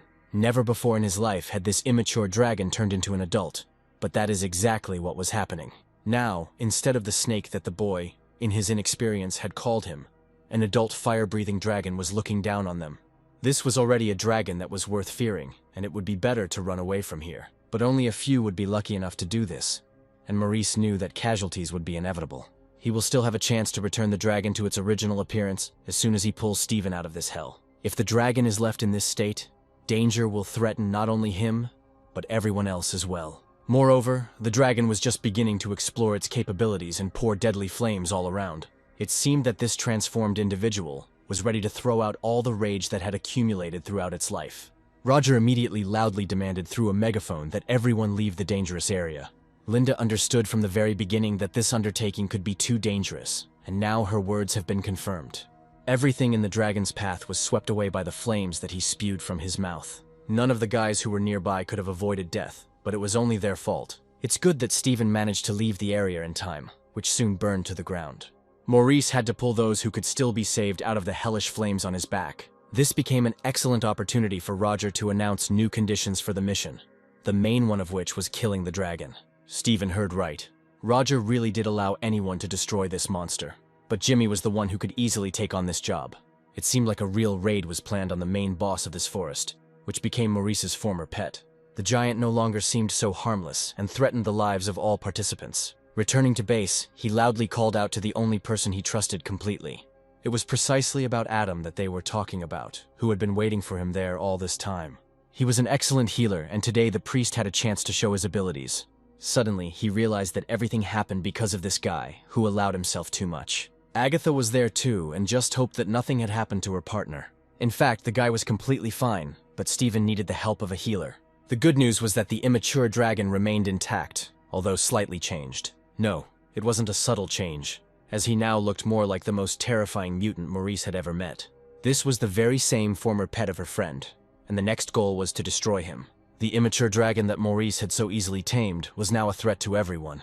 But she herself could once calmly stand on the shore and listen to Maurice giving him orders. In no case should this creature, which was only trying to protect its owner, be killed. True, Steven did not agree with her and considered killing the dragon necessary. However, Morris could not do this himself, because every word Agatha said was the pure truth. There's a big difference in who exactly destroys this mutant, but Morris must stay out of it. The boy had never seen Steven show his righteous character before, because he was usually the first to rush into battle. Roger suddenly appeared behind him and confirmed that the guy would not succeed. Another hunter must destroy the fallen immature dragon, otherwise the room may be completely destroyed. By the way, from the very beginning, Roger's people were supposed to take on this mission, but everything turned out differently. It turned out that this fallen dragon was the mistake that became their main problem. Steven never expected to hear these words. It was difficult for him to accept the bitter truth. In any case, the dragon must be stopped, and it is almost impossible to do this alone. Turning to Agatha, the guy asked her for help, otherwise he risked dying. Of course, the girl would never refuse Maurice, and the sisters completely agreed with her. Only from afar did Stephen watch as this close-knit team worked together, as if they had always been together. It felt like they weren't afraid of the immature dragon at all, and were willing to risk their lives. He loudly warned them that the danger was much greater than they thought. Besides, how could one forget that it was for the sake of his master that the dragon made such sacrifices? At some point, he realized that he could no longer contain his emotions. And then the boy shouted loudly that Maurice did not dare kill him and lose the rest of his humanity. With these words, he abruptly turned in the other direction and could no longer stay nearby. The guy could only follow Stephen with his eyes, understanding his deep feelings. However, there was less and less time left because the dragon continued his atrocities in the forest. Only Stephen understood that he was also to blame for what happened, because it was he who provoked Maurice. Roger still didn't know about this, and he still considered the dragon to be their common mistake. It was difficult to understand what to do in this situation, and how to fix everything they had done. If only he could turn back time, he would never have provoked Maurice. But even from his youth, he suffered too often humiliation from his elders, memories of which he carried throughout his entire life. The father considered it his greatest failure to have such a worthless son, and was ashamed to appear with him in public. As a result, he danced to their tune for 20 years, but they were still dissatisfied with the guy. It seemed to them that with such an enviable fate, he could please his parents with new trophies. But instead he behaved like a nobody and was unable to defeat any serious opponent. This is what prompted Stephen to the cruelty that he began to use in battles. Everyone around him seemed like traitors who needed to be burned to the ground, just as this dragon was now destroying everything. Looking at it from the tree branch, he seemed to be experiencing the same thing as the giant monster in the distance. But just recently, the dragon's transformation could have been avoided if someone hadn't done something stupid. Stephen was indeed to blame for a lot of things, but Maurice couldn't leave his friend to be eaten by a monster. It wasn't his style, because the guy was never a scoundrel, unlike many others. Stephen understood what the guy was hinting at, but this time he didn't argue with him. However, words were unnecessary, and it was necessary to stop him before it was too late. One could only hope that Maurice had some kind of plan, and that it was not by chance that he had gathered everyone together. The guy really wanted to try one method and hoped for help from his friends. When he outlined his plan, Laura was the first to support it, hoping that the general decision would be the same. But as soon as he began to explain in more detail, the guy realized that they would have agreed to any plan anyway. However, he could actually offer a solution to this problem by leaving his former pet alive. And if they are determined to help, they must show themselves as a team for the first time. Well, if this guy seriously believes in his own strength, then the others might support him, even if they were a little doubtful. Laura suddenly reminded them that there was another participant among them who could also help in some way. It was about the local psychopath Jimmy, who could prove to be very useful this time. The Holy Father was also ready to go with them on this mission and use his healing skills. All that remained was to decide where to look for Jimmy, who had disappeared somewhere at the most opportune moment. It didn't take long to find the guy, because he was located just nearby. Everyone else, instead of coming up with a plan of attack, tried to hide from the giant. It's strange. What was the point of taking risks if today is the last day of the test anyway? That's why for Edward, running away was the best way to save his life and win. Grabbing his snake, Jimmy immediately activated his corrosion ability, and it covered the snake from head to tail. All this time, the guy was trying to save the life of his pet, and now his mission was doomed to failure. Jimmy simply said that he was not looking for easy ways, and advised Edward to do the same. Turning around, he realized that this guy wasn't the only one with pets here, and all the others were nearby. And indeed, all the participants held their snakes in their hands, which, according to the terms of the mission, they were obliged to keep. It was clear that none of the creatures had a chance to survive, and the guy did the same with the rest of the snakes. He used corrosion to destroy all the pets so that they wouldn't distract his group. The participants could only watch as their pets were torn apart and fell to the ground. They would never have forgiven him for this prank if the guy had not possessed his destructive power. After all, he could touch anyone with his hand, and any of the participants could become his next target. They probably didn't want this, and that's why they agreed to go with him. With a smile, the guy said that he had brought here a whole crowd of volunteers who were eager to carry out the mission. He was the chief among them, and hoped that Maurice would appreciate his efforts. The other participants also began to ask the guy in unison to take them with him, hoping that this psycho would come to his senses. However, Maurice would have asked Jimmy for help anyway and was not against him offering it himself. After a short time, a portal opened in that location, and several figures appeared nearby. Alex decided to personally visit this place, realizing that the students were in mortal danger. Barbara understood the same thing, but she was sure that this was the only way to strengthen their characters. It's strange that someone else was bored at the moment when a giant dragon was raging here, but the main thing was that the hunt for the dragon had already begun, and he missed the first shot. It was worth understanding who was fighting this monster. Did the students really dare to go on a real raid? Looking closely, they realized that the second section was already there, and Maurice was personally present at the raid.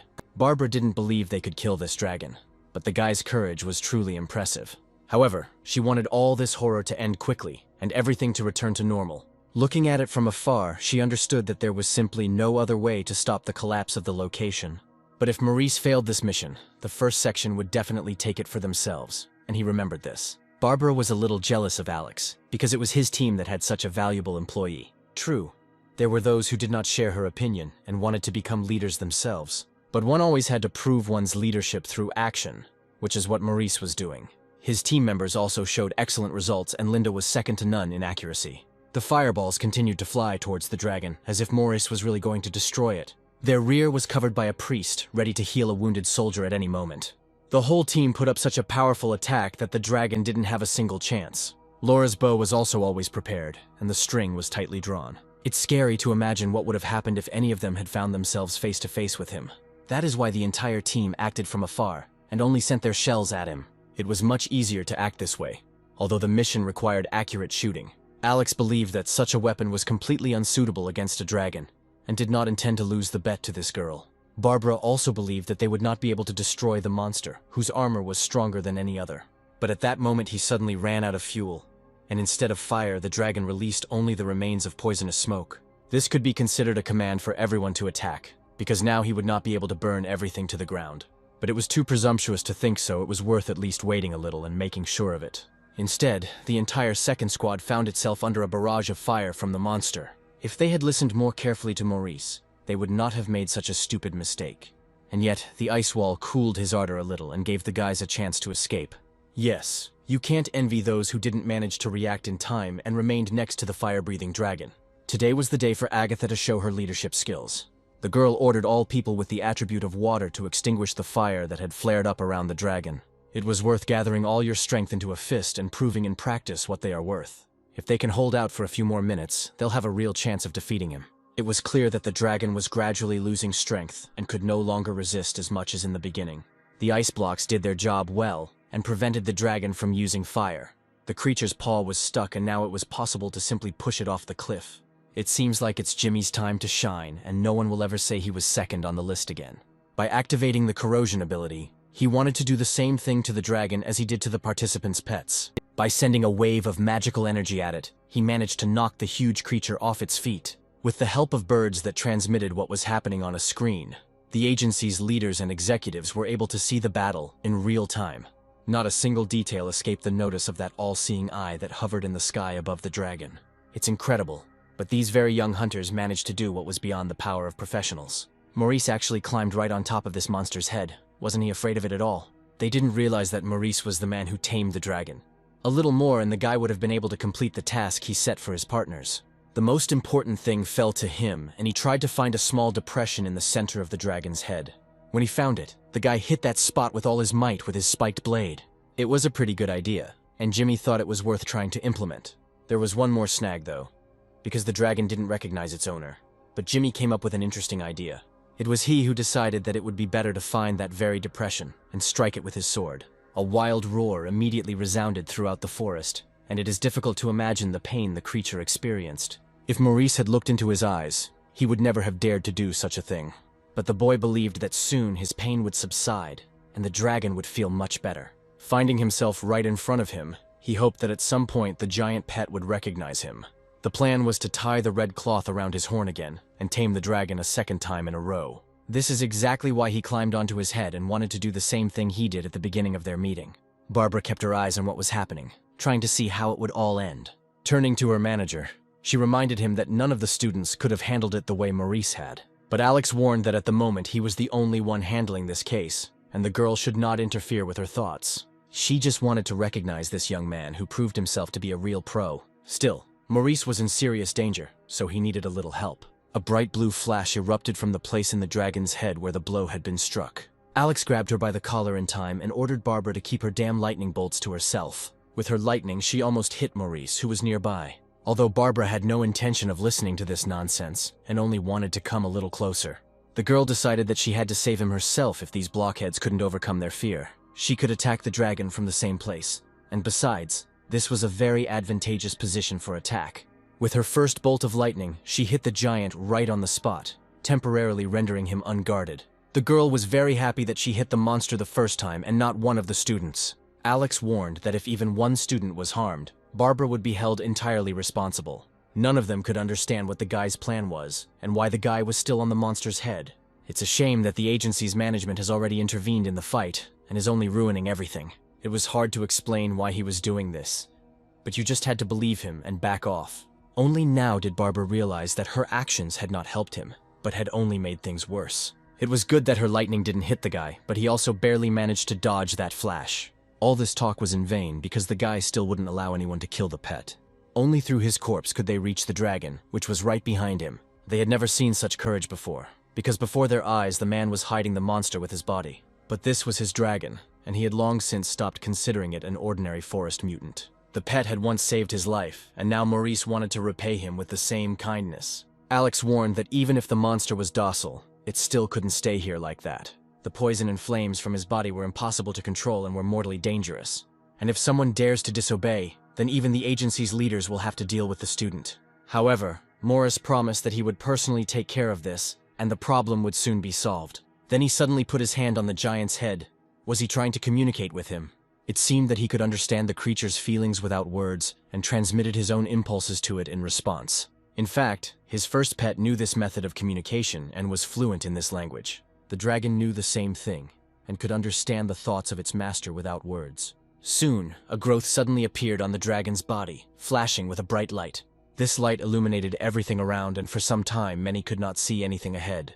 While no one could understand the guy's intentions, it was clear that he acted deliberately. Only his closest associates knew how it would all end if Maurice succeeded. It seemed that Stephen had to admit that he would never have dared to do such a thing. Clinging to him, Maurice mentally told the dragon that he was not a monster or someone's mistake. Damn it, he could actually communicate with this mutant who had been threatening everyone just a minute ago. And now this guy is talking to him as if they were old friends. Does he really know the dragon language? However, the next second, instead of the giant, the same little dragon jumped into his arms. The guy somehow managed to awaken his bright side, and the pet no longer wanted to destroy all living things. This was his plan, and now Alex could be completely calm. They probably wouldn't raise their hand against a small child that a giant monster had turned into. And indeed, he was so sweet that even the cruelest people would immediately lose the desire to kill him. Finally, their team has a new pet, and now the sisters will definitely persuade Maurice to play with him. Agatha was happy that the very first mission of their united team ended so successfully. Surely no one would mind if Maurice kept this dragon for himself, right? Even Alex had to admit that this dragon was rightfully his. But the guy should have been more careful. Yes, one could be grateful for such advice, although Maurice did not need anyone's advice. Suddenly, Barbara decided that the dragon might die if she didn't find the right food for it. However, it was more important to first heal the wounds that the boys inflicted on him during the attack. This ointment was very expensive, and Barbara would not have minded buying it herself. But the girl said another stupid thing, because it was impossible to give her the ointment until the dragon was healed. In this world, money wasn't everything, and Barbara needed to finally curb her temper. At that moment, the irrepressible fighter who no longer behaved so bravely appeared next to Maurice. Today, Stephen got to see the reason why he was losing to Maurice. It was worth admitting that he would never learn what Morris had done today in front of everyone. The dragon really no longer threatened anyone or posed any danger. He was still angry at Stephen, because it was because of this scoundrel that this whole mess started. The guy simply asked not to be angry with him, because he couldn't even imagine how it would all end. He was very wrong if he thought that one apology would be enough, because the guy had messed up too much. To carry out Maurice's order, they needed to move further into the forest. Only by following Maurice's orders can the boy expect an apology, and for this story to be forgotten. It's strange. Why did you have to leave your usual place for such a forest wilderness? Soon they were alone, and now Stephen could hear the words he had been waiting for so long. By telling him some information from his past, Maurice thereby eased his soul, because Stephen was a close person to him.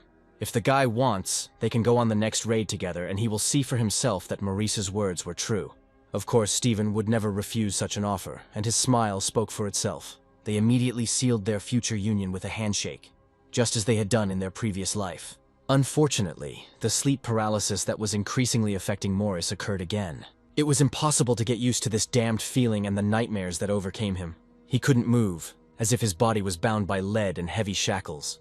Only his new pet quickly helped him come to his senses and remember past events. Although sometimes the pet should have been more restrained and not licked Maurice's entire face with his sticky tongue.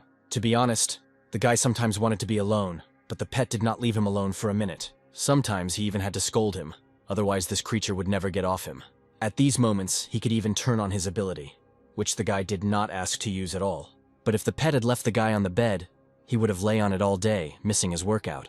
Maurice jumped up from his seat and realized that a new day had arrived and that it was, indeed, time for him to get up. It was great that this creature could cleanse the poison left on its owner's body and clothes. The pet turned out to be very useful, and it was not worth scolding him too often for being too affectionate. Yes, Maurice had not slept for such a long time in a long time, and it was clear that he had been very exhausted over the past few days. But looking under the bed, he remembered that in addition to his first pet, he now also had a small dragon. This dragon was a third-rank demon, and had several elemental control abilities. Once he even wanted to bite Jimmy, but the guy ordered the dragon not to do it in time. Taking him in his arms, Maurice hoped that the dragon would be obedient and leave his antics for another time.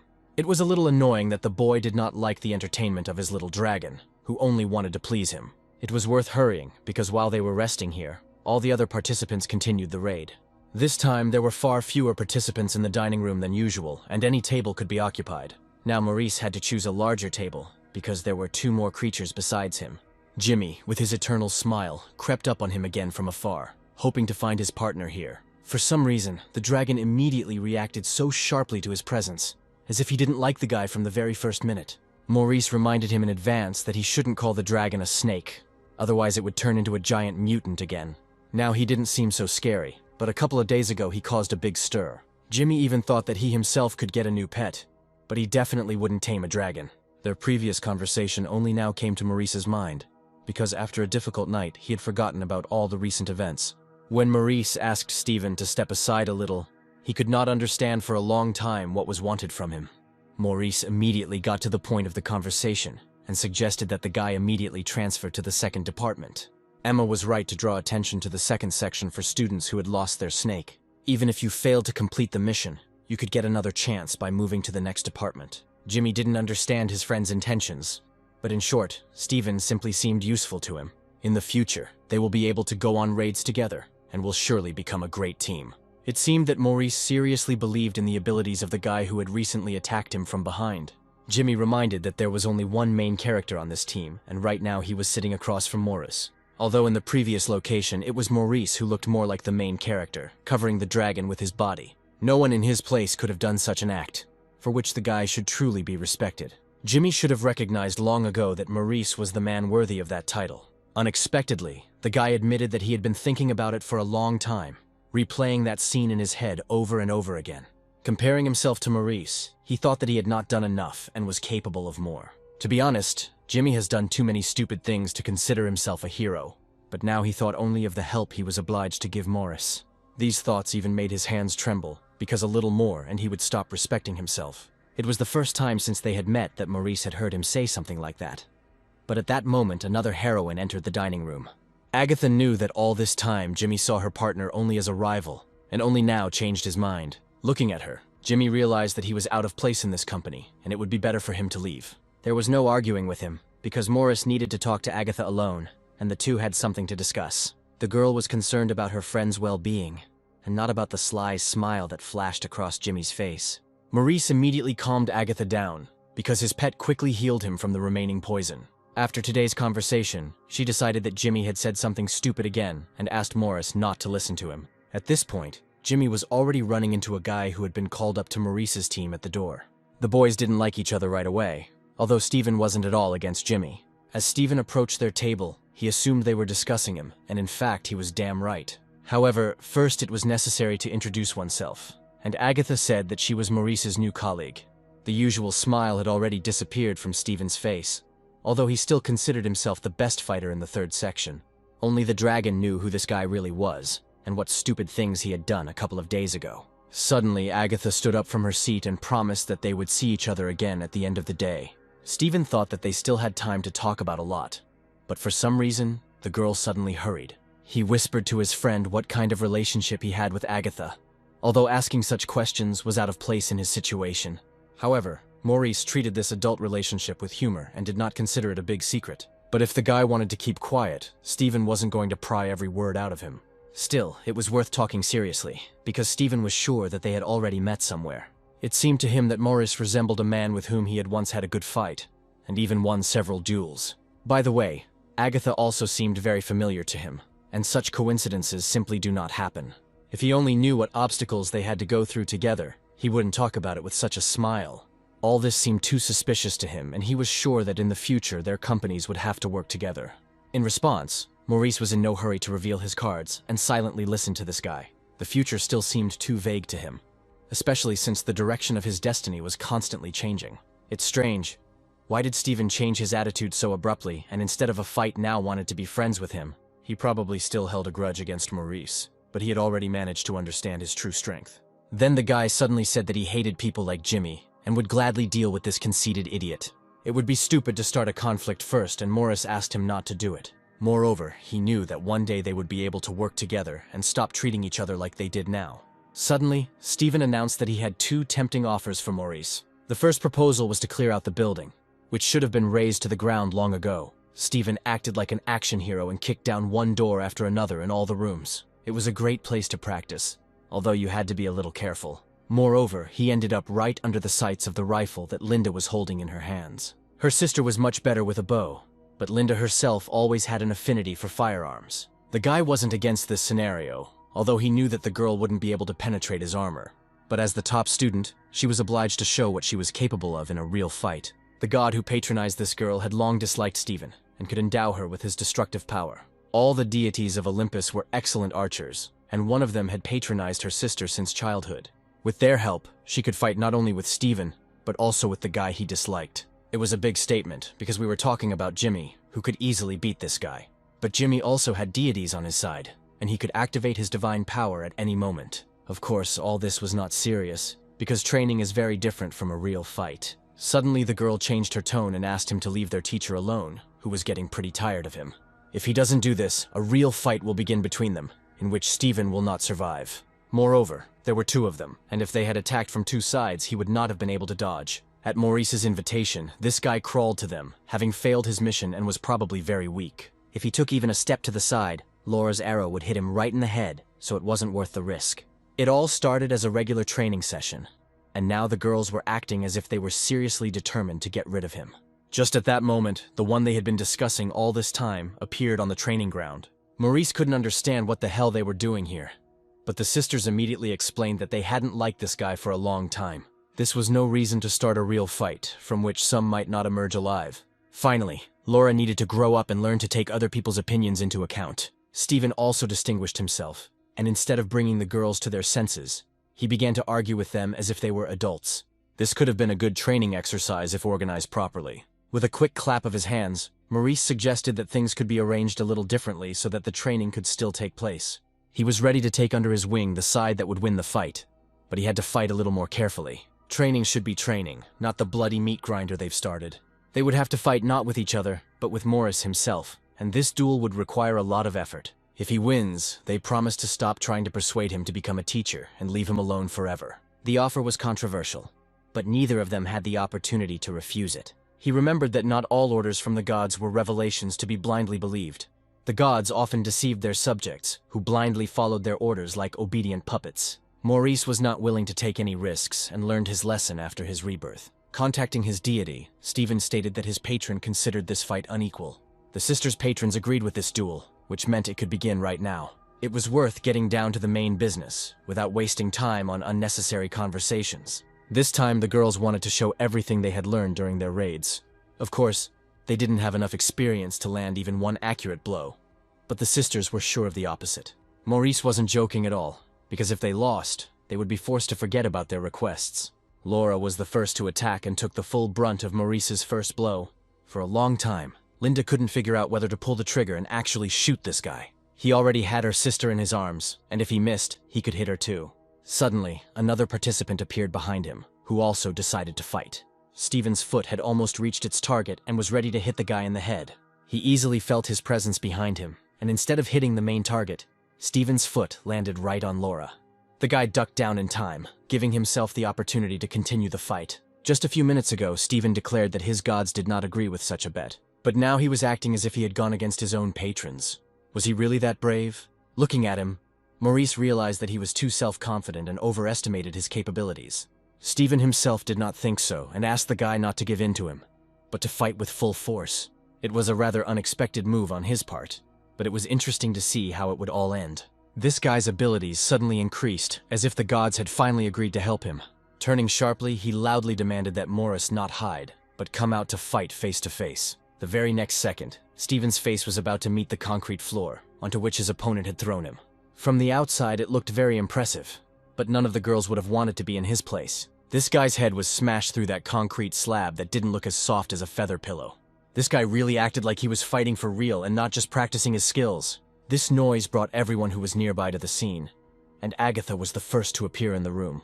After seeing the fight, at first she couldn't understand what was happening, but then everything fell into place. Laura pulled her bowstring to its limit and was ready to shoot. All the other participants in this training gave it their all and showed all their skills. This is how she always wanted to see her team, the future leader of which she was destined to become. Suddenly, her partner appeared behind her and decided to stop her at the last second. But he didn't have time to stop her, and the girl managed to pick up the phone, immediately agreeing to the caller's offer. Soon, there was only one winner left in the training room, and he suggested holding this fight. It was Maurice, because no one had ever been able to put up any serious resistance to him. These guys had had enough, and there was no point in fighting any further. But Steven did not want to give up, and even after what happened, he was ready to continue fighting. Maurice reminded him that the terms of the bet required him to forget about his offer forever. The guy wasn't against sparring, but fighting on the orders of the gods was too much. The same thing applied to both sisters, who had been bothering him for a long time, and today was the time to stop all this. He had already told them more than once that he did not intend to teach anyone, and after this meeting, he hoped to be heard. Maurice never liked being forced against his will to do something he had no interest in. However, their patron ordered them to turn to Maurice every time and demand that he become their teacher. What would she be willing to do if her deity ordered her to kill one of her friends? This question left the girl stumped, and the guy only hoped that they would make decisions themselves. If they are serious about learning how to fight, they must first learn to make decisions on their own. It was a very wise remark, and Maurice acted as if he had already lived a long life. He didn't look at all like Steven or Jimmy's peer, although they looked the same. It was worth asking him for forgiveness, and at the same time apologizing to Steven for the sudden attack. Laura admitted that he fought well during this training session, and she did not want to keep quiet about it. You don't usually get a kind word from these two sisters, so what has changed for them today? At that moment, a young priest appeared at the door, hoping to find the boys there. He offered his help, and if anyone was injured, his healing abilities were at their service. That was the end of today's training, and Morris hoped with a smile that all his words had been understood. After he left, the guys stayed in the hall for a long time and discussed the fight. At first, they fought only among themselves, but at some point they united against one goal. Maurice was the target, but the guy wasn't against at least uniting them in this way. He had planned this training from the very beginning, and Agatha had long suspected it. Therefore, upon entering their hall, she immediately greeted this event with a slight smile. The girl did not forget to bring the Holy Father there, hoping that their wounds would not be too serious. However, Morris was more interested in why this girl was so uncomfortable in Jimmy's presence. She simply brushed off the question, saying that the guy simply imagined it, and that there was no point in passing off various nonsense as the truth. But more than once she had the feeling that they had already met in the distant past. She was not the first to say such words to him, because Steven also began to suspect something. Recently, the guy said that Maurice's face seemed very familiar to him. But there was no reason to worry, so Maurice just wished her luck and hoped for their friendship with all the participants. Meanwhile, Barbara had to listen to her subordinate about yet another failure of the third department. She herself did not have much hope for them, although it was annoying to suffer defeat. It remained to pay tribute to Maurice, who completed his mission as easily as if it were not the first time he had carried it out. From her words, one would think that she was more worried about Maurice than about her team. However, this was not the case, and she had long ago set herself the goal of getting her hands on this guy and making him part of their team. She had long noticed how well he performed in real combat, and they needed such personnel as well. Looking into the system window, she was surprised to realize that he had already responded a long time ago. Unexpectedly, the guy agreed to her proposal, although deep down, she no longer expected this. I wonder what the expression on the first department's head's face will be when he finds out about this. although Alex himself had long suspected that his closest competitor was looking for an approach to this guy. Now it was worth remembering once again their main mission, which was the 7th gate. Emma announced that from this moment their new purge begins, and they should be extremely careful. If they can clear out this demonic realm, each of the participants will finally be able to return home. This location was much more difficult, which is why it was the last one. This time, you will only be able to leave the room after the general task has been fully completed. Emma hoped that they would see each other again, and that none of the participants would remain inside. After these words, some participants decided not to wait, and immediately begin the mission. The only strange thing was that their numbers became fewer and fewer, and only a few reached the final of the competition. At that moment, Agatha appeared in the distance, wanting to prepare a little before the raid. Maurice was there too, slowly descending the stairs into the hall. In the distance, everyone immediately noticed their leader and did not hold a grudge against him at all for the previous training. Now they looked worthy in his eyes, but he asked them to wait while he prepared the equipment. He had one little secret, which they would find out a little later at the beginning of the mission. Even if they had to wait for him for an hour, Laura suggested that they take their time and go with him. Hearing her words, the guy asked from afar not to wait and to move on without him. Today he looked cheerful, as if he had planned another surprise for them. When he suddenly turned around the other way, his expression changed as if he was hiding something. And then Maurice slowly walked into the room where another participant was already waiting for him. Seeing her in the distance, Maurice hoped that there was no one else in this room except the two of them. He had been walking hand in hand with this participant for a long time, and their destinies were becoming more and more intertwined. Agatha was also glad to see Maurice, especially since the last room was already open. This was great news and they could head there together right now. Suddenly he said that he needed to sort out one thing first, so he would leave later. The girl hoped that at least he would change his attitude towards her, but he remained just as alienated. Just before leaving, he wished her luck again, although these words were too few. The girl had already exchanged numbers with everyone, and only Maurice was not in her address book. Besides him, the numbers of all the other participants had long been in her phone. Was it really so difficult to give her number? It was strange to hear these words from her, especially since they still remained friends. It was difficult to refuse this girl, although he understood the risks. Past events in their lives stopped Maurice from taking this step, and from their further rapprochement. From this timidity, the girl immediately guessed that Maurice did not want to do this, and that she should not ask for it herself. If he doesn't want to see you even after the mission is completed, it's worth saying so directly. For a long time, the guy stood silently in front of her, and could not find the words to answer. Gradually, this began to irritate Agatha, who was already seriously tired of these children's games. And then she snapped, loudly demanding to know the reason for the distance the guy was keeping. There was no disagreement between them, and there was no point in acting as if they were strangers to each other. If only she knew what efforts it cost Maurice himself to maintain this distance between them. Memories of that terrible past, when the boy lost 2 friends, made him continue to do this. Agatha was among those killed by Sarah, because that day the killer came specifically for Maurice. Since she needed his number so much, he didn't mind writing it down in her phone. Looking at the guy, she hoped that he wouldn't write down a fictitious number, which she would only find out about in the evening. He had no intention of doing this, and he would not deceive her while standing in front of her face to face. This number was real, and she could call him anytime she wanted. Looking at him, Agatha still did not trust these words, which seemed too suspicious to her. In this case, she will contact him after all participants have left the location and are already at the base. With these words, she abruptly turned in the other direction, hoping that the guy had not lied. Only Morris knew that calling this number would be useless, because they would never meet again. He tried not to think about sad things, and together with his pets, had fun with their new abilities. At some point, both pets collapsed from fatigue, because today the guy trained them harder than ever. Yes, they had done a great job, which meant they could rest a bit and eat something tasty. He had to hurry, because there was very little time left until the most important day in his new life. Finally, the guy got the items that guaranteed him the completion of the last mission. These items were the shoes of Hermes and the Book of War, and he also received a healing medicine. Now all this belonged only to him, and it was strange that the system suddenly became so generous. It was stupid to argue with her, and the guy just hurried to put the items in his bag. That was why he had been putting off completing the mission for so long, which Emma suddenly asked him loudly. Turning sharply to face her, he replied that he had simply decided to practice a little longer before entering the location. Before that, it was worth completing one more small task to fully protect yourself during the raid. It's strange that Emma didn't answer whether all the participants reached their locations. The guy didn't even get an answer to a simple question about who had already cleared the location. It seemed there was no point in asking her, since the girl was obliged to keep the secret under the terms of her contract with the agency. Apparently, I'll have to find out everything myself. And the guy slowly stood up from his seat. He would be ready soon, but for now he needed to train his pets. In a past life, the newspapers were full of news about the day when people began to leave the training centers. He remembered that Agatha had managed to get out of that difficult location on the morning of the third day. This was the main news on all the channels. But for 4 days now, nothing like this has happened. For a long time, Maurice could not understand why no one had yet completed their mission. Agatha herself promised to contact him when she completed the raid, and the guy should be the first to know about it. But Maurice couldn't continue scrolling through the pages on his phone because an arrow pierced the wall at full speed. For the first few seconds, the guy froze, trying to figure out where the shots were coming from. This projectile could not be confused with anything else, because such an arrow could cut through space and time. If someone decided to use her against Maurice, it was necessary to immediately find out who this daredevil was.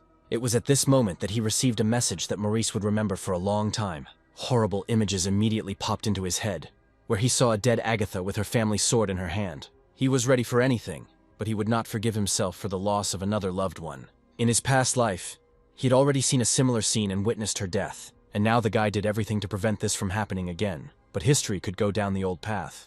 When she took the phone with his number, she promised that their meeting would take place very soon. There was no doubt that the girl wanted to establish communication with him and continue it after the completion of the mission. With a smile, she warned that she would need him on the team she was about to create. Agatha had liked the guy for a long time, and his abilities would have attracted any leader. Therefore, when they first met, the opposite happened, and the girl herself began to look for a meeting with him. Things were different then, and Maurice didn't have the strength he had now. He was very surprised when he learned that Agatha, unlike everyone else, appreciated his abilities. Despite all the difficulties, the guy always moved towards his goal and never retreated a step. She needed people like him on her team, and she hoped that he would learn more under her leadership. Without a second thought, Morris wrote down his number in her phone, hoping it wasn't a joke. Perhaps she just wanted to repay her old debt, since the guy had already managed to prove himself well in the last raid. He handed the phone back with a smile, confident in their successful cooperation. It was very sweet, and Agatha showed with her whole appearance that she was happy to get it. In that life, the guy was completely different, and was waiting for the opportunity to steal her destiny. The two of them weren't as well acquainted as they were today, so Maurice didn't see her as a kindred spirit. But everything she warned him about was the pure truth, and the system sent him new notifications time after time. He warned that in 7 days they would cut off the marked part, so the item needed to be found quickly. Although what Maurice was looking for was already on his little finger, because it was the main artifact for the cleansing. From her own experience, Agatha knew that the item had come to him because of his good karma. This was great news, because it always seemed to her that the less bad karma a person had, the better he was. She too would like to become good someday, but Agatha's work was too cruel for that. Although one couldn't tell from the girl's appearance that she was cruel, since Agatha always chose bloodless decisions. During that time, Maurice learned a lot from her and never ceased to be amazed by her knowledge. The only question was, did she really care about him as if he were her own? Many of her team members acted similarly, but no one interacted with Maurice so closely. Only on the surface they looked like friends, but their dark souls were full of envy and malice, which is easy to see with an experienced eye. There was a need to somehow get out of this darkness, and Maurice experienced this firsthand. Now only Agatha was truly frank with him and did not hide behind a mask of good nature. She hoped that the guy would appreciate it and not act like the others. One day she had to prove her loyalty in practice when they were suddenly attacked from an ambush. The strangers were already behind Maurice, but this time the boy could not sense their presence. Agatha saved his life that day, pulling him back sharply at a dangerous moment. She was ready to take the full brunt of the blow, because she certainly had enough combat experience. Maurice will never forget this day. For the first time he felt what true friendship was. Even at the cost of her life, the girl was ready to protect the newcomer of her team and bear her blade against everyone. She was prepared for something like this, but she didn't expect there to be so many competitors. Just a few swings of her blade were enough for the creatures to retreat instantly, leaving only a slight wound on her shoulder. Looking at Morris, she realized that he blamed himself for what happened, because he did not warn her in advance. But there was no need to blame herself, because she didn't receive any notifications either. But it was no longer possible to convince him otherwise, and he still considered himself the only one to blame. Even in the last room, she was ready to protect him at the cost of her life, and it was on that day that she lost her eye. The guy could no longer hold back his tears, realizing what sacrifices Agatha had made for him. She had never seen this guy like this before, and at first she couldn't come to her senses. But then it became clear that he was simply not used to this kind of work, and would eventually stop behaving like a child. At that moment, Maurice's pet bit him painfully on the hand in order to bring his owner to his senses.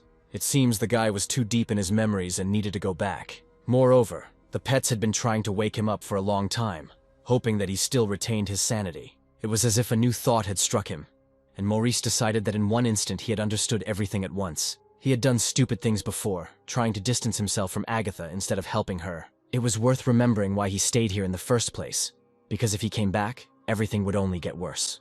Yes, his fate still caused problems for everyone who wanted to get close to this guy. Agatha has always been a very strong girl, but even she had a hard time sometimes. For a long time, Maurice acted like a newbie, and the girl constantly had to lend him a helping hand. But he could not forget that tender look with which she always bestowed upon her ward, instilling in him self-confidence. He never saw such a look on himself again, and no one except Agatha could make him believe in himself. Maurice himself was now obliged to respond with exactly the same kindness, having crossed the border of the portal. However, common sense prevailed, and Maurice realized that there was no longer any real reason to hide. And even though he made this decision later than he should have, it was better late than never. The dragon could still help him with this, as could the second pet that hatched from the egg. Both of them were close to Maurice and, despite their appearance, possessed serious magic. If Agatha were in his place, she would have done the same thing and would not have left the guy in trouble. And now, looking at his reflection in the blade of the sword, he finally decided to take it in his hands. Now, everything depended only on Maurice, and red rings immediately wrapped around his wrists and neck. From inside these rings, sharp spikes were visible, which did not allow one to turn back. If the decision had already been made, it was worth finishing what had been started. Otherwise, why spend so much effort on it? Maurice was already prepared for this, and the missions he had completed were enough to show himself in a new way. The first thing to do was to find Agatha, because all the other participants were probably with her. It was already the 4th day since she entered her location, but there was no news from her. You'll have to figure out where it is yourself, and it will be much easier to do this with the help of a map. Soon the guy began to open one room after another, hoping to meet a girl here. As expected, he was not immediately lucky and all the open rooms were empty. True, in one of them he did notice the object that flashed with a familiar bright light. Picking it up from the floor, he realized that he was holding Father Adam's cross, which he had dropped during the fight. And then, looking back, he saw several arrows in the wall that belonged to one of the twins. If he was not mistaken, then fierce fights took place here, but it remained unclear who won them. He was only to find out this later, but now the guy was moving deeper into the location. There had been no battles in this room yet, and all the objects remained in their places. The strange thing was that there were doors everywhere here, as if a new location opened behind each of them. However, the main thing was what he saw the next second, turning sharply to the side. A cross-shaped mark was drawn directly on the floor and was supposed to show him the right direction. In addition, in this room there were 4 such marks at once, drawn along all sides of the hall. But for a long time the guy could not understand what these marks meant and where he should go. Remembering the secret signs that Agatha had taught him, he guessed what he needed to do. There was no point in wandering around the same corridors, and there was only one way to find the girl here. This way there was a mark at the top, which meant that it was necessary to go up to the top floor. The round mark did not deceive him, and it could only have been left by one person.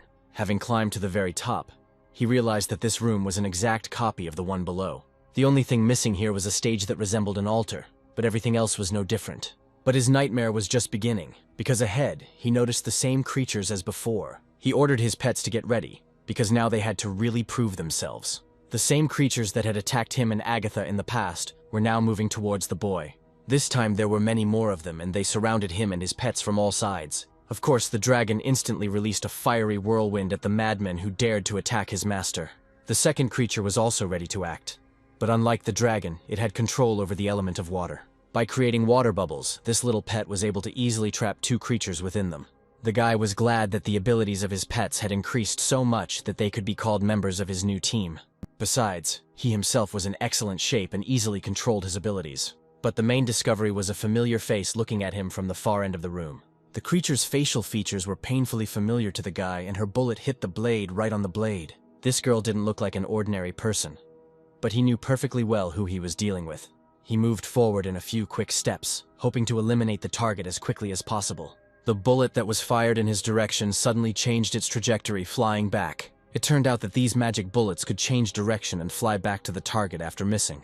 The 2 girls turned out to be sisters Linda and Laura, but why did they decide to attack their mentor? It wasn't exactly a pleasant encounter for Morris, but if these kids wanted a real fight, they were going to get it.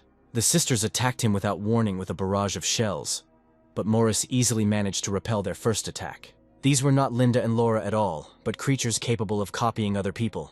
The Shadow Thief not only knew how to take on the appearance of the person he copied, but also how to use the abilities of the person he copied in battle. The same could not be said about their feelings, because the creatures clearly did not have love for Maurice, but rather the opposite. If they had been so bad at shooting and training, Maurice would never have agreed to teach them martial arts. This was only to the guy's advantage, since it was easy to deal with these cloned creatures.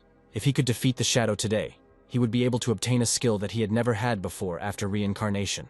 The shadows of the two sisters did not subside, and their arrows continued to shower Maurice from all sides. They even managed to wound the guy, but it was clear that such minor wounds only fueled his interest in the upcoming fight. The arrows would have disappeared along with the creature that was now pointing its weapon at Maurice. Turning around sharply, he realized that he had become too easy a target for this shooter, and it was better to create a protective dome as soon as possible. It was unlikely that the Shadow in Linda's guise would have given him time for this, and instead, several more machine guns appeared in the air. It's strange. Why did she continue to silently watch the guy and not pull the triggers on all the guns at once? A simple sword couldn't reach her, especially since her body made of substance could simply dissolve into thin air when the blade approached. He wouldn't have had time to use invisibility, and waiting for help from the outside would have been simply stupid. The very next second, the creature's head was pierced through by a bullet that hit the target from somewhere above. The real Linda had been sitting in ambush for a long time, and was just waiting for the moment to make one well-aimed shot. Next to her was Steven, who loudly ordered the guy to quickly come up to them, and had already extended his hand to help. Everything ended well, and soon the guy was completely safe. They managed to leave a wound that will remain on the body for a long time, unless, of course, someone uses a healing skill. The guy asked not to worry about him, because such wounds were nothing for any hunter. It turned out that there was a prison in the next room, and perhaps some of their friends were being held there. The guy immediately thought of Agatha, who could have been all alone in this dungeon and perhaps seriously wounded. Without wasting any time, they quickly went to the next room, where the detention cells were located. The guy immediately found Agatha, but what he saw could not please Maurice. The girl was actually locked in a cell all this time, and her condition was very bad. He immediately threw open the iron door and burst into the dungeon, hoping that they had arrived in time. For a while, Maurice silently looked at her wounded body and tried to detect signs of life, hoping to heal her. The monsters here were able to copy anyone's skills, and many participants had already managed to reveal their true abilities to them. It was useless to kill them, because they appeared again and again after some time, but in a different place. It was only on the second day that the sisters learned that they had to hide their skills, and that they couldn't show the monsters their main techniques. Linda and Laura had to fight against themselves in the form of those creatures that completely copied them. However, at that moment Steven arrived and loudly ordered them to step back and not interfere with his fight. He hoped to handle it himself, although he understood how difficult the fight against the shadows would be. From his own experience, Maurice knew that the wounds on this girl's body were not caused by monsters at all. She no longer had the strength to hold the blade at the moment when she was inflicted with these terrible wounds. Only Maurice knew that the girl had done them herself. But why did she do it? The guy decided to find the answer to this question a little later, but now it was worth bringing Agatha to her senses as soon as possible. Wiping away tears, Linda admitted that the last time Agatha said she would take care of everything herself. Now only Maurice could stop this madness and save the life of this kind, beautiful girl. It was hardly possible to call a warrior good, who, instead of continuing the fight, acted like a real psychopath. Only a madman could have inflicted these injuries on himself, although it was easy to go crazy in this place. Linda understood that they shouldn't have left her alone, but she also had no right to disobey Agatha. How could ordinary people stop a psychopath who had long since lost his mind and was not aware of his actions? This girl was not guilty of anything, and it was not worth taking all the responsibility on herself. She remembered that quite recently she had managed to find several tablets, and only the tablet of Laura and Father Adam had not been found. The next second, the only thing that mattered was that her older friend was finally coming to her senses. Maurice continued to pour the healing elixir onto her wounds and hoped that she would soon make a full recovery. Immediately after this, he would like to talk to her and personally find out the motives for her terrible actions. Now the girl was still unconscious, but the wounds on her body gradually began to heal and her skin became healthy. Agatha slowly opened her eyes and took some time to come to her senses. Then, coming to her senses, she realized that Maurice had saved her life and had not allowed her to complete what she had started. She quickly grabbed his hand, telling him that he was making a big mistake by continuing to heal her. They needed to talk urgently, but first they needed to remove the medicine and calm down. After all, if she recovered, something irreparable could happen, so the girl reached for her blade again. and then she swung and hit herself with the tip with all her might right in the leg. She was in pain and very scared, but the girl understood that otherwise people would be in danger. It was a good thing Maurice was there, because the boy would never have stood by and watched this scene. It was a pity that she had swept away the vial of healing potion, but Maurice had several more of these elixirs in stock. Looking menacingly in her direction, he ordered her to stop and listen to him first. He grabbed the blade of the sword with his bare hand, showing that he was also willing to experience pain for her. She asked to immediately release the blade and not decide her fate instead of Agatha, but the guy was ready to fulfill her request only after she herself released the handle. It seemed it was too late because everyone else had come in, and she would no longer be able to finish what she had started. The blade fell from her hands, and on it was not only her blood, but also the blood of the young man. He himself promised that this was their last mission together, and they would not see each other again, so what changed? But now was not the time for questions, because first Agatha had to explain why she had acted so recklessly. She would have had enough strength to defeat the shadow using her best skills. In response, she loudly declared that she could not defeat her own shadow, and was sure that the guy would understand her like no one else. If he could look into her window of fate right now, he would understand why she was so sure of her defeat. But this was unnecessary, because the guy's ability allowed him to study her fate without accessing the system window. He realized with horror that the girl was indeed in serious danger, and her fate was too stained with black spots. The girl gave in to the onslaught of trials, and instead of fighting, she chose the darkest path for herself. She was right, and in the window of fate the guy saw that the weight of her karma was becoming more and more impressive. In her past life, Agatha received this curse much later for sending more than one creature to the next world. One day she seriously decided to kill Maurice's main rival, and for this her karma became even heavier. The more often she used her skills against people, the faster the weight of her karma grew. This time everything changed, and the girl decided not to use her bloodthirstiness, but turned the blade against herself. Unlike her black copies made no secret of their desire to kill and saw no point in holding back their strength. Maurice believed that her shadow grew stronger with each new meeting, and only Agatha could stop them. The only strange thing was how this monster was able to use Agatha's bloodthirstiness, since she had not yet discovered this deadly skill within herself. The girl realized that she was not mistaken about Maurice, and he was worried about her, as if they had known each other all their lives. But she was still sure that they should leave her here, because she would drag the whole team down. She believed that she could cope on her own, and would definitely find a way out of the situation. No, it was impossible to leave her in such a state. So the guy once again asked her to come to her senses and look at him. Looking at Agatha, the guy did not recognize the warrior who in his past life had extended a helping hand to him. And now she acted as if she had forgotten her true power and what her purpose was. Suddenly the girl admitted that she had been very tired during all this time, and would not mind taking a little nap. She decided to sort it all out later, but for now she just wanted to lie down, not caring about the cold floor of the prison cell. It was the end, and it became clear why she had remained alone all this time, not wanting to show her weakness to others. It was possible to find the rest of the group because Laura and Adam were able to return. The priest was glad to see the young man again, who had been helped by the little thing that Adam had lent him. It was about the cross, and now Maurice intended to return it to its owner. But what made him even happier was that they were finally able to unite, and now together it would be easier for them to find a way out of here. Loneliness became a serious test for the priest, but although they entered separately, they still met in the end. However, this was big news, because according to the plan, they were supposed to enter this location together with Jimmy. The Holy Father admitted that he had found no one, and Stephen was once again convinced that the guy was too unreliable. However, it was worth making sure that Jimmy was okay, because now he, too, could be in mortal danger. Finally, Maurice asked not to disturb Agatha, who fell asleep after he gave her the medicine. It's a pity that Adam didn't manage to heal Agatha before Morris arrived, and therefore couldn't fulfill his main purpose. Linda was sure that they would soon get out, because they had with them a person who could find a way out of any situation. They were back to their old ways, praising the guy like he was a god, and it was starting to get annoying.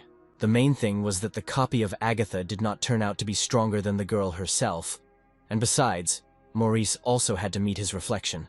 It was interesting to meet a creature that completely copied your abilities, and this fight could become the hardest in their lives. However, Jimmy warned that in a duel, not everything depends on experience, because meeting your shadow was something special. Suddenly he noticed a ring on his friend's neck, which immediately revealed Maurice's long-standing secret. He definitely liked that necklace around Maurice's neck and wouldn't mind if the boys shared one. The girls realized with horror that this guy's necklace could have been the cause of his death, and were surprised why he was not afraid. But he stopped their discussions in time, because now they only had to think about how to get out of here. In this, Adam supported the guy, because if they didn't hurry, it might be too late. Although it would be better for both sisters to rest and let those who have been here for a long time go ahead. Besides, it was worth finding someone who would look after Agatha and heal Maurice's wound, which still hurt. It would have been better to leave at least 2 here, and the Holy Father once again suggested that the sisters wait. In the end, the whole group agreed that Maurice and Jimmy should stay in this room. If they are destined to fight side by side now, it would be better to synchronize their cards, so as not to get confused. The building was full of confusing corridors, so Maurice would have been glad if Jimmy had gotten by without his tricks. At the same time, Jimmy had to answer honestly why he chose this particular room as his base. He could barely contain his anger, because there was no need to lock Agatha here, and why did Jimmy do that? However, she chose this method herself, saying that her shadow might weaken if it did not meet her. For Agatha's main attribute, the situation here was terrible, because her ability could not manifest in the dungeon. But leaving her in such a state on the floor was stupid, especially since the girl could catch a cold. Maurice should have thought about this too, because he made a mistake when Agatha asked him to leave her. If Maurice's questions were over, Jimmy would be happy to begin searching for the artifacts, of which there were many here. Stepping forward, he wanted to say a few more words to the man who was one of the main characters in his story, and then, looking him in the eye, he said that Maurice should ask intelligent questions and not get distracted by trifles. It seems like this guy is back to his old ways and is raving about his novels as if they were his reality. If he wanted serious questions, then let him answer what that message was for. The question was very timely, and Jimmy was glad that his interlocutor quickly grasped the message, so he needed a main character for a long time. But Maurice was gone for 4 days, and the guy started to worry. If Maurice was angry about that message, Jimmy was ready to apologize and promise not to do it again. But the apology was not enough, because the guy continued to behave like a child and rave about his stories. At least thanks to the messages, he was able to find out that Agatha was in danger and come to her aid. By the way, where did Jimmy get the arrow of space and time? Because it was quite an expensive thing. But the guy asked not to talk about this, saying that it was his main secret. Jimmy's secrets didn't end there, but Maurice asked him not to talk about the next one. The place was terribly boring, so the guy took it upon himself to entertain Maurice with crazy news. Although it was hardly possible to surprise a person who arrived here from the future and knew all the news. Turning to him, Maurice warned him that if he continued to talk nonsense, their work together would end. But the guy couldn't be stopped, and he noticed bandages all over Maurice's body that said only one thing. I wonder how much karma this guy has who came here from the distant future.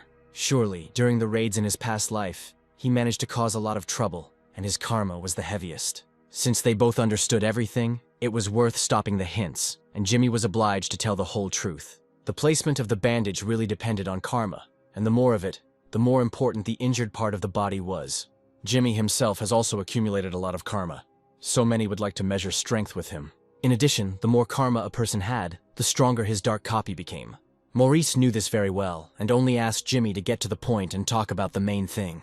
The guy found it funny that his friend was pretending to be a good guy, even though his hands were covered in blood up to the elbows. It would be more accurate to say that his hands were covered in blood up to his neck, and his soul was laden with many sins. The question then remained, what happened in Maurice's first life that weighed down his karma so much?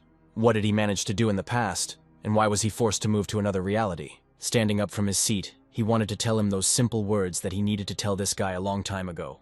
Jimmy was incredibly curious about what kind of person Maurice really was, and what he was hiding behind the mask of an indifferent guy. He seriously decided to dig up Maurice's entire past, but why on earth should he be frank with him? The guy's answer made him laugh a lot, because Maurice suddenly replied that in his past life, he was a real criminal. It was strange that the confession, which had come to him with such difficulty, made the young man laugh. Everything was mixed up in his head, but he continued to throw out his inappropriate jokes and wanted to personally fight in a duel with Maurice's shadow. He was ready to keep quiet for a while if the guy agreed to tell him an interesting story. Jimmy was eagerly awaiting the story of his friend's past life to find out what awaited him in the future. Maurice was tired of repeating that he didn't know all the events of the future that awaited Jimmy and the rest of the guys. Their conversation was closely watched, as cameras were placed everywhere in this location. It's no surprise that Alex was personally following these two guys, and Emma knew about the surveillance from the very beginning. What confused her most was the boys' conversations about the future, and Maurice's admission that he had come here from another world. At that moment, Kevin came up and brought his boss another folder of documents. Holding it in his hands, he stated that this situation immediately seemed strange to him, and Alex should see everything for himself.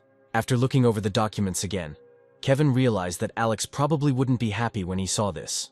Oddly enough, Maurice had no criminal record and was an ordinary civilian.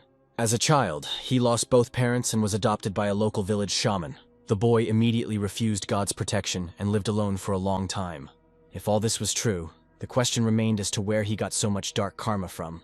Alex knew that the number of lives lived did not affect karma very much, even if he had to kill hundreds of people. Their boss hinted that Maurice's biography did not reveal the crimes the boy might have committed in a past life. It was scary to imagine what he had done, but it was clear that there was nothing good in his actions. Then why is Alex going to work with him, and why did he offer him a place in their first apartment?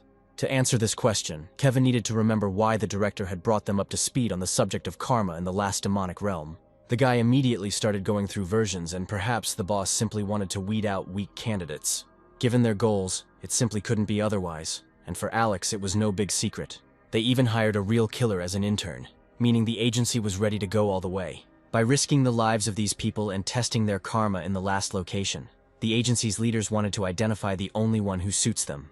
During these training sessions, they helped each participant become much better and rediscover their abilities. Yes, these people were not just criminals, but those who in the future will be able to protect the world from the invasion of mutants. They have already participated in fights more than once, where they cleared out the strongest monsters. These guys could be quite useful, as their skills have already reached their limits. There was some truth in his words, because 6 days after the room was opened, the mission was almost complete.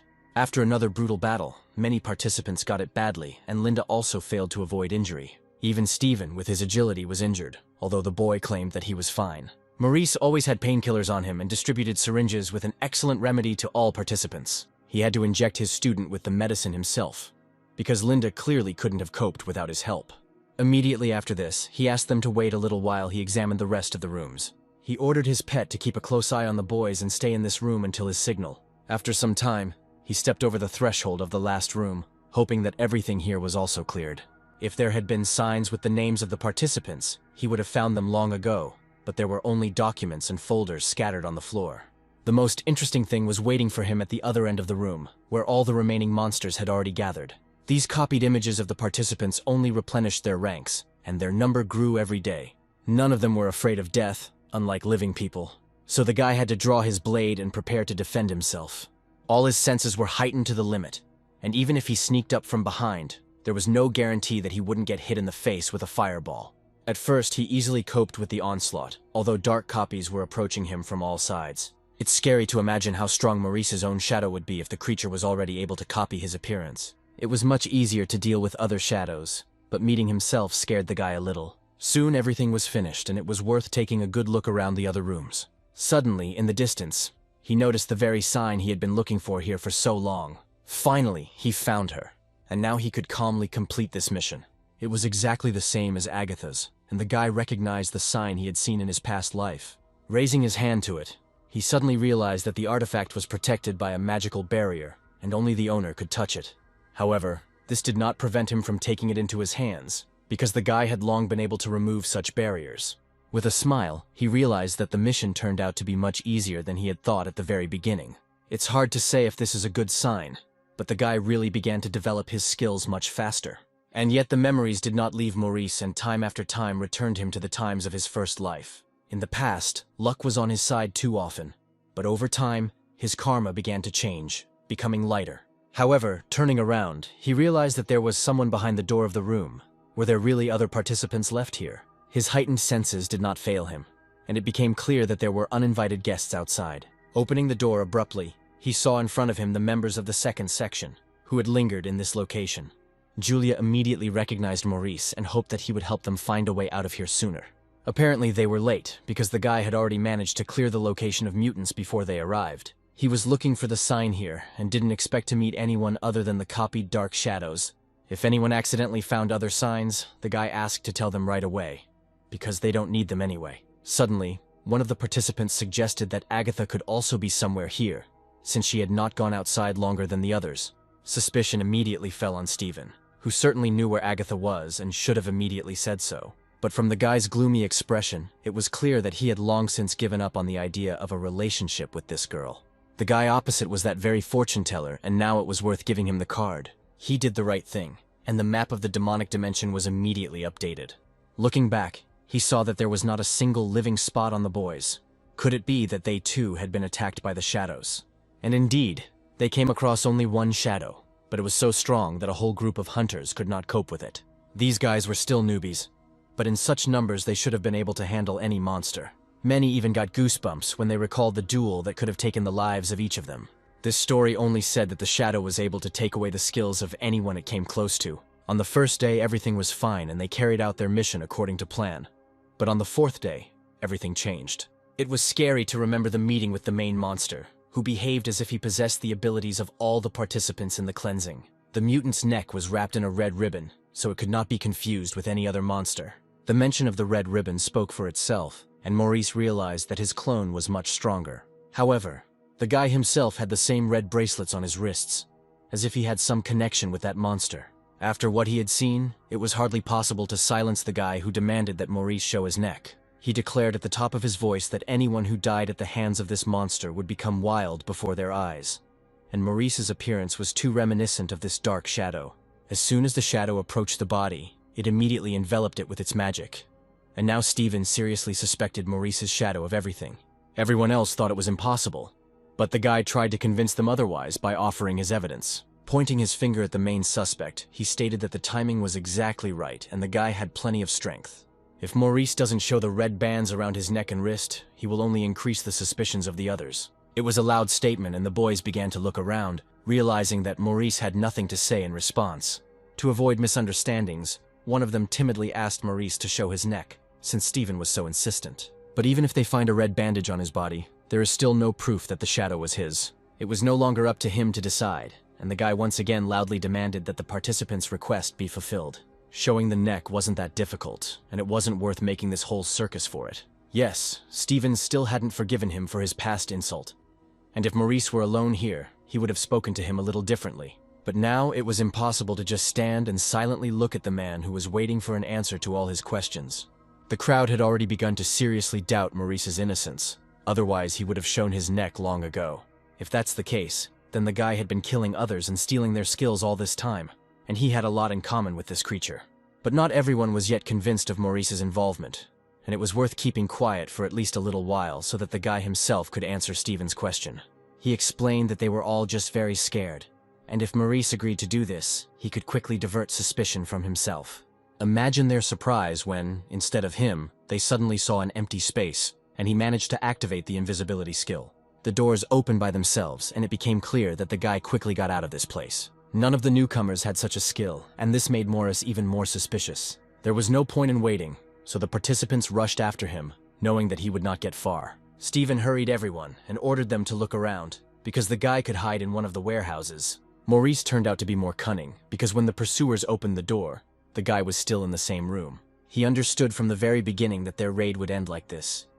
But he delayed this moment until the last moment. Now everyone will be sure that he had a dark past connected to the monsters that swarmed in this building. People had had similar reactions in the past, but the guy didn't think things would change so quickly. Perhaps they were disappointed only because they saw him as a good guy, and now his true face was revealed to them. I wonder what Agatha will say about this, and whether she will be angry that the guy did not tell her the truth. The girl always taught Maurice to be braver, and to insist on his own, even in the most dangerous situation. If she had remained the same Agatha as in the past, she would certainly have supported his decision to go all the way. Opening the door abruptly, he realized that all his orders had been carried out, and each participant was in his place. Maurice had the map, and during his absence he had managed to find out where Agatha's tablet was. Yes, that was great news, which meant they would soon be able to complete the mission. After a short time, all three found themselves outside, and the surroundings immediately reminded them of an inner garden. This place was very beautiful, and Linda could not believe that mutants were hiding behind this beauty. There was little time, so the guy suggested starting the search immediately. I had to explore every secret corner of this place and even look carefully for a sign in a hollow tree. The main thing was not to wander too far from each other. Otherwise, it would be easy to get lost in this forest. If Morris accidentally meets those guys from the second department, another fight cannot be avoided. It would be interesting to see the faces of those fools who ran to look for Maurice instead of examining the same room. At some point, this stupidity began to really anger the guy, because it only distracted him from important matters. It was good that at that moment he heard the loud voice of Linda, who had finally managed to find the sign on the tree. It turned out that she was deep in the hollow, and now all that was left was to carry her back. But now it is unlikely that it will be possible to do this easily, because Linda immediately understood what the main danger of the garden was. The shadows were already everywhere, and their dark energy almost completely covered the entire place. No one doubted that the main shadows would be Jimmy and Laura, whom the guys still had not managed to find. These two were much easier to deal with than a whole crowd of monsters, so there was no point in standing on ceremony with them. But the main problem was still ahead, and Maurice realized with horror who he would have to meet face to face. He was not mistaken, because the copy of Agatha was determined to kill him, and the sword in her hands was already drawn.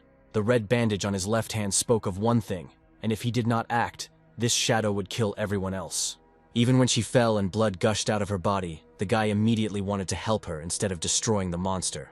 It was difficult for him to understand that in front of him was not Agatha at all, but a mutant who had come here with the goal of destroying everyone. If you remember, in the last minutes Agatha also tried to harm herself, and only Morris stopped her. At that moment she plunged the blade into her leg, and even after the signal, she continued to mutilate herself. Now it was necessary to forget about everything and, casting aside doubts, make one decisive blow. When the blade was already raised over the monster's head, the guy suddenly realized that his feelings were stronger than him. Reason told him to strike, but the attitude he had towards Agatha did not allow him to do so. This was only to the mutant's advantage, because he understood that a person is weaker than his own feelings. The monster had no intention of staying here and immediately rushed to attack Maurice. Agatha's energy was enough to cause them a lot of trouble, and deadly whirlwinds were scattered all around. He ordered his men to flee from here immediately and leave this duel to him. To win, the guy only needed to control his emotions and understand that it was not Agatha in front of him. A real girl would never attack him, even if he had managed to do something to annoy her. No, she definitely wouldn't have used the deadly magic that dark creature had easily used against Maurice. The monster continued its series of attacks, and even managed to knock the blade out of the opponent's hands. If this shadow could experience human feelings, it should have understood that Maurice was not its enemy. But the creature didn't want to listen to anything, and instead of mercy, it pierced the guy's leg with a well-aimed shot. The damage was severe, although Maurice only missed the blow because he was trying to reason with Agatha's shadow. The monster still only wanted to get rid of Maurice, and was ready to continue the fight. If he had looked more closely, it would have been easier for him to make the right decision and not give in to emotions. There was only blind rage in the creature's eyes, which meant Maurice had to act the same way. The guy realized this in time and put an end to it with one sweeping blow of his blade. Several black tentacles flew apart, but Agatha herself managed to escape. Turning sharply towards her, he was no longer going to stand on ceremony, and was ready to send her to the next world. But the next second, the most terrible thing happened when Agatha's shadow was able to activate the bloodthirstiness skill. During her life, Agatha never used this skill and only her shadow was capable of it. This skill greatly increased all of her stats and every ability became much stronger. Now there were 3 more familiar faces on her team, but each of them became their worst enemy. The shadows also had the ability to regenerate, which made the fight even more difficult. Father Adam's shadow was behind Agatha and Stephen intended to throw the magic shot at her. It was too late to think because the creatures were the first to rush into the attack, hoping to seize the initiative. Right on the run, Maurice shouted loudly to the boys to scatter in different directions and not fight in one place. And although they fought well, regeneration greatly complicates the fight, and at this rate they could have fought until the morning.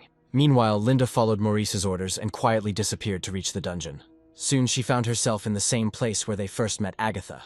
It was nice to see living people instead of damned shadows that were only aimed at killing the raid participants. Thanks to the priest, the boy was able to quickly heal his wounds, because by that time Adam had already succeeded in healing.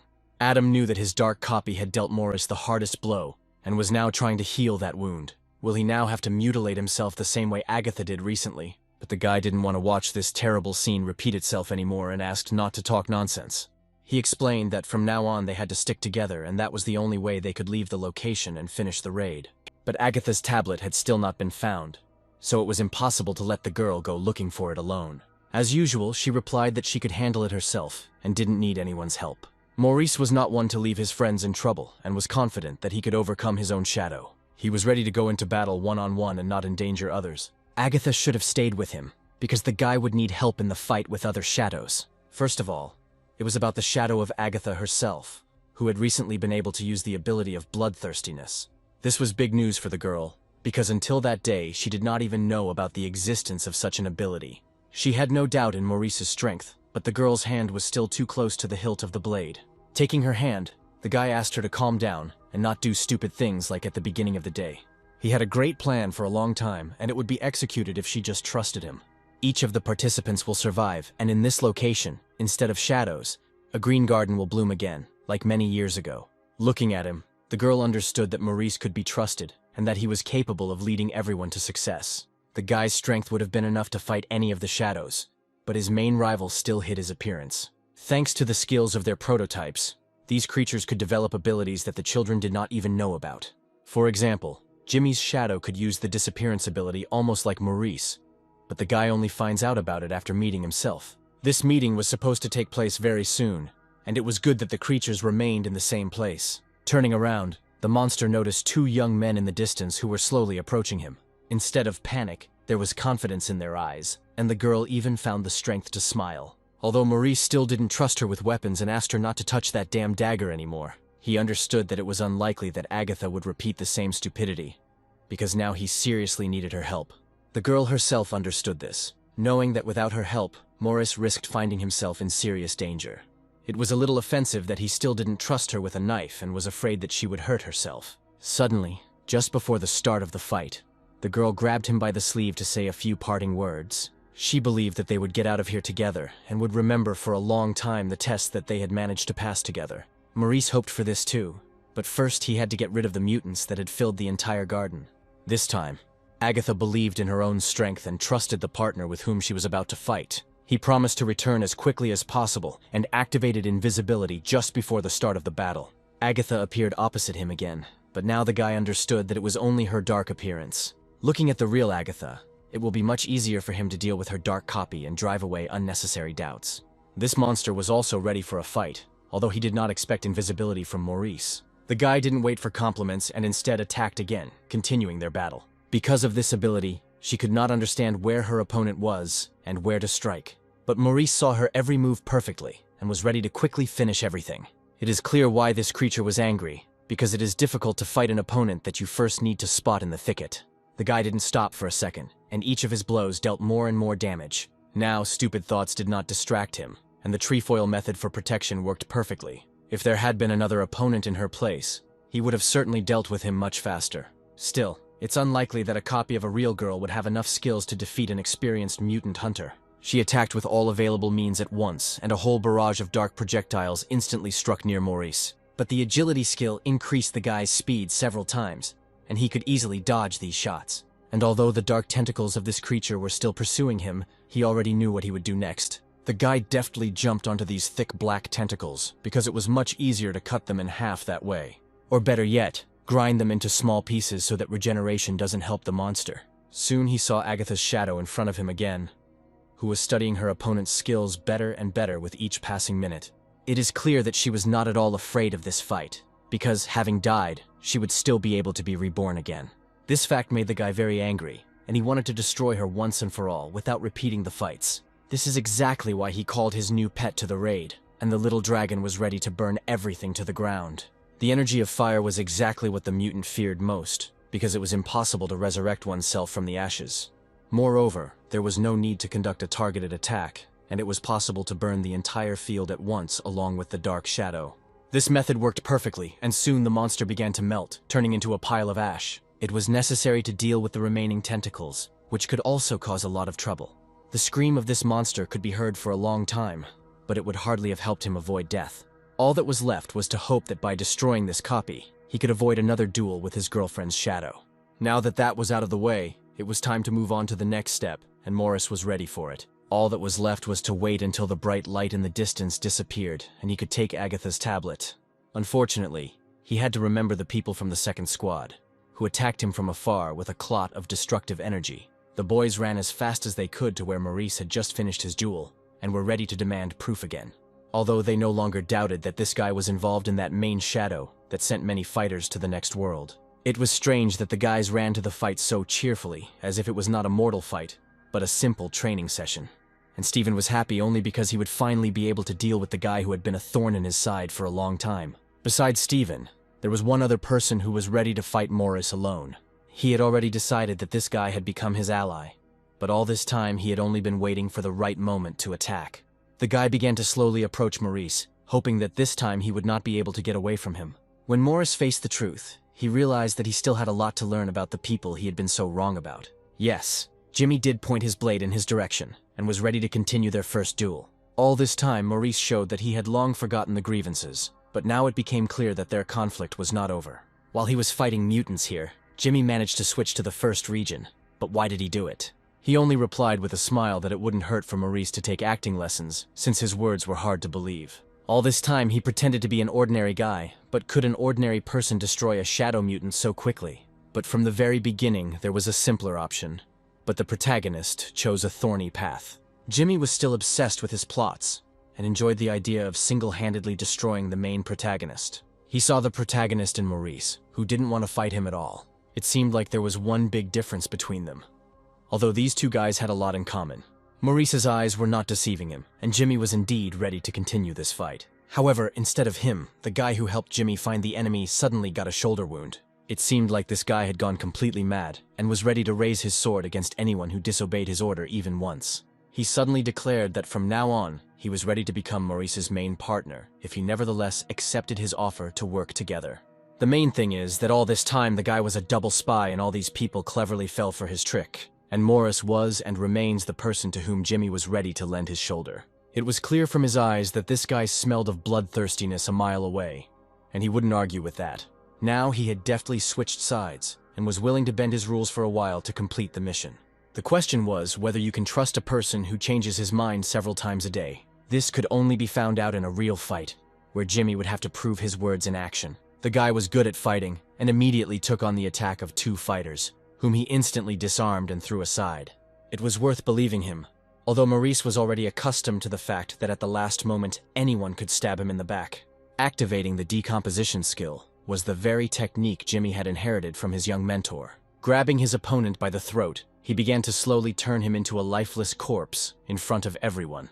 Without even staining the blade of his sword with blood, he instantly threw the boy to the ground and ended his life. From the outside, it looked more frightening than the ability to corrode, which Maurice had once used. It's worth taking this seriously if you want to truly apply your fighting skills, and not just as a training exercise. But how did he know about a secret skill that he would only be able to explore in the distant future? Although the details were not so important, and if the skill helped them cope, then everything was not in vain.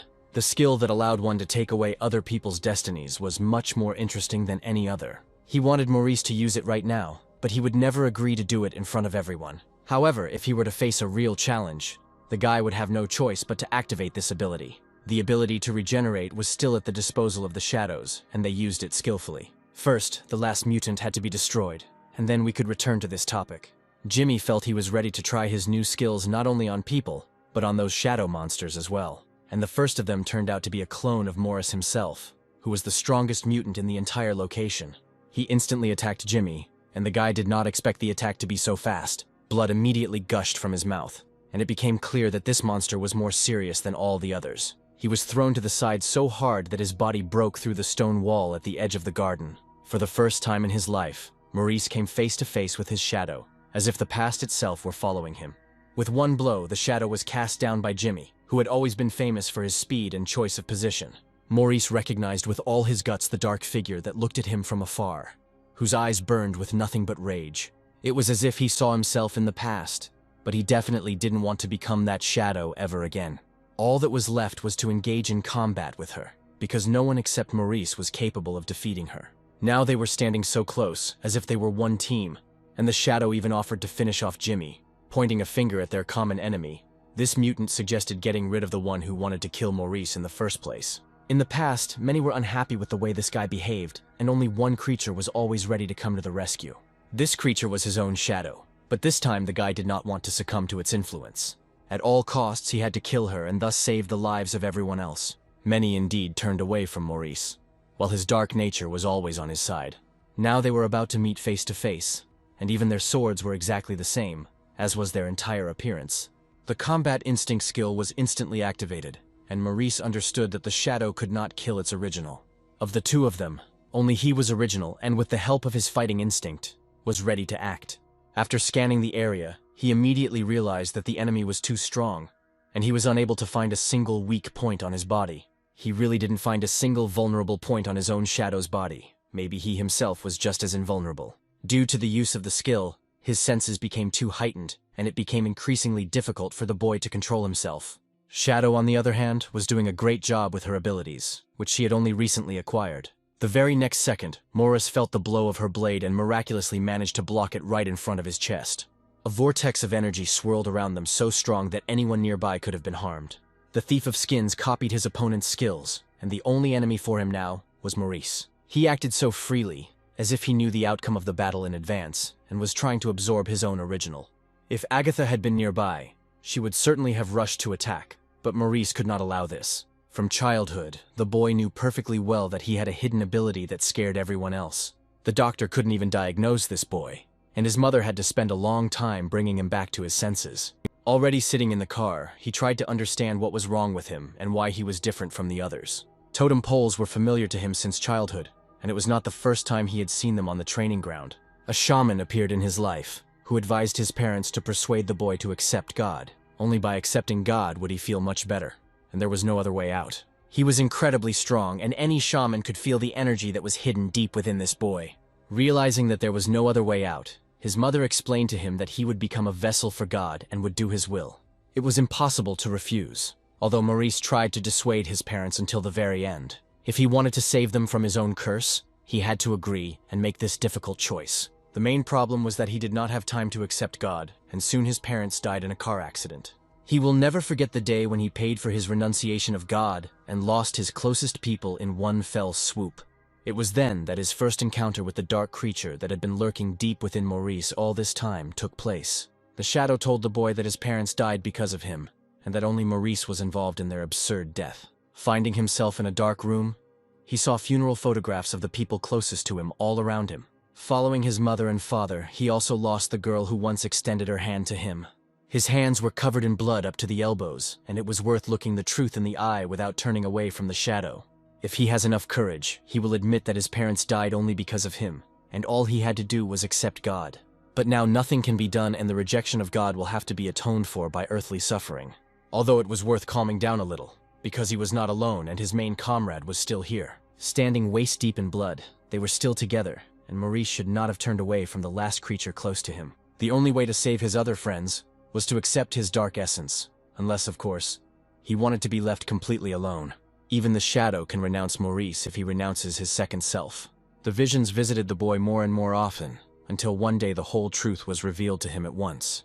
It is difficult to imagine what it felt like for a person who was being pulled lower and lower with great force, to the very bottom. Death was already too close, although after everything he had experienced, the guy was ready for it. As he sank deeper into the darkness, he could still hear the voice of his shadow telling him to make the right choice. The eternal sleep that was prepared for him could have been stopped, and then the guy could have avoided the karma that awaited him at the very bottom. His shadow stood on the shore, unlike Morris himself, and it would be wise to agree and return to the surface. It was much easier to watch the man suffering from afar, but Morris himself could easily have found himself next to his shadow. Anyone in the guy's place would not have resisted and would have agreed to cooperate with their dark essence. It was worth forgetting about the past, even for a moment, and looking into the eyes of the present, because this was the only way to get rid of suffering. It was hard to forget all the people he killed, but that was the only way out. He will never forget the face of the dead Agatha, and will spend his whole life atoning for his guilt before her. He must atone for his sins, and for Maurice's suffering, the deity is simply obliged to reward him with the absolution of his sins. Agatha was the only person who believed in him, but the guy couldn't even save her life. It was not worth resisting his fate. Otherwise, he would deny that he was obliged to pay with suffering for their death. No matter how much he wanted it, the abyss pulled him further and further into its depths, from where only a few managed to escape. The only thing that kept Maurice on the surface was the thought that Agatha was still in the demonic dimension. It was a worthy wish, but the shadow warned that everything would not be as simple as it seemed. It's weird how this guy always made the wrong choices when the better options were always in plain sight. Instead of simply falling into the arms of his most loyal comrade, he tried his best to escape his clutches. But even at the cost of his life, he was ready to save Agatha and not give up until he brought her out. The hour had come when Maurice had to commit the most important act in his life, and thereby atone for all his past sins. His dark essence realized that the guy really was much stronger and capable of escaping from the clutches of death itself. It was stupid to help a girl who wanted her own death and rush to fight a group of strong monsters alone. He was sure that Agatha did not regret her choice, and hoped that Morris would finally let her pass away peacefully. The shadow whispered to the guy that the girl would only be glad to never know him and never meet him in this or another life. The shadow claimed that she dreamed of seeing the day when the guy would finally die and stop bothering her with his stupidity. But these words could not convince someone who had already decided to act as his bright side dictated. The dark entity had to remain in the past, even if only pain awaited the guy ahead. Now, he was ready to fight the creature that had been preventing him from acting correctly all this time. Turning around, he once again loudly warned that the shadow would sooner go to the next world than he would fulfill its conditions. All this time, the voices in the guy's head belonged to his dark essence. But today, he had aces up his sleeve. Unlike that creature, the guy was real, so solving this little problem was easy. Once he gets out of here with Agatha, he will be able to truly atone for the sins of his distant past. If this means destroying his second essence, then nothing will stop Maurice. His life might have been different if he had met Agatha in another place and at another time. Agatha was once again ready to do anything to help Maurice and free him from the shackles of his dark past. This girl got him out of trouble time after time, and this day was no exception. It was as if he was reliving the day when meeting this girl became his salvation and a light of hope. Agatha was happy that she saw the guy alive and that they could leave this location together. The girl turned out to be so strong that she even defeated Maurice's shadow and temporarily deprived her of the ability to fight. If he couldn't move on his own, she was willing to help, but it wasn't necessary. Looking at her, he realized that the story was not over, because the dark entity does not simply retreat from its carrier. Where Agatha's graceful left hand had recently been, there was now a bandage tied to it. It was a nightmare come true, because last time the girl lost an eye because of him, and now she will be left without an arm. Blood was oozing from her wound, and it became clear that she had saved the boy at the cost of severe injury. History repeated itself, and Maurice again failed to protect her from a terrible loss. Fate repeated the same scenario over and over again, which could not be changed. The girl will remain disabled forever because of him, because she agreed to the shadow fight only for Maurice's sake. When she first saw them fight, she realized that the shadow had almost swallowed him and would soon finish its job. But could she let Maurice disappear while she still had the strength to resist? Although it was hard to remember, the girl remembered every detail of that terrible fight. Maurice could not contain his anger and reminded him that he had ordered Agatha to stay where she was, so why did she follow him? Instead of gratitude, the girl had to listen to a stream of anger from the guy who owed his life to her. Agatha found it hard to believe that after all he had done, Maurice had no other words for her. It was too late to blame her, because she saved this ungrateful scoundrel at an incredible price. The girl was already almost losing consciousness, and now she had to argue with a dissatisfied Maurice. Agatha was almost immediately swayed to the side, because she could no longer stand on her feet. The nightmare was still going on, and Maurice didn't know any way to stop it. Even the shadow lurking inside him could not believe that he had cursed his only savior with the last words. While he was trapped in the dark cloud, the girl who saved him was already lying unconscious after the fight. She lost her arm while protecting the man she believed in, and for whom she was ready to go to the end. You have to be a complete idiot not to understand this and take it out on the one who was dearest to him. Now there was no point in regretting the decision. It was necessary to get Agatha out of here as quickly as possible. While she was unconscious, the guy decided not to let her fight anymore and get outside as quickly as possible. At this point, the episode of his new destiny was over, and Maurice no longer wanted to resist the inevitable. It was necessary to get out of here, and the rest of the details could be discussed later. But the inner voice came through again, demanding that I return immediately. Turning around, Maurice realized that the shadow was still trying to tame him and merge with him. The shadow didn't wish him any harm, but if the boy disobeyed, he would have to meet someone else. The next second, he saw in front of him a creature that also copied the appearance of the original. The dark entity prepared well, and was able to summon all the forest monsters to this battle. The guy already answered that he decided to end his past. Why repeat it a second time? Having carefully laid the girl on the grass, he intended to put a bold point in this story, hoping for the help of his pets. Fighting a whole pack of shadows and monsters alone was difficult, but during the raid, Maurice met more serious opponents. Such mutants would inspire fear in anyone, but not in a man whose past was darker than any of them. Activating the beast, summoning skill allowed the cursed shadow to gather creatures from the depths of the forest around Maurice. Their bodies were not made of flesh, but of the same shadow that stood in front of the guy. He shouted loudly that if anything happened to him, the dark entity would suffer in the same way. The monster had a regeneration skill in reserve, but how can you restore yourself if your original turns into a corpse? They had yet to find out, but judging by the shadow's behavior, it was prepared for such an outcome. This creature was even able to steal Maurice's healing skill, just as he himself stole other people's destinies. Shadow believed that this whole struggle was pointless, and that Maurice was further ruining his karma with his actions. He could not go against himself, even if his essence was not as bright as everyone else's. To make his explanation clearer, he set all his monsters on one point, hoping to bring Maurice to his senses. It was hard to fight with himself, but this was not the first time Maurice had to face his past. A vortex of dark energy instantly swirled around the place where Morris was about to have his main fight. Agatha could no longer help him in any way, and together with her two pets, only watched what was happening from afar. But the guy was so confident in himself that this time he didn't need help, and was ready to deal with the monster alone. No one knew this damn shadow better than him, and only Morris knew its main weak points. The guy's strength was immediately increased to the 30th level, and he was ready to give up everything he owned at that moment. Suddenly he realized that it was at that moment that the system unlocked an ability for him that became one of the strongest.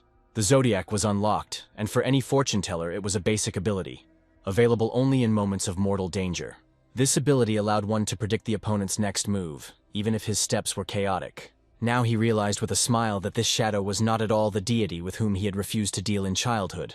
With the new skill, he could defeat the monster much easier, and his inner voice instantly fell silent. Instead of continuing the fight, the dark entity evaporated into thin air, and only continued to persuade the guy from afar. But it's unlikely that anyone would give up a skill that was perfectly compatible with your zodiac sign. Stretching his hand forward, the guy realized that his zodiac sign had been determined from the very beginning, and that it was exactly what he now saw in front of him. You can't hide from your troubles forever, and it's worth trying to start from scratch again.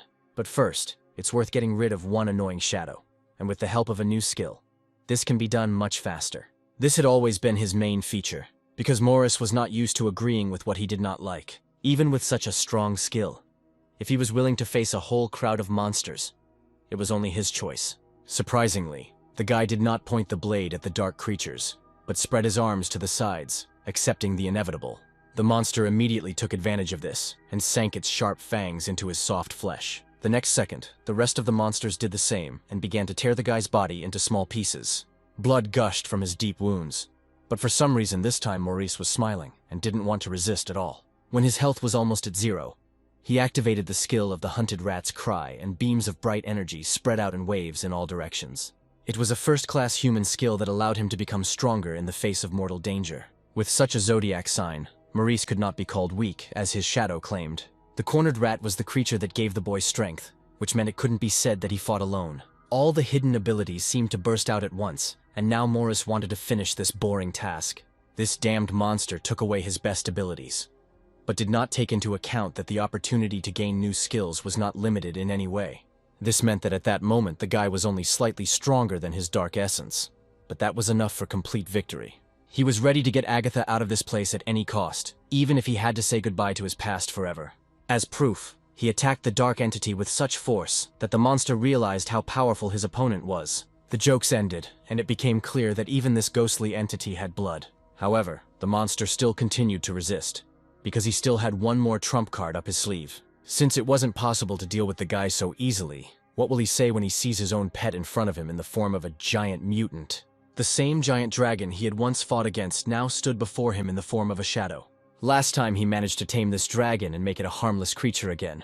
But is this possible with its dark essence? The dragon's mouth was already so close to Maurice that the guy simply wouldn't have time to activate any of his abilities. Covering his face with his hands, he only hoped that the sword from Alex's collection wouldn't let him down this time. For a shadow dragon, this weapon was ideal, as the sword was renowned for its effectiveness against such creatures. It seemed that the guy had a ready answer to any challenge, and even his opponent's last trump card turned out to be worthless.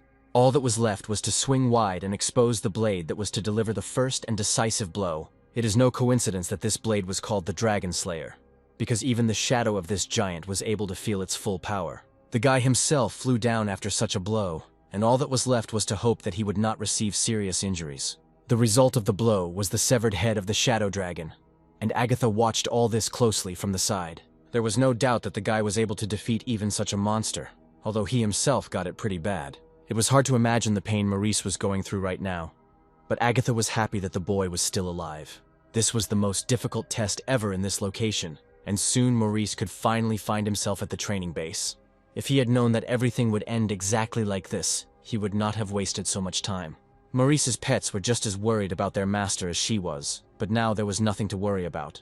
There was no longer the damned shadow nearby, and all the other mutants also dispersed, leaving the boys lying on the grass under the sun's rays. The vision kept appearing in Maurice's mind, and he would never forget the day the shaman tried to reunite him with God. The next second he suddenly opened his eyes and realized that he was lying on a hospital bed. Having jumped up from his seat, the guy could not come to his senses for a long time and understand who had brought him here.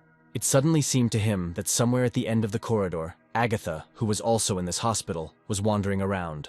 Jumping up from his seat, he wanted to meet her as soon as possible and hug her after the nightmare he had experienced. But his strength was still insufficient, and the guy collapsed without having managed to run even 2 meters. The girl, noticing that the guy had suddenly jumped up from his seat, was already standing opposite him. Instead of Agatha's usual face, a creature whose face it would be better not to see looked down at him. It seemed that the hallucinations were returning to him again, because he couldn't end up in a hospital that was teeming with damned monsters. They looked exactly like forest shadows and floated in the air as dark souls. If any of them wanted to scare the guy, then they could immediately say goodbye to that idea.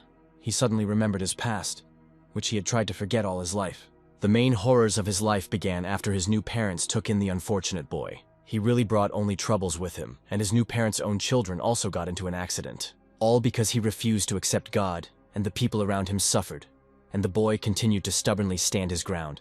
As a result, he had to go to the place where one famous shaman had been receiving the most difficult visitors for many years. At first, Maurice refused to cross the threshold of this house, but soon he had to resign himself. Having passed through the portal, he suddenly realized that he had been afraid of this place for nothing.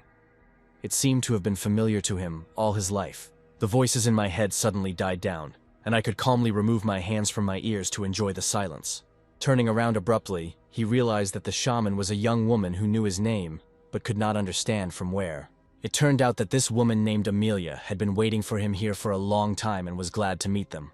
It became clear that the boy was very afraid of what would happen to him in this place, and needed to be calmed down a little. According to his parents, he refused to accept God for a long time and brought terrible misfortune upon their own children. It was difficult to understand how to treat a child who had managed to commit so many misfortunes at such a young age. Maurice's loved ones asked him to perform a ritual that would make him accept God, even if he himself was not ready for it. This was supposed to happen without his knowledge, and the boy had to accept that there was no turning back. He again insisted that he did not need God, and that the troubles were not his fault. Leaning towards him, Amelia suddenly declared that she would not insist until Maurice himself made this decision. His God was too strong, and even an experienced shaman like her would not have been able to force the boy. Unexpectedly, she offered the boy to become her student and live here until he learned to defend himself. But the guy refused this offer too, realizing that he could bring trouble to this house as well. He declared with horror that Amelia would also be cursed if she took care of him and stayed around him for too long. It's funny that he suddenly started caring about her, but you have to understand that Amelia was not an ordinary person. Squeezing his hands tightly, she assured him that her God would help her, and that he did not need to worry about her life. It may be hard at first, but soon everything will definitely get better if Maurice himself wants it. The smile of the friendly young woman spoke for itself, and it became clear that from that moment on, Maurice would be surrounded only by good people. Since then, the guy often saw her smile before his eyes, and the ritual of calling on God that he had to experience. The woman then placed her hand on his head and spoke the words that marked the beginning of this divine ritual. While he lived with Amelia, the spirits stopped bothering him, and the guy was able to breathe a sigh of relief. As he grew older, the accumulated karma brought the boy ever closer to the point where hallucinations returned to his memory. The voices in his head began to interfere with his life again, and, unfortunately, Amelia was no longer there at that moment. The same thing happens to everyone who crosses the line of their death and finds themselves too close to the afterlife. There was nowhere closer, and now Morris was faced with a meeting not with the kind Amelia, but with his dark essence. The dark entity haunted the guy for a long time, bringing troubles to him and all his friends. This was called karma, which the guy received in his past life and carried into his new present. Opening his eyes again, he saw the same pets in front of him, and there was not a single dark creature around. Instead of the ugly entity, there was an ordinary nurse next to him, who was just conducting a routine examination. Turning to him, she realized that the guy would be fine, and he had nothing to worry about. This was good news, and the nurse was ready to call someone from the management. She then congratulated him on his recovery, but she wished she had done it without another monster in the room. Once again, several ghostly creatures appeared in the ward, and it became clear that the guy would not be able to get rid of these hallucinations for the rest of his life. He immediately opened the system window and noticed that some of his abilities had risen several levels. He swapped destinies with Agatha, and Maurice himself should have ended up in her place. At that moment, visitors came to him, but one of them was in no hurry to congratulate the guy on his recovery. Alex was furious that Maurice had not told the truth and had hidden his ability to steal other people's destinies. Maurice had nothing to say to this, because Alex was not close enough to him to tell him his main secret. However, they recently agreed to cooperate, and their new partner should tell everything to the end. It was a funny statement, especially when your teammates could attack you from behind with a dagger in their hands. And yet the guy was only afraid of his reaction, which is why he decided to keep this information for last. But since Alex knows everything, he certainly won't be offended by a person who is still in a hospital ward. Moreover, Morris explained that he did not kill people in order to steal destinies, but took the destinies of already dead creatures. Considering this, there was no point in considering the guy a monster, since he always did this only for self-defense. Without good reason, no one could be killed, and in this the guy followed the rules known to everyone with such an ability. With a smile, he asked what he could expect from Alex's team now and whether their cooperation would continue. It turned out that instead of punishment, Alex was ready to tell him the latest news from the training base. He even congratulated the guy, because Maurice had the highest scores among all the participants and took first place in the competition. Understanding what the boss was hinting at, Kevin tried to reason with him and warn him against making irreparable mistakes. But Alex had long since made his decision and was ready to offer Maurice to join their slender ranks. It was very unexpected, and if Morris were in Alex's place, he would hardly have been able to do the same. However, the hand was already extended towards him, and it was possible to seal their new union with a handshake right now. Imagine Alex's surprise when the guy replied that he didn't see any reason to agree to this. It was a great day for Kevin, who saw his boss's shame for the first time in a long time. But it was better for him not to get carried away, because when they returned, an unpleasant conversation might await him. Alex apologized for not giving the guy time to come to his senses, and promised to come back with this proposal another time. Finally, he handed him his business card and asked him to contact him in a couple of days. When the guy was back on his feet, he treated him so kindly, as if he knew that Maurice would eventually say yes. The meeting was supposed to take place very soon, and Alex hoped that the guy's answer would be different. With these words, he left the room and finally left alone the man who had come to his senses only a few minutes ago. He would have tried to get his consent until the very end, so Maurice had to pretend that he was much more tired.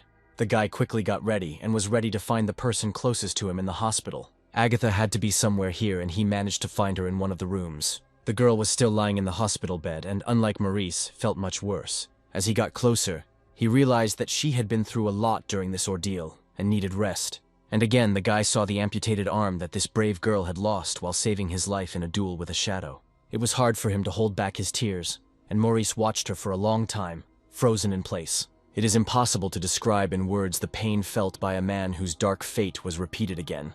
He didn't care about his own life, but Agatha's life shouldn't have turned into a nightmare because of him. Looking into the system window, he realized that in her past life, the girl had never emitted such strong death energy. Using the fate guide obtained during the previous raid, he quickly increased the strength of his barrier by several orders of magnitude. By his presence in this life, he changed not only his own destiny, but also the destiny of all the people close to him.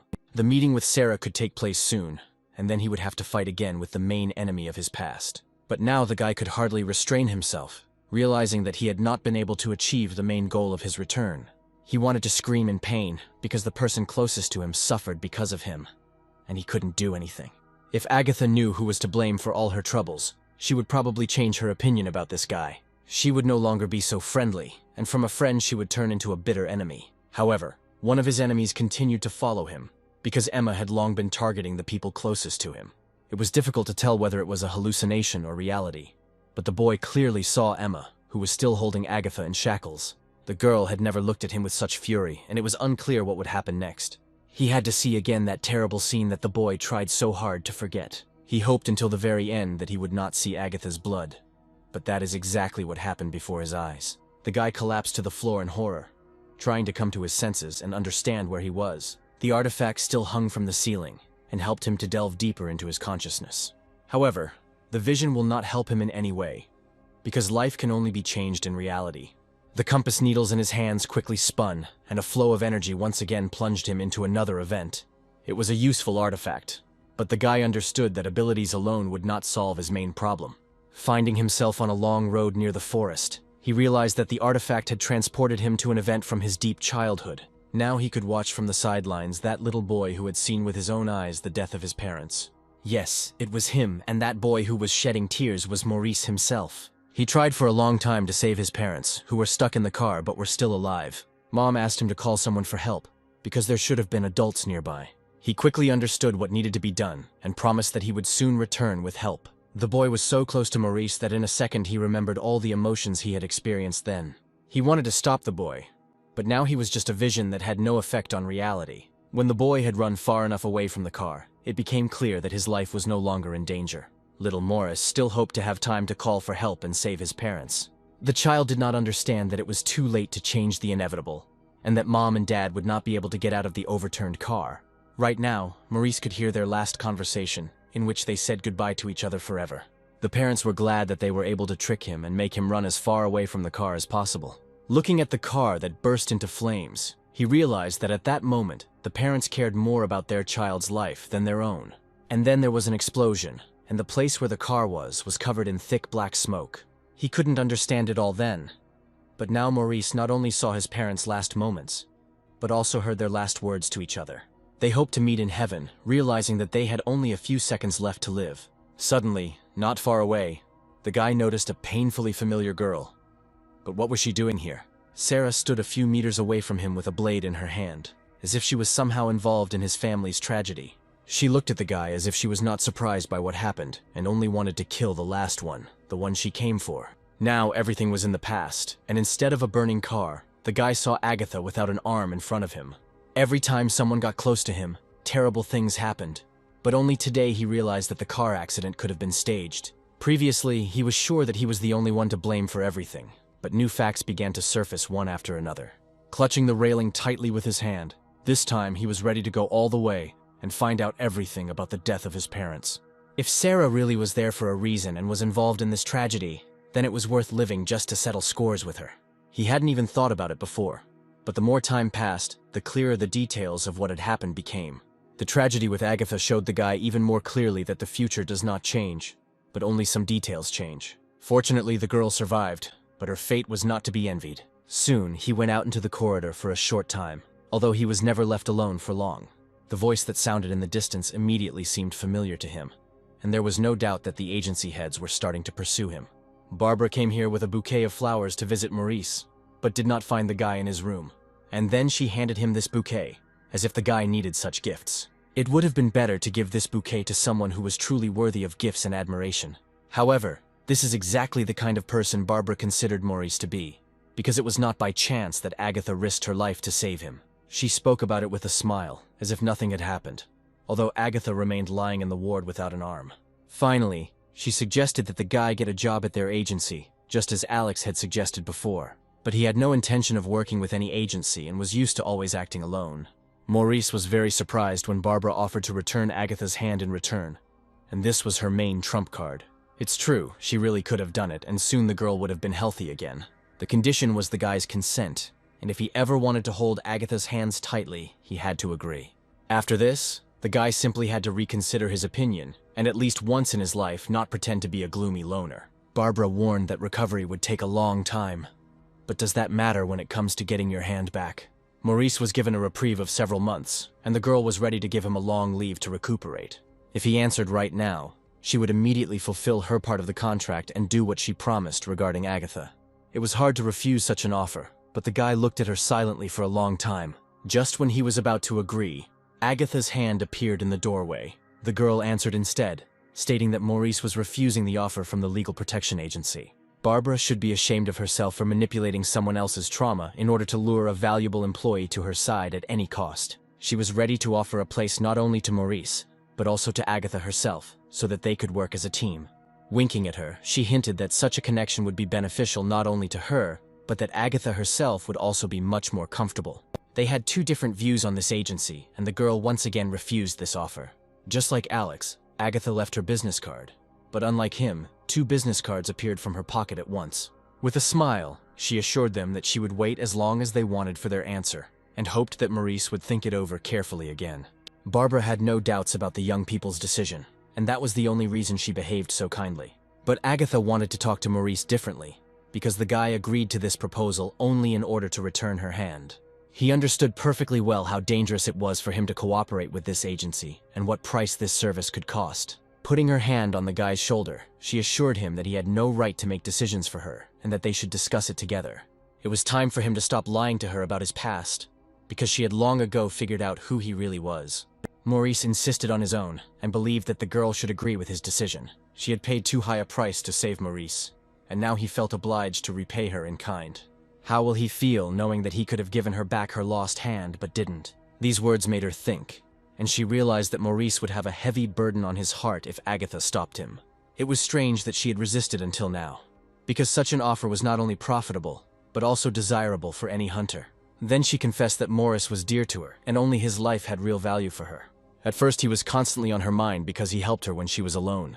The guy was used to going through all the difficulties alone, but he never left his friends in trouble. This guy cared about everyone on his team, although he acted aloof, trying to leave their gathering place as quickly as possible. Even in the bone saw room, Agatha blamed herself, because it was because of her that the boy was in trouble again. But that wasn't the only reason the girl treated him like that, and he had to hear the truth. Agatha had long had the feeling that she had known this guy her whole life. After hearing this confession, Maurice could not say a word for some time and continued to listen in silence. When she saw him in danger, her body seemed to react on its own and order her to act. Even though they had only known each other for a few months, she was ready to come to the rescue at any second. If they both really did have memories of their past lives, then it might not only be hers.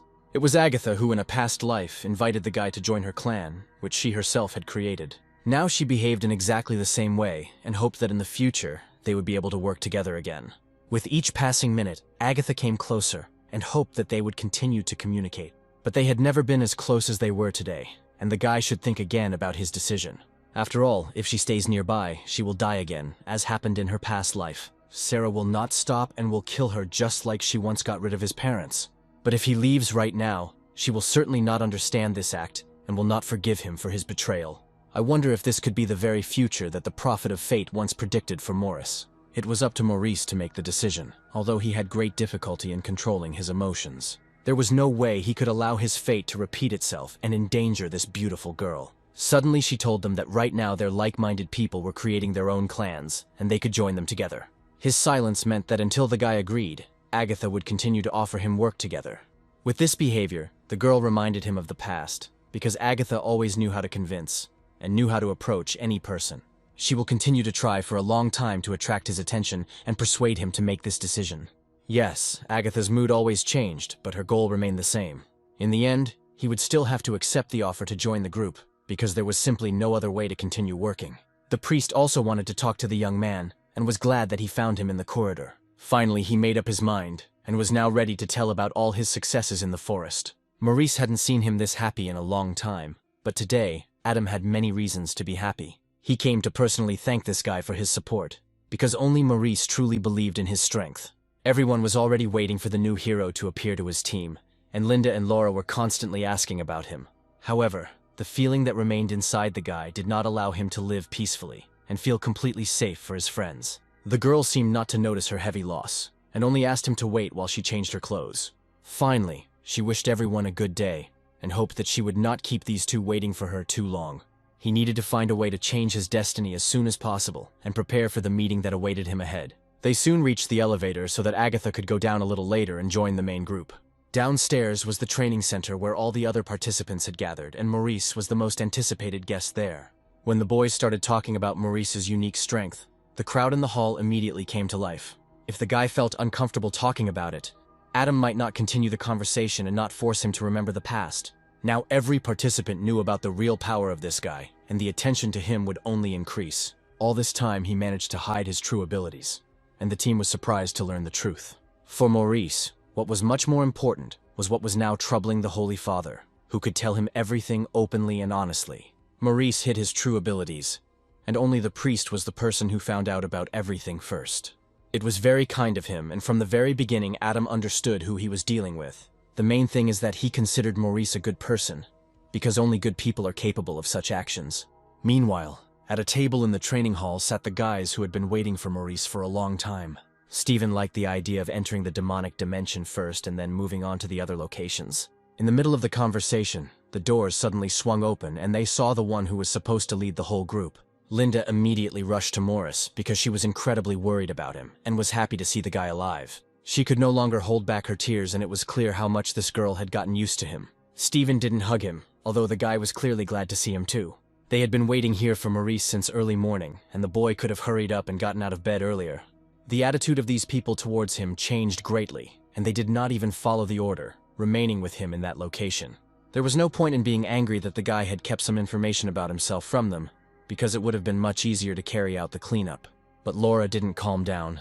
believing that the guy could at least hint that he was not really a newbie at all. After 2 weeks, more and more people were leaving the hospital, and it was great that many of them managed to fully recover.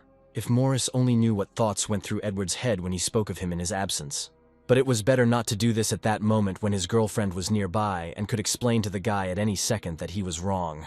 Grabbing him tightly by the shirt, she advised the guy to close his mouth, otherwise she would have to use her new technique. The girl didn't keep us waiting long, and the next second with a deft throw sent Edward to the floor. The blow was so strong that blood spurted out of the guy's mouth, and it was clear that she was not going to have an easy training session. There was no way Linda could tolerate Maurice being insulted and made a laughing stock of in her presence. At that moment, Stephen came running to the noise, not thinking that a simple conversation would lead to a real fight. Could you expect anything else when you are dealing with a person whose meeting cannot end in anything good? Edward was as ready to speak of all the others as he had of Maurice, though Stephen was holding himself back with all his might. He could have explained to the guy how to behave even better, but he advised him not to let it come to that and just shut up. Everyone in that room would have been long dead if Morris hadn't appeared in the room of spoken sins in time. She was right, because the guy really did bring a lot of food, and instead of apples, the group could eat normal food. At first, many did not understand why he was doing this. But did it really matter when everyone was dying of hunger? He only used his abilities to help others, and had no intention of using them to harm others. Some of the participants supported Edward, realizing that without this guy they wouldn't have been able to last long either. Maurice wasn't a bad guy, but with each passing day his personality became clouded, and it became difficult to understand who he really was. The sisters still didn't know what was on his mind, and nothing good would come out of their communication. This was Edward's opinion, which the boy could keep to himself or tell his friends. Linda could not be persuaded, and she saw with her own eyes the courage with which this hunter acted. Now it was all over, but the rumors that were quickly spreading throughout the training camp were not encouraging. The girl believed that she could safely throw these thoughts out of her head and not give in to gossip like everyone else. Now they were on the same team, which meant it was better to spend time preparing. The day of opening the new gates was scheduled for the near future, and it was worth remembering some skills again. The story of each of them began on the Day of Awakening, when people were given the opportunity to awaken their 4 pillars. On the day the gates open, the awakened will be able to evolve even faster than in times of peace. There was a whole system of training that helped you discover your best abilities much faster. The opening of the first great dimension of demons will begin very soon, and many awakened ones will have to enter this black abyss. If they wanted to go hunting in this dimension, it would be easier to do it together, and Linda once again offered to join them. Looking at his friendly team, Maurice could no longer refuse them, as he had been doing lately. Danger still clung to him, but this curse of fate could be overcome by the whole team. Morris's goal was to take over the demon kingdom, and he had better do it before anyone else. Everyone realized with horror that this mission would not make the guy change his mind, and he was going to go there alone again. Now the guy asked not to follow him, because this was where their paths were supposed to diverge. The guy has one unfinished business left, which he must start alone. He tried to get rid of them again, and Linda no longer understood how else she could bring him to his senses. The priest was on her side, and together with the girl, persuaded the guy to accept their offer. They were ready to wait as long as it took, if only the guy would agree to go there together and share this mission with everyone. Turning away, he promised to think about it, although Morris knew perfectly well that his decision would not change. Maurice was recently added to the general chat, and Laura asked her young mentor not to turn off notifications. If they insisted so much, the guy was not against it, although this did not mean his agreement to work together. He had another conversation today when Emma asked him to spare a minute and come to the office. She hoped that he could complete this mission alone, even without divine revelation. He decided to take this step again, although it seemed as if everyone around him was forcing him to do the same thing. Receiving a revelation was like a quest that could only be completed by carefully studying all the conditions. As long as shamans obeyed the gods, they could not ignore the revelations of their main patron. Only this guy didn't need anyone's patronage, and he could do everything he wanted to do himself. His new abilities, like his weapons, gave him an advantage, and he was determined to use them. It was worth preparing the weapon well, and it was best to do this in the nearest forge. The guy headed there, hoping to find a girl who could help him. Walking a little forward, he saw the granddaughter of a famous blacksmith who was just busy with her work. This guy hadn't visited their village for a long time, and she wasn't against accepting another order, but he immediately admitted that he came here only to place an order with her. It was surprising to hear this, because there were quite a few blacksmiths in the settlement, so why did he choose her as the master? Amanda was the granddaughter of the most famous master, who put a lot of effort into this craft and brought it to a new level. Unfortunately, it was this master who once appeared before him in the form of a dark spirit, and they did not have a good conversation that time. but Amanda was still far from her grandfather's talent, although only she could be considered his successor. This girl's abilities were easy to see in the system window and were perfect for the next mission. She not only forged weapons, but also used a special magical skill that made the steel stronger. Taking the characteristics in her hands, she actually read about herself, but never before had she valued her talent so highly. All this time, she only repeated the technique that her grandfather taught her and did not expect compliments from her customers. But what will she say if instead of a regular weapon, she has to create the same sword that Maurice held in his hands? She found the sword rather interesting, although she could forge something similar. To forge this sword, she needed her grandfather's blessing, and going to the cemetery at night was too dangerous. Morris explained that monsters might appear in the cemetery at that time, so he would go there with her. Luckily, they didn't have far to go, and soon they were approaching the place where their grandfather was buried. If the spirit of her grandfather saw his granddaughter with a guy, he probably would not approve of their union. But the old man had been lying in the grave for a long time, so there was no point in being distracted by stupid thoughts and disturbing the peace of the deceased. Perhaps such thoughts came to him only because they were near a burial site, and the spirits could transmit their will to the living. But in this world, the connection with the other side was worse, and the guy could not make out the voices of dead souls and gods, which was even for the better. Amanda mentally thanked her grandfather for helping her again, and didn't forget to pour herself a glass of strong drink. It was strange that she could not communicate with him without these rituals, because her abilities allowed much more. But for Maurice, it didn't make much difference how this communication went, and the main thing was to quickly start forging the sword. Her grandfather had passed away not long ago, and if he had been here, the boy would have probably ordered the sword from him. When people died, their souls left their bodies, and for Maurice it was always a way to replenish energy. By taking their destinies, he quickly replenishes his mana reserves, and only for this reason his abilities were always at a high level. About 5 or 6 months had passed since the death of my grandfather, and it was possible to try to remember the past. No, she couldn't imagine that the guy would pick up a shovel and start digging his grave. It was worth looking for another way to communicate with him, if, of course, it was still necessary for forging the sword. This place was not without dark forces, because the cemetery seemed to attract them here like a magnet. In the distance, the guy immediately saw the red eyes of a monster, who looked at them for a long time as if they were his prey.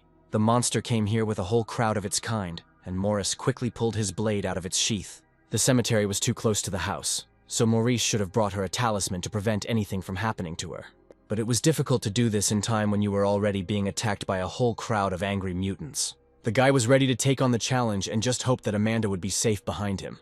He never had to enter into this duel because another person appeared next to them. Using his unique ability, he sent several artifacts at the monsters, which instantly destroyed them. It's strange.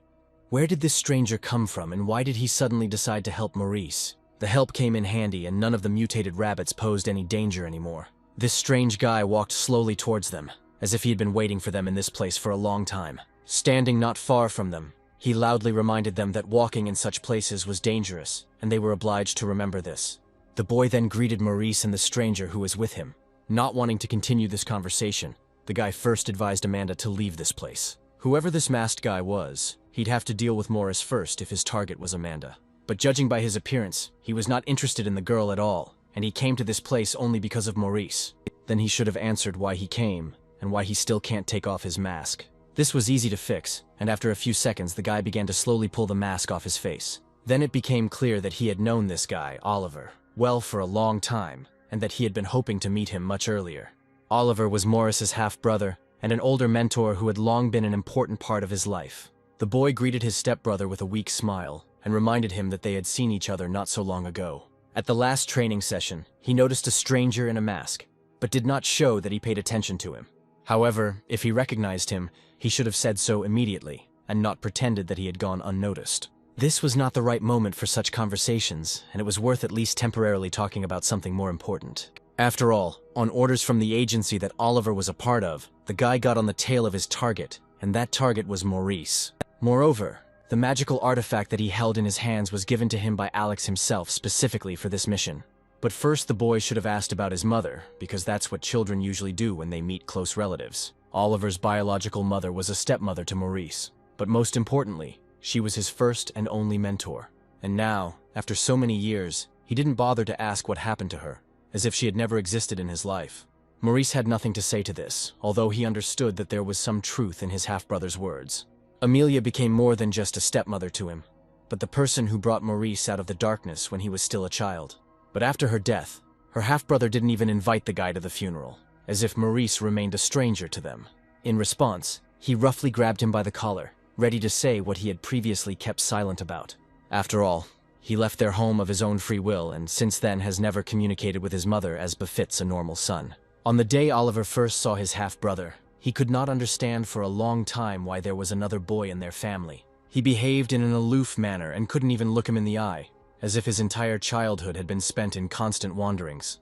Oliver did not accept his mother's adopted son at first, although she explained that Maurice would now be his older brother. The boy did not believe that his mother could do this to him, and his loud scream continued to echo throughout the house for a long time. Living according to God's orders was very difficult, but this was the only way Amelia could ensure safety for herself and her son. She was a little upset that the boy did not accept her decisions and behaved completely differently than she wanted. Oliver could also be understood, because he was used to his mother's affection and did not think that he would share it with someone else. Then the woman explained that a powerful god had come for Maurice, but the boy still did not want to accept him. It was surprising, because any person would be happy to accept divine power. So why did Maurice decide to refuse it? In that case, Oliver could have convinced him, because he himself would soon have to accept God's will. With tears in his eyes, he begged his mother to come to her senses, because all his life he had dreamed of becoming her successor and doing the same thing as Amelia. His new brother heard these conversations perfectly well, and at some point he just wanted to run without looking back. But there was nowhere to run, because except for Amelia, no one dared to take him into their home due to fear of the curse. Soon, Maurice decided to somehow improve relations with his older brother and one morning offered him fresh fruit. But he rudely rejected this pitiful handout, because the boy could not be bought in such a simple way. Even when Maurice offered to help with his homework, he again warned him not to expect any offers from him. For a long time, he was unable to establish a relationship with him, although he did not lose hope and continued to follow him around.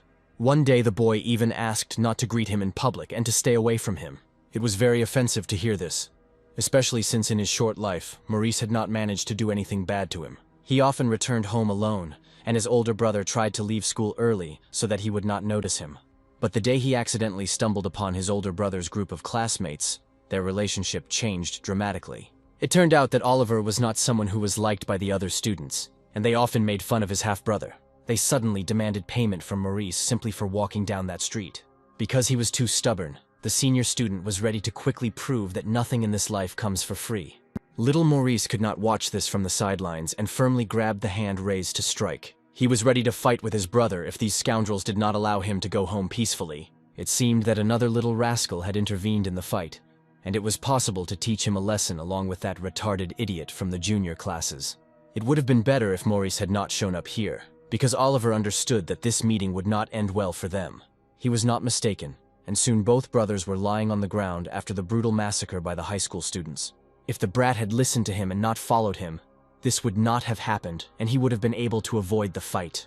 Amelia and Oliver were the only people close to him, so the boy was not going to stand aside. These words would have made anyone think, and that evening Oliver changed his opinion of his brother forever. At some point he realized that he had been unfair to the boy, who in fact was not guilty of anything. Having wiped the blood from his nose, he decided to treat him differently from that day on, especially since the boy had already matured by that time. He had to become a real older brother to him, because if his mother wanted it that way, then Maurice really was close to them. Having raised the boy to his feet, he said that Amelia could not be called a teacher, because she had long since become his mother. They need to call her mom, like Oliver does, and not pretend like he's a complete stranger to them. These words surprised him greatly, because Oliver had always been cold before, so why had he changed his attitude? Besides, he took him by the hand and now they walked home together, as if they had been brothers all their lives. Every day his life became better and better, and he often saw his stepmother performing her rituals. There were several family rites in his life, and each of them was managed by Amelia in a special ritual costume. The boy also wore a special cloak with a hood, and his entire costume was covered with ancient writing. With a smile, he realized that now everything would be different, and with the support of his older brother, he would achieve much more. Many years passed and the grown-up Maurice never heard the voice of God or saw ghosts. But every day he saw before him the familiar faces of Amelia and Oliver, who made his life happy forever. However, the day came when another person burst into their house, who was not at all happy to see this guy here. The man said that he needed to be thrown out of the house immediately, because the family rituals had failed miserably. Running out into the street, The woman threatened to rip out the old man's dirty tongue if he did something like that again. No one dared to speak about her son like that, and she was ready to deal with anyone who violated her will. That day, I had to drag my stepbrother into the room, and the guy couldn't understand for a long time why God chose to choose him. Surprisingly, Morris refused to accept divine power, although anyone in his place would have wanted to become a divine chosen one. It would be better if this god came to Oliver, and then he would never miss the chance to become stronger. But today the guy drank too much, so he should rest and properly recover. True, they never made it to the bed, because Oliver collapsed on the floor right at the threshold of the room. The boy knew that his older brother lived only for the sake of meeting God, and put all his efforts only into this. If Maurice could only ask God to give his full attention to his half-brother, he certainly would. Of course, Oliver would not refuse divine help, and Amelia would hardly have allowed her own son to do so. But the stepson had much more freedom, so he was left alone without divine encouragement. Oliver could become unhappy because of him, because he always looked weaker compared to Maurice. For the sake of his brother's happiness, he was ready to leave home, and therefore made this difficult decision for himself. Oliver still couldn't forgive him for this decision, and clutched his clothes even tighter in his hand when he remembered their last meeting. He should have asked his brother's opinion first before running away from home and doing such an idiotic thing. If the guy thought Oliver had been too rough with him, he could take out all his anger on him right then and there. Turning away, he only replied that he would never raise his hand against his half-brother. There was no point in talking to him anymore, because this scoundrel would just stand there silently and listen to insults. However, he should have known that God had come to Oliver too, although it was unlikely that such a man would be interested in family affairs. With these words, he went in the other direction, realizing that their paths had diverged forever. In their past life, they were able to get along only because he was weak, but now everything has changed. He was no longer the wimp his older brother considered him to be and could fight back at any moment. But as Maurice grew older, he became much wiser and had no intention of crippling his brother. Meanwhile, Oliver went to where he was supposed to report on his mission. It was no surprise that he was met at the door by Barbara, who ordered him to keep an eye on this guy. He immediately stated that Morris had given up everything and had more important things to do. This was bad news for Barbara, and she hoped that this guy would finally come to his senses. But it was Oliver who was responsible for this mission and, as the older brother, had to carry it out. She had relied on her agent in vain and, as usual, had to decide everything herself. Still, Oliver had one chance to fix the situation if he could find the right approach to his brother. She was ready to do anything just to see him in her ranks and would pay a decent amount for it. But Oliver didn't lie that his brother had more serious matters, because a sortie into the demon dimension was planned soon. Maurice was in a great mood and was ready to collect all the necessary ammunition. And yet, the meeting with his brother did not go unnoticed, and soon another reason to see him appeared. He invited him to talk, probably to ask about a joint cleansing of the demon dimension. He had to wait a long time for his brother here, and he hoped that this time their conversation would be more pleasant. But looking back, he realized that his brother was not going to come on foot, and had not had any problems with money for a long time. The car Oliver arrived in was so expensive that only a wealthy person could afford it. In the salon he saw the familiar face of his brother, with whom he was destined to meet. Besides Oliver, there was another person in the car who waved his hand at the guy in a friendly manner. Emma was also there, and couldn't miss the meeting of two brothers who started communicating after so many years. Although it was not part of his plans, she still decided to show up here unannounced. The girl greeted him, and without her usual mask, she looked completely different. It would have been better if she had never worn it, especially since loose clothing suited her much better. If Alex had known that she had decided to visit Morris, his swearing could probably be heard in the neighboring office building. But it's better for the boss not to know anything about this, especially since he's become too demanding lately. If these two decided to help him on the next mission, the guy was not against it and immediately refused all privileges. It was not necessary to join their clan to clear another location of monsters. On the way to the open portal, the girl warned once again that she came here as a private hunter and could behave freely. There was already a group of other hunters at the entrance to the portal who decided to go to clean it up at the same time. Emma thought that this was not a problem, because the more people went to clean up, the greater the chances of defeating the mutants. There was some truth in this, but there was no need for extra burden, even if some of the newcomers had some skills. Without the help of these three, they would have coped with the task perfectly well. Besides, it was only possible to enter the portal in small groups. The last remark could have offended anyone, especially someone who did this professionally, but from her own experience, Emma understood that simpler locations would be suitable for studying the dimension and gaining experience. Both guys had quite impressive experience and abilities that allowed them to complete such difficult missions. But looking at these young people, it was clear that they had no such experience. although they were not going to stop in front of the portal. No matter how much Emma worried about them, it was their choice, so they just had to accept it and follow them. If things get really bad, there is help for these young people, so it's worth keeping an eye on them at least from afar. A moment later, they found themselves beyond the open interdimensional portal where the destroyed city was located. Looking back, the guy realized that it was impossible to leave this dimension until the research was completed. There was no need to worry about this, because the three of them should quickly complete the cleanup and return back with rare artifacts. Oliver, as usual, relied only on his own strength and had long since stopped hoping for outside help. But their raid began much faster than they expected, because the voices of young people were immediately heard from afar. Something happened to them, and the high-level monster turned out to be too much for them. The daredevil who first stepped into the portal became the easiest victim for the mutants, finding himself too close to them. The sand monsters were not only impressive in size, but also had a huge supply of mana and the ability to regenerate. Tina, following her partner, became their second victim and would not have been able to escape without outside help. This mission turned out to be much more difficult than they thought, and it was worth listening to their experienced colleagues from the very beginning. Moreover, they found themselves at a dead end, which means they will have to fight with all these sand giants. The dying cry of one of them was heard by all the others, but it was too late for the guy himself to call for help. As expected, Emma now had to fulfill her promise and engage in battle with a crowd of mutants. Tina could only watch from afar, because her broken blade was no longer good for anything. But Morris's blade was in perfect order, and he wielded it as confidently as if it were just a simple training session. Oliver also kept up with his half-brother, and was ready to continue this slaughter until late in the evening. Only the two guys with whom Tina entered this dimension behaved like real children.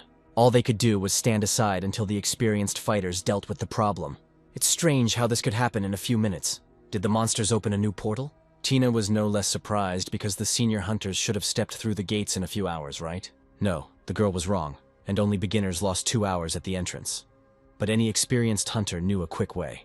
Imagine the surprise of the young people when they heard that these three entered a few minutes after them. It seemed that time flowed completely differently in the dimension, and Emma began to seriously worry about all the other hunters. Many did not return, and could have suffered the same fate as these young explorers. At that moment, Oliver suddenly discovered something below, examining the defeated monsters. He had great news for the boys, but Morris was unlikely to be happy about it.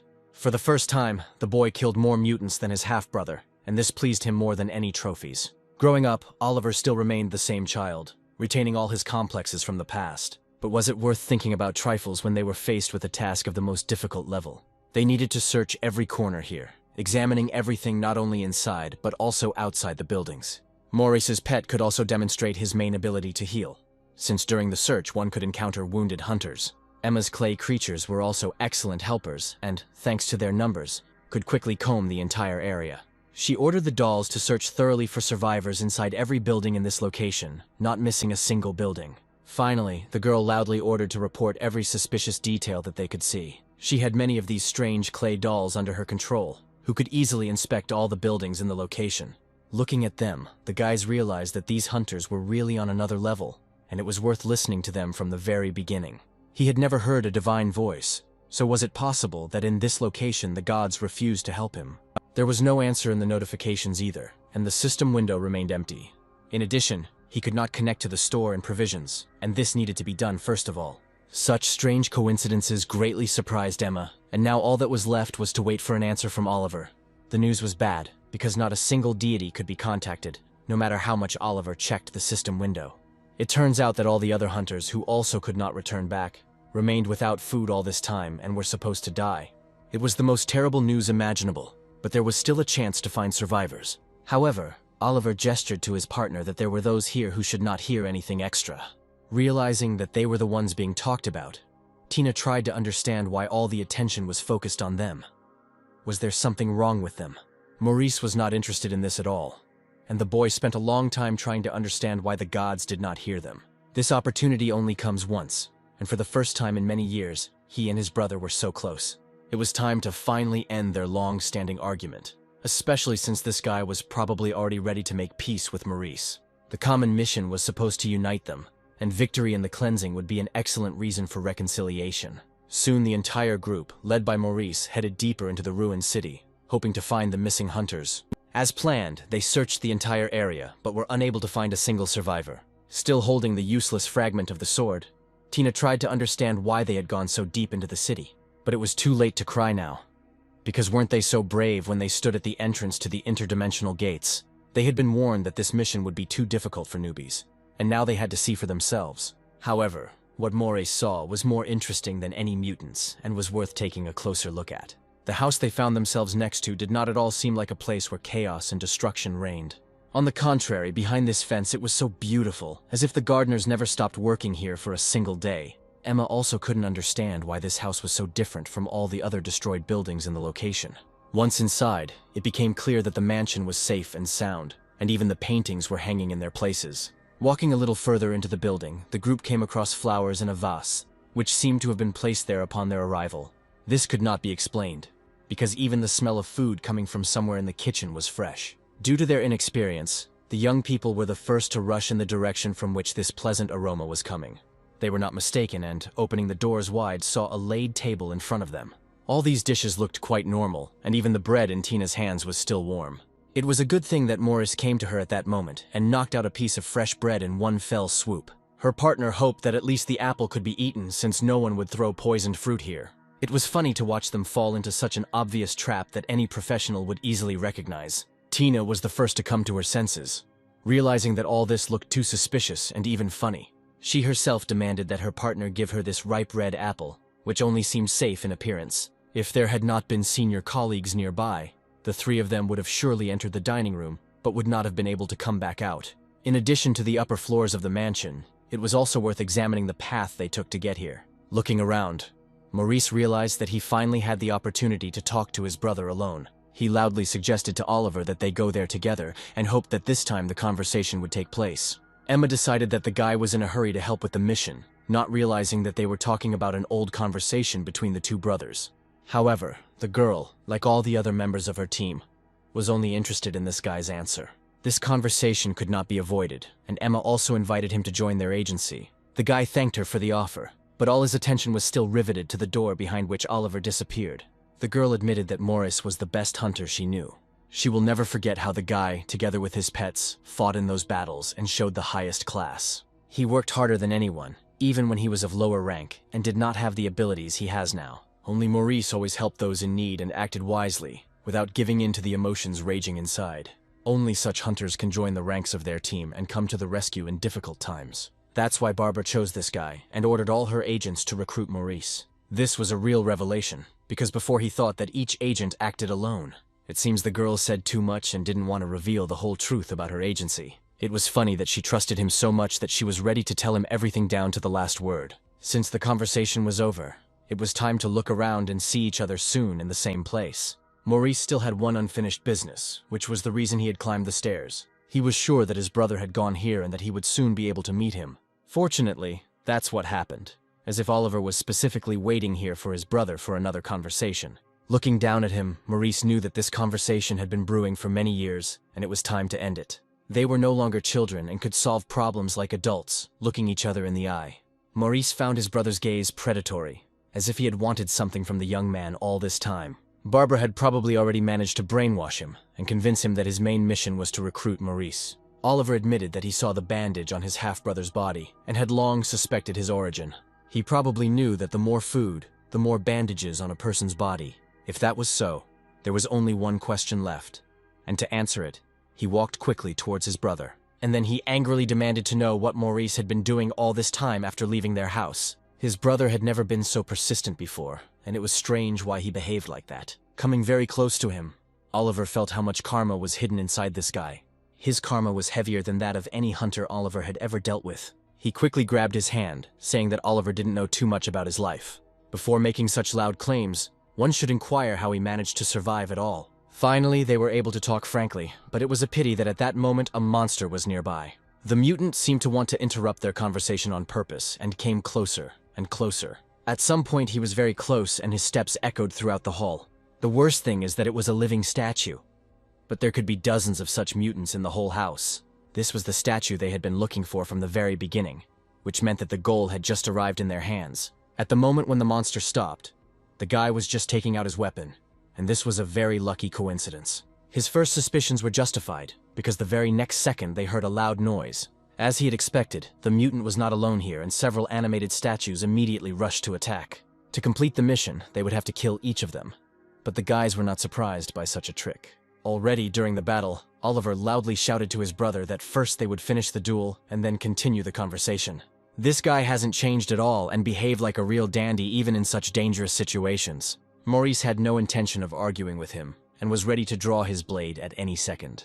It was interesting to watch his half-brother wield his weapon because one could learn a lot from him. Suddenly he realized that everything turned out to be much more complicated than he thought. Because with every minute, there were more and more monsters. The living statues attacked from all sides, and their lives were in serious danger. The guy knew from experience that in such cases, you need to take a break and gather strength for a serious attack. He grabbed his brother's clothes sharply and dragged him to where it would be safest. The decision was very timely, because the next mutant shell hit the place where they were a second ago. They ran into the office in time, and the guy quickly closed the heavy door behind him. In the short fight, they had already managed to get wounded, which meant that continuing the fight without preparation was pointless. Now it was worth explaining why Maurice stopped his brother at the moment when he almost destroyed the mutant. When the monster came right up to the office door, it was as if he began to eavesdrop on every word the brothers were saying. Maurice had to admit that the stone mutants they had fought only appeared to be dead. These were not stone statues, but living people. But he found out about this only at the last moment. One of the statues was definitely human, but Maurice was a little doubtful about the others. The brother thought it was some kind of mistake, and thought that the boy had gone completely crazy because of his visions. The creature, which seemed to him to be a ferocious mutant, continued to pound on the wall, trying to knock it down. Turning in that direction, Oliver realized that a simple man was not capable of showing such strength. This stone mutant did not at all resemble a living person, and it was strange why Maurice saw something different in him. But there was no mistake, and thanks to his ability, he could easily recognize it. From experience, he had a good understanding of curses, because one of these monsters had been cursed with just such a thing. Suddenly the monster seemed to hear his words, and instead of entering, stood in the opening. It seemed that he could not go beyond this corridor, although a common man had no restrictions. In front of his half-brother, it was impossible to mention the ability to see fate that Maurice had long possessed. It would have been better to solve the problem by asking for help from his pet, who could easily check his words. He ordered this cute creature to lift the curse from the man who was still standing at the door in the guise of a mutant. He was happy to carry out the order and, having come close, activated the ability to cleanse from curses. The stone giant had no intention of resisting, as if the man inside him had been looking for salvation all this time. It was as if a bright light had flashed in his head, meaning the healing skill had worked. Such curses were placed on those who had seriously damaged their karma. And most likely in such a short life the girl had sinned too often. The guy's guess turned out to be correct, because the curse was successfully lifted, which means Maurice knew what he was talking about all this time. His brother had to admit that Maurice was not mistaken, and that there really was a human hiding inside the mutant. But now it didn't matter anymore, because the main thing was to save the life of the girl, who was still unconscious.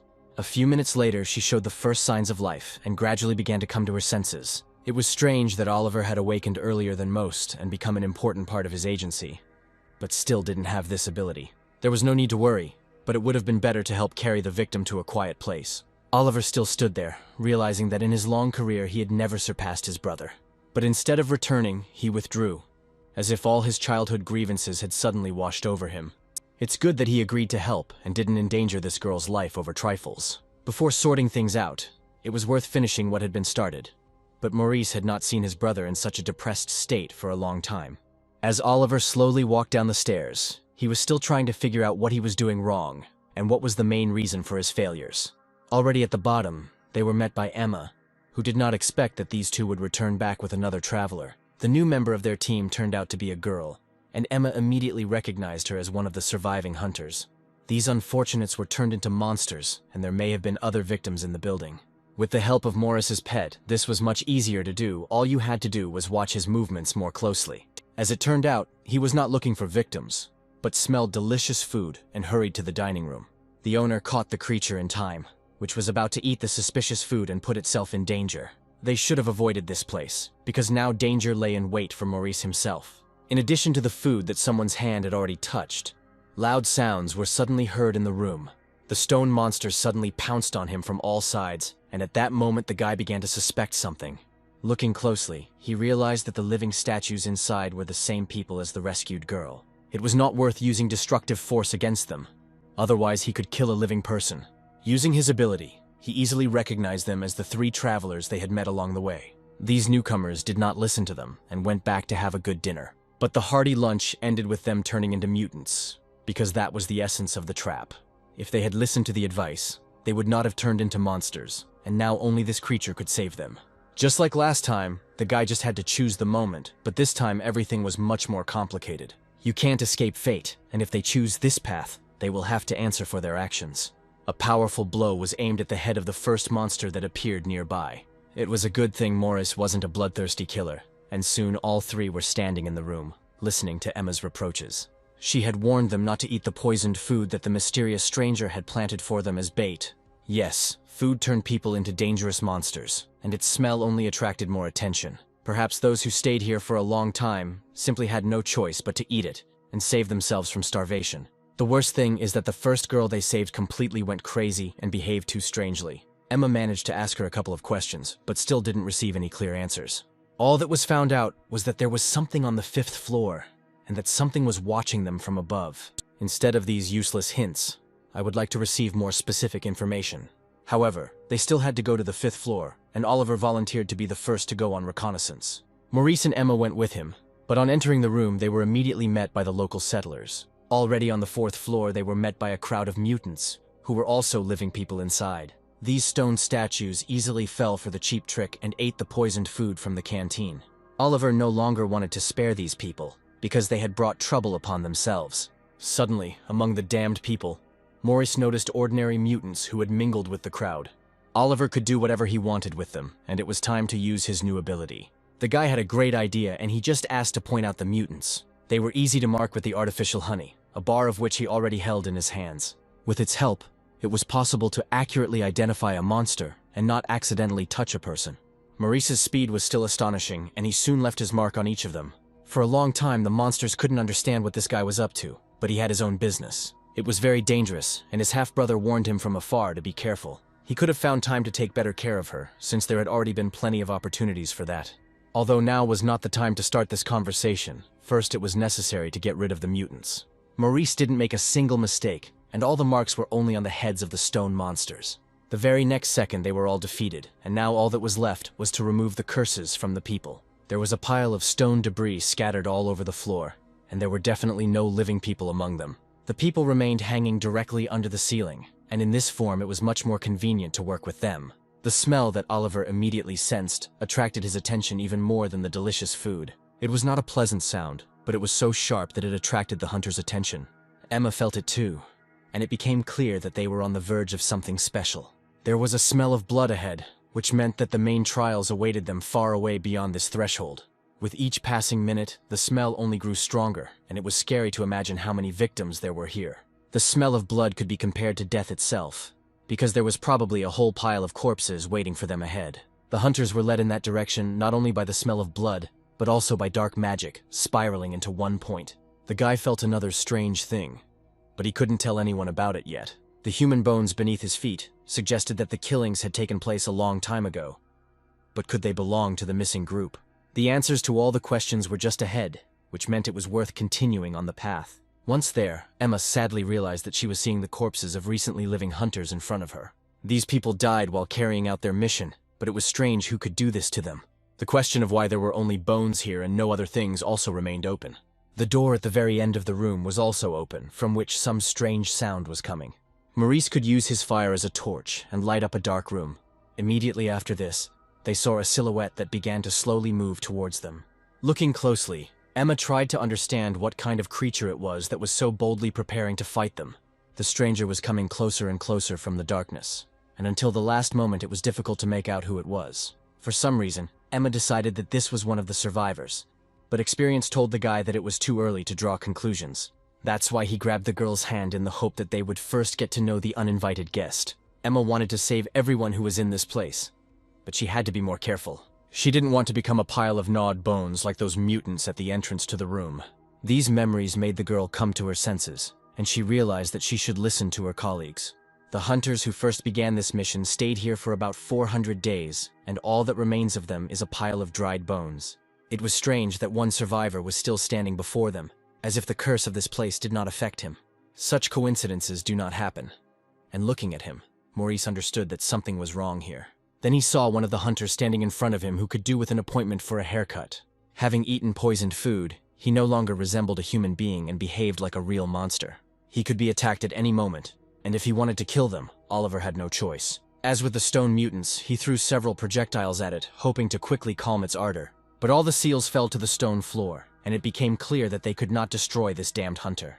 It was hard to call the guy who handled the shells as if he were giving a performance in the circus arena a simple person. Suddenly the monster sank its fangs right into the guy's hand, and there was no longer any doubt that he was definitely not their comrade in arms. Emma didn't have time to react, and now watched as the monster tried to bite off the hand of her old friend. It was impossible to defeat 3 experienced hunters at once, and Emma quickly threw him to the other end of the hall. It didn't help, because he instantly took the right position, and with this attack, they only won a few seconds. The monster's saliva could be poisoned, and one could only hope that the infection would not spread throughout the entire body. The monster was stronger than he seemed, which meant it was time to understand who he really was. It was strange that Maurice found no information about this mutant, and his system window remained empty. If he was ready to fight 3 masters alone, then this confidence was instilled in him by the main boss, who gave him strength. In his hands were the same projectiles that Maurice had mastered so well, but now they were directed against him. It would be good to now remember all the techniques that the guys practiced every day at the agency's training ground. This would come in very handy when you're being attacked by a mutant whose goal was a hearty meal with 3 hunters on the menu. Oliver had seen a lot in his career, but even he was scared by the sight of the enraged monster. The same could not be said about Emma, who deftly found herself behind him and was ready to strike. She managed to carry out a good reception, but it did not help solve the problem. Realizing where the monster was heading, Emma saw that it was heading towards Maurice and loudly warned the boy. It was unclear why he froze in place, as if he had seen something he had never seen before. But he only needed to look away from his system window for a second, and remember that a bloodthirsty killer was approaching him. He tried to penetrate the mind of this mutant to see who he was in life. Those brave guys who first got to this place just wanted to quickly clear it out and collect the trophies. Just like the 3 newbies, they encountered stone giants on their very first day. Many died at the beginning of the mission, and only 2 hunters remained alive. Among them was the girl they had met first, having managed to remove her heavy curse. The young man who was next to her turned out to be the monster they were now fighting against. He quickly managed to find out that the mutant was one of the hunters, and by killing him, they would finish off their colleague. Once he also did not spare himself to cleanse this world of mutants, but now he himself has become part of the darkness. If Oliver hadn't been there, Maurice would never have moved from the spot where the monster was aiming. But Oliver wouldn't let the monster hurt him, even if it meant destroying the man trapped inside the mutant. Maurice should have quickly drawn his 7-spined sword. If, of course, he could still fight. It felt like the guy had seen something that had caught him off guard, and still couldn't gather his thoughts to attack. But without his help, these 2 could not cope. So the time came to finally come to their senses and bare the blade. His sword was much stronger than any ordinary hunter's sword, and with it he was ready to destroy the monster. The sword was created from a sacred tree that had been struck by lightning hundreds of years ago, and now he had delivered an excellent blow with this weapon. Realizing that he had no chance, the monster suddenly started running to the other end of the hall. It was time for Oliver to learn something, because the monster was the same person as the damned hunters in the form of statues. After a short while, they left the confines of the 4th floor, wondering what to do in this situation. Every time they came across a monster, it ended up being a human who couldn't be killed. This complicated matters, and returning that hunter to his former appearance was quite a task. Listening to them, Maurice thought only about how much karma a person needs to go abroad. Maurice's karma accumulated due to the ability penalty, but it usually increased due to crimes. Robberies or murders were those serious crimes that quickly increased the level of karma. If he could see into this monster's past, then it must have survived only by doing something terrible. These thoughts made him wonder how much karma he actually had. He must have been a brutal killer in life. So was it worth saving him instead of just destroying him? Oliver brought him out of these thoughts by giving his half-brother a good shake. He demanded that he stop daydreaming and finally say at least a word about their plan. The mission needed to be completed, not trying to save someone who couldn't be saved. Maurice could not bear these words, because Oliver could not seriously suggest leaving him here in such a state. Maybe they will still be able to cleanse it and remove the curse, like with the stone giant. But if he's that strong, will they be able to calm the overgrown guy down for even a few minutes? Luckily, Maurice had one idea, and he believed that the others would support it. As usual, Maurice's ideas had to be treated with caution, as they often ended in encounters with mutants. But this time they would do much better, and the guy believed that they would be able to remove the curse from the hunter. Soon they had to agree and continue what they had started. although Oliver did not like the whole idea. Again, he offered to save a creature that had long since lost its human appearance, risking his own life. They were simply following the orders of this guy, even though he was not the senior member of their team. His current teammates didn't have any better ideas, so it was worth following this plan. Soon, Oliver arranged the seals in the order his half-brother had asked him to. Memories came flooding back to him as he realized that his brother was once again superior to him in everything. There was no point in thinking about such trifles when they had such a difficult task before them. Looking at his brother, the guy remembered how he behaved at the beginning of their meeting, and now his behavior was somewhat similar. Finally, he asked again whether Morris was confident in his actions. If his amulets are not enough, the plan will fail, and subsequently will destroy each of them. Only Oliver's experience determined how successful this plan would be, and the guy believed in it. Yes, he had no doubt that he was fully prepared for such tasks, and could be relied upon. His skills were indeed trustworthy, but today those words sounded somehow special. If the guy really thought he was the best, now he had to prove it in practice. It was clear from his look that he would stop at nothing, even if it meant risking his life. Is this why he chose his service and took on the most difficult missions time after time? His half-brother could have simply felt sorry for him, and that was why he said those parting words. But only in practice could it be proven that he did not need any words, and that he himself knew his own worth very well. Meanwhile, the guy began to slowly move towards the place where they last saw the monster. As expected, he was in the same place and already prepared for the attack. But his opponent wasn't worried about this at all, and just asked the monster to relax a little. Showing his empty hands, he explained that he had no weapon, and therefore there was no point in attacking him.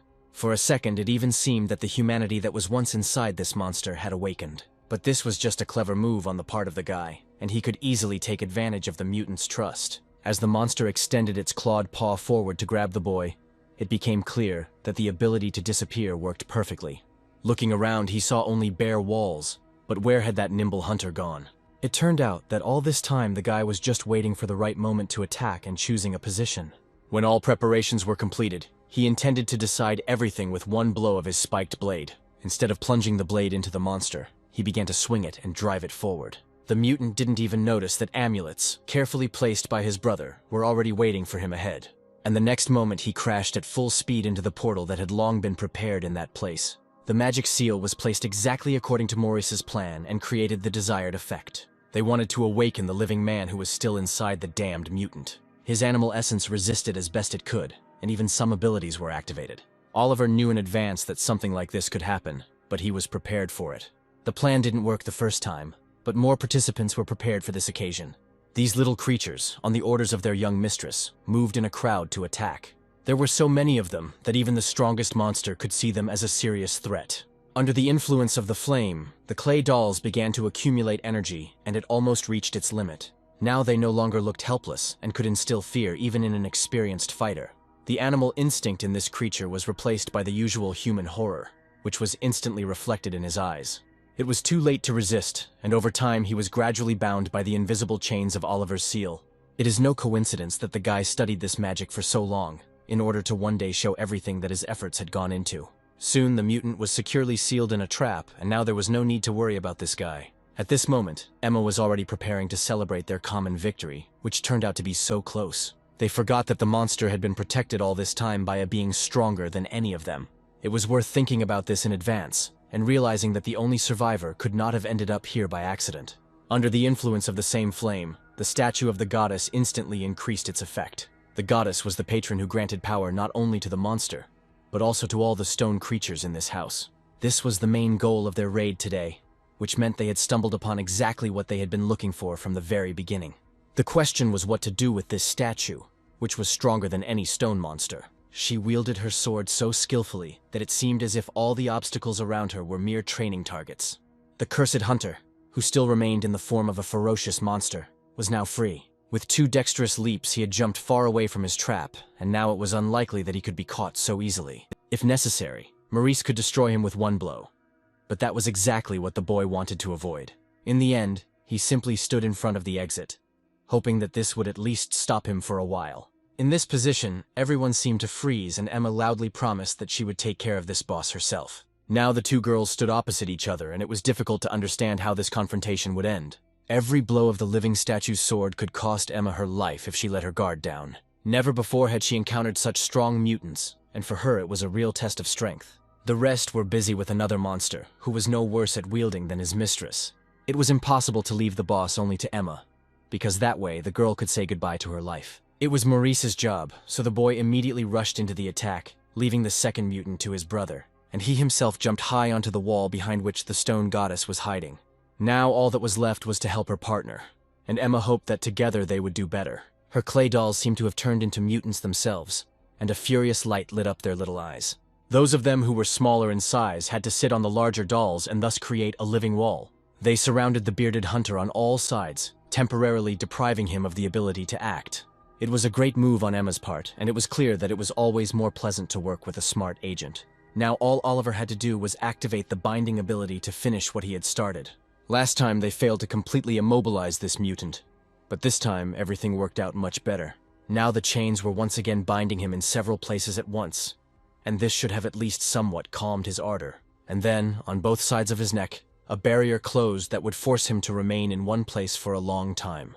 In order to avoid listening to his loud scream, one could throw one seal in his direction and hit this loud guy hard on the forehead. In this form, he looked much better, and that was it for now. Looking towards the stone wall, he realized that Maurice was not there. So what happened in the fight against the goddess? They spent too much time messing around with the first mutant and completely lost sight of the main boss. Maurice was the one who rushed to attack alone, but a fiery whirlwind immediately rose up in that direction.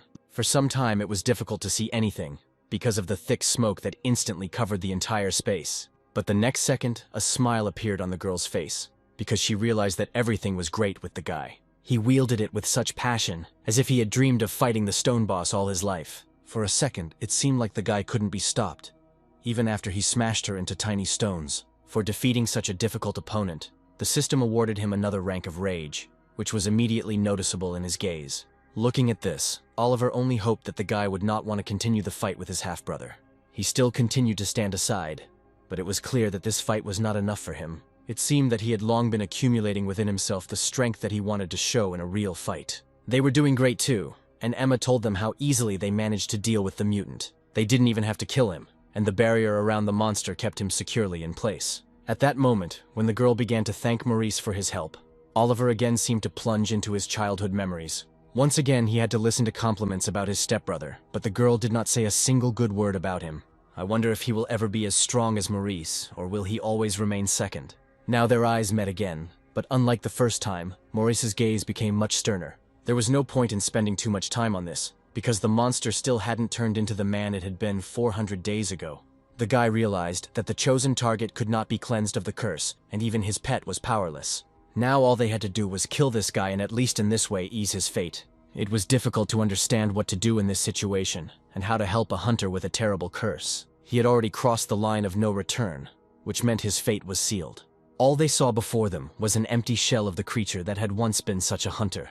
The monster had no soul, and everything human had long since become a thing of the distant past. Hearing these words, Oliver wondered if his brother Maurice had a soul in that case. Maurice also had bad karma, and he could just as easily cross the line. This means that they could see the same monster in front of them, only it looked a little different. And then Maurice suddenly looked at him with a look that could not belong to a human being. But a second later it became clear that his brother was still human, and was not as dangerous as Oliver imagined. The guy decided to go with his pet to the 4th floor and explore everything there. Emma was ready to do this task for him, but the guy believed that he could easily handle it alone. It would be better to leave the pet here, because in the battle with the mutants, his help will not be needed anyway. Looking at his brother, he again realized that something was clearly wrong with him. It was awkward being around someone who didn't like you just because you were the best. When he was around the mutant, he was increasingly visited by thoughts about the accumulated karma that the damned hunter had. The terrible images from his dreams seemed to suddenly emerge into Maurice's mind, plunging the boy into darkness. The dark entity seemed to be playing with him and watching the suffering of its puppet. Yes, it was worth dispelling all these thoughts and finally understanding who Maurice really was. It was difficult to do this when you had enough karma inside you to fill 10 people, and the dark entity continued to surface in his consciousness, luring the guy to its side. At that moment, his brother's hand fell on his shoulder, wanting to say a few words to him. But instead, silence fell over the room, and for a long time he could not find a single word. If Oliver had started this conversation for the sake of the past, Maurice did not want to remember it. There had been a tense atmosphere between them for a long time, and Oliver still hadn't forgiven him for leaving home. And then he suddenly changed his mind and pulled his hand away from his brother, preparing to tell the whole truth. He loudly declared that the boy should immediately quit his job as a hunter. Otherwise, something would happen in his life that he would not be able to fight. He spoke of that dark entity that was surely able to enslave his mind. Such concern from his stepbrother only caused a slight smile on Maurice's face. He'd been through too much in this life for a guy like Oliver to give him advice. All his life, his stepbrother didn't even consider him an acquaintance. But now he suddenly began to take care of him, as if he were his own. Very sweet. Since they had decided to be frank, Oliver was forced to admit that he had hated his brother since childhood. Suddenly, he grabbed him by the collar and confessed that he really had hated Maurice with all his soul from the first day they met. It was great that he admitted it now, because Maurice also had something to say to that bastard. If he believed that only he was allowed to pour out this stream of insults towards his brother, he risked receiving the same in return. All this time, only memories of his mother stopped Maurice. But now Amelia was dead, and there was no reason to restrain himself. While the boy was showering Maurice with curses, a smile did not leave the face of the one who listened attentively to all this. His brother wished for Maurice the same fate that befell this unfortunate hunter.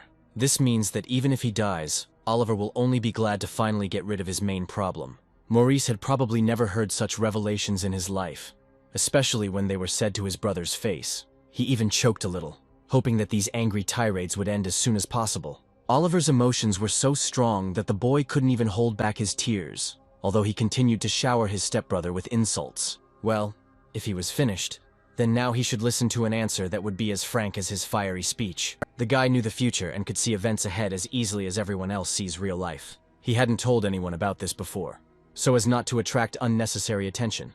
But this was a special case. Yes, both brothers will remember this conversation more than once, but now it's time to report to the boss about the successful completion of the mission. While Emma was on the phone with her boss, Oliver slowly packed his gear into the car, hoping to finish the conversation he had started with his brother. Too much water had passed under the bridge since they last saw each other, so they had a lot to discuss. Only first it was necessary to send people to the agency, and then Oliver suggested continuing the conversation. Soon the boy found himself in front of the gates he had first seen many years ago. Breathing in the local air, he felt as if he had returned to his home for the first time in many years. Oliver looked back and asked them to go faster, not wanting to hold the heavy gates until evening, until his brother had had his fill of air. He quickly stepped forward to see his entire past life with his own eyes. Previously, his ability only showed the past in his mind, but now he could see it with his own eyes. Everything looked the same as it had many years ago, only his stepmother was not around. Oliver suggested going into the room that he thought was worth visiting first. He meant the place where her photograph still stood in memory of this beautiful woman. Their mother was the closest person to them, but the two treated her differently. For Maurice, Amelia not only replaced his own mother, but also became the best mentor in his life. The guy stood there for a while, remembering the days gone by, but the main conversation was about the reason for Amelia's death, which the guy probably didn't even know about. With his hand on his amulet, Oliver was ready to reveal to his half-brother the whole truth about her death. The house seemed to be enveloped in a magical seal, which became an excellent barrier against any mutant.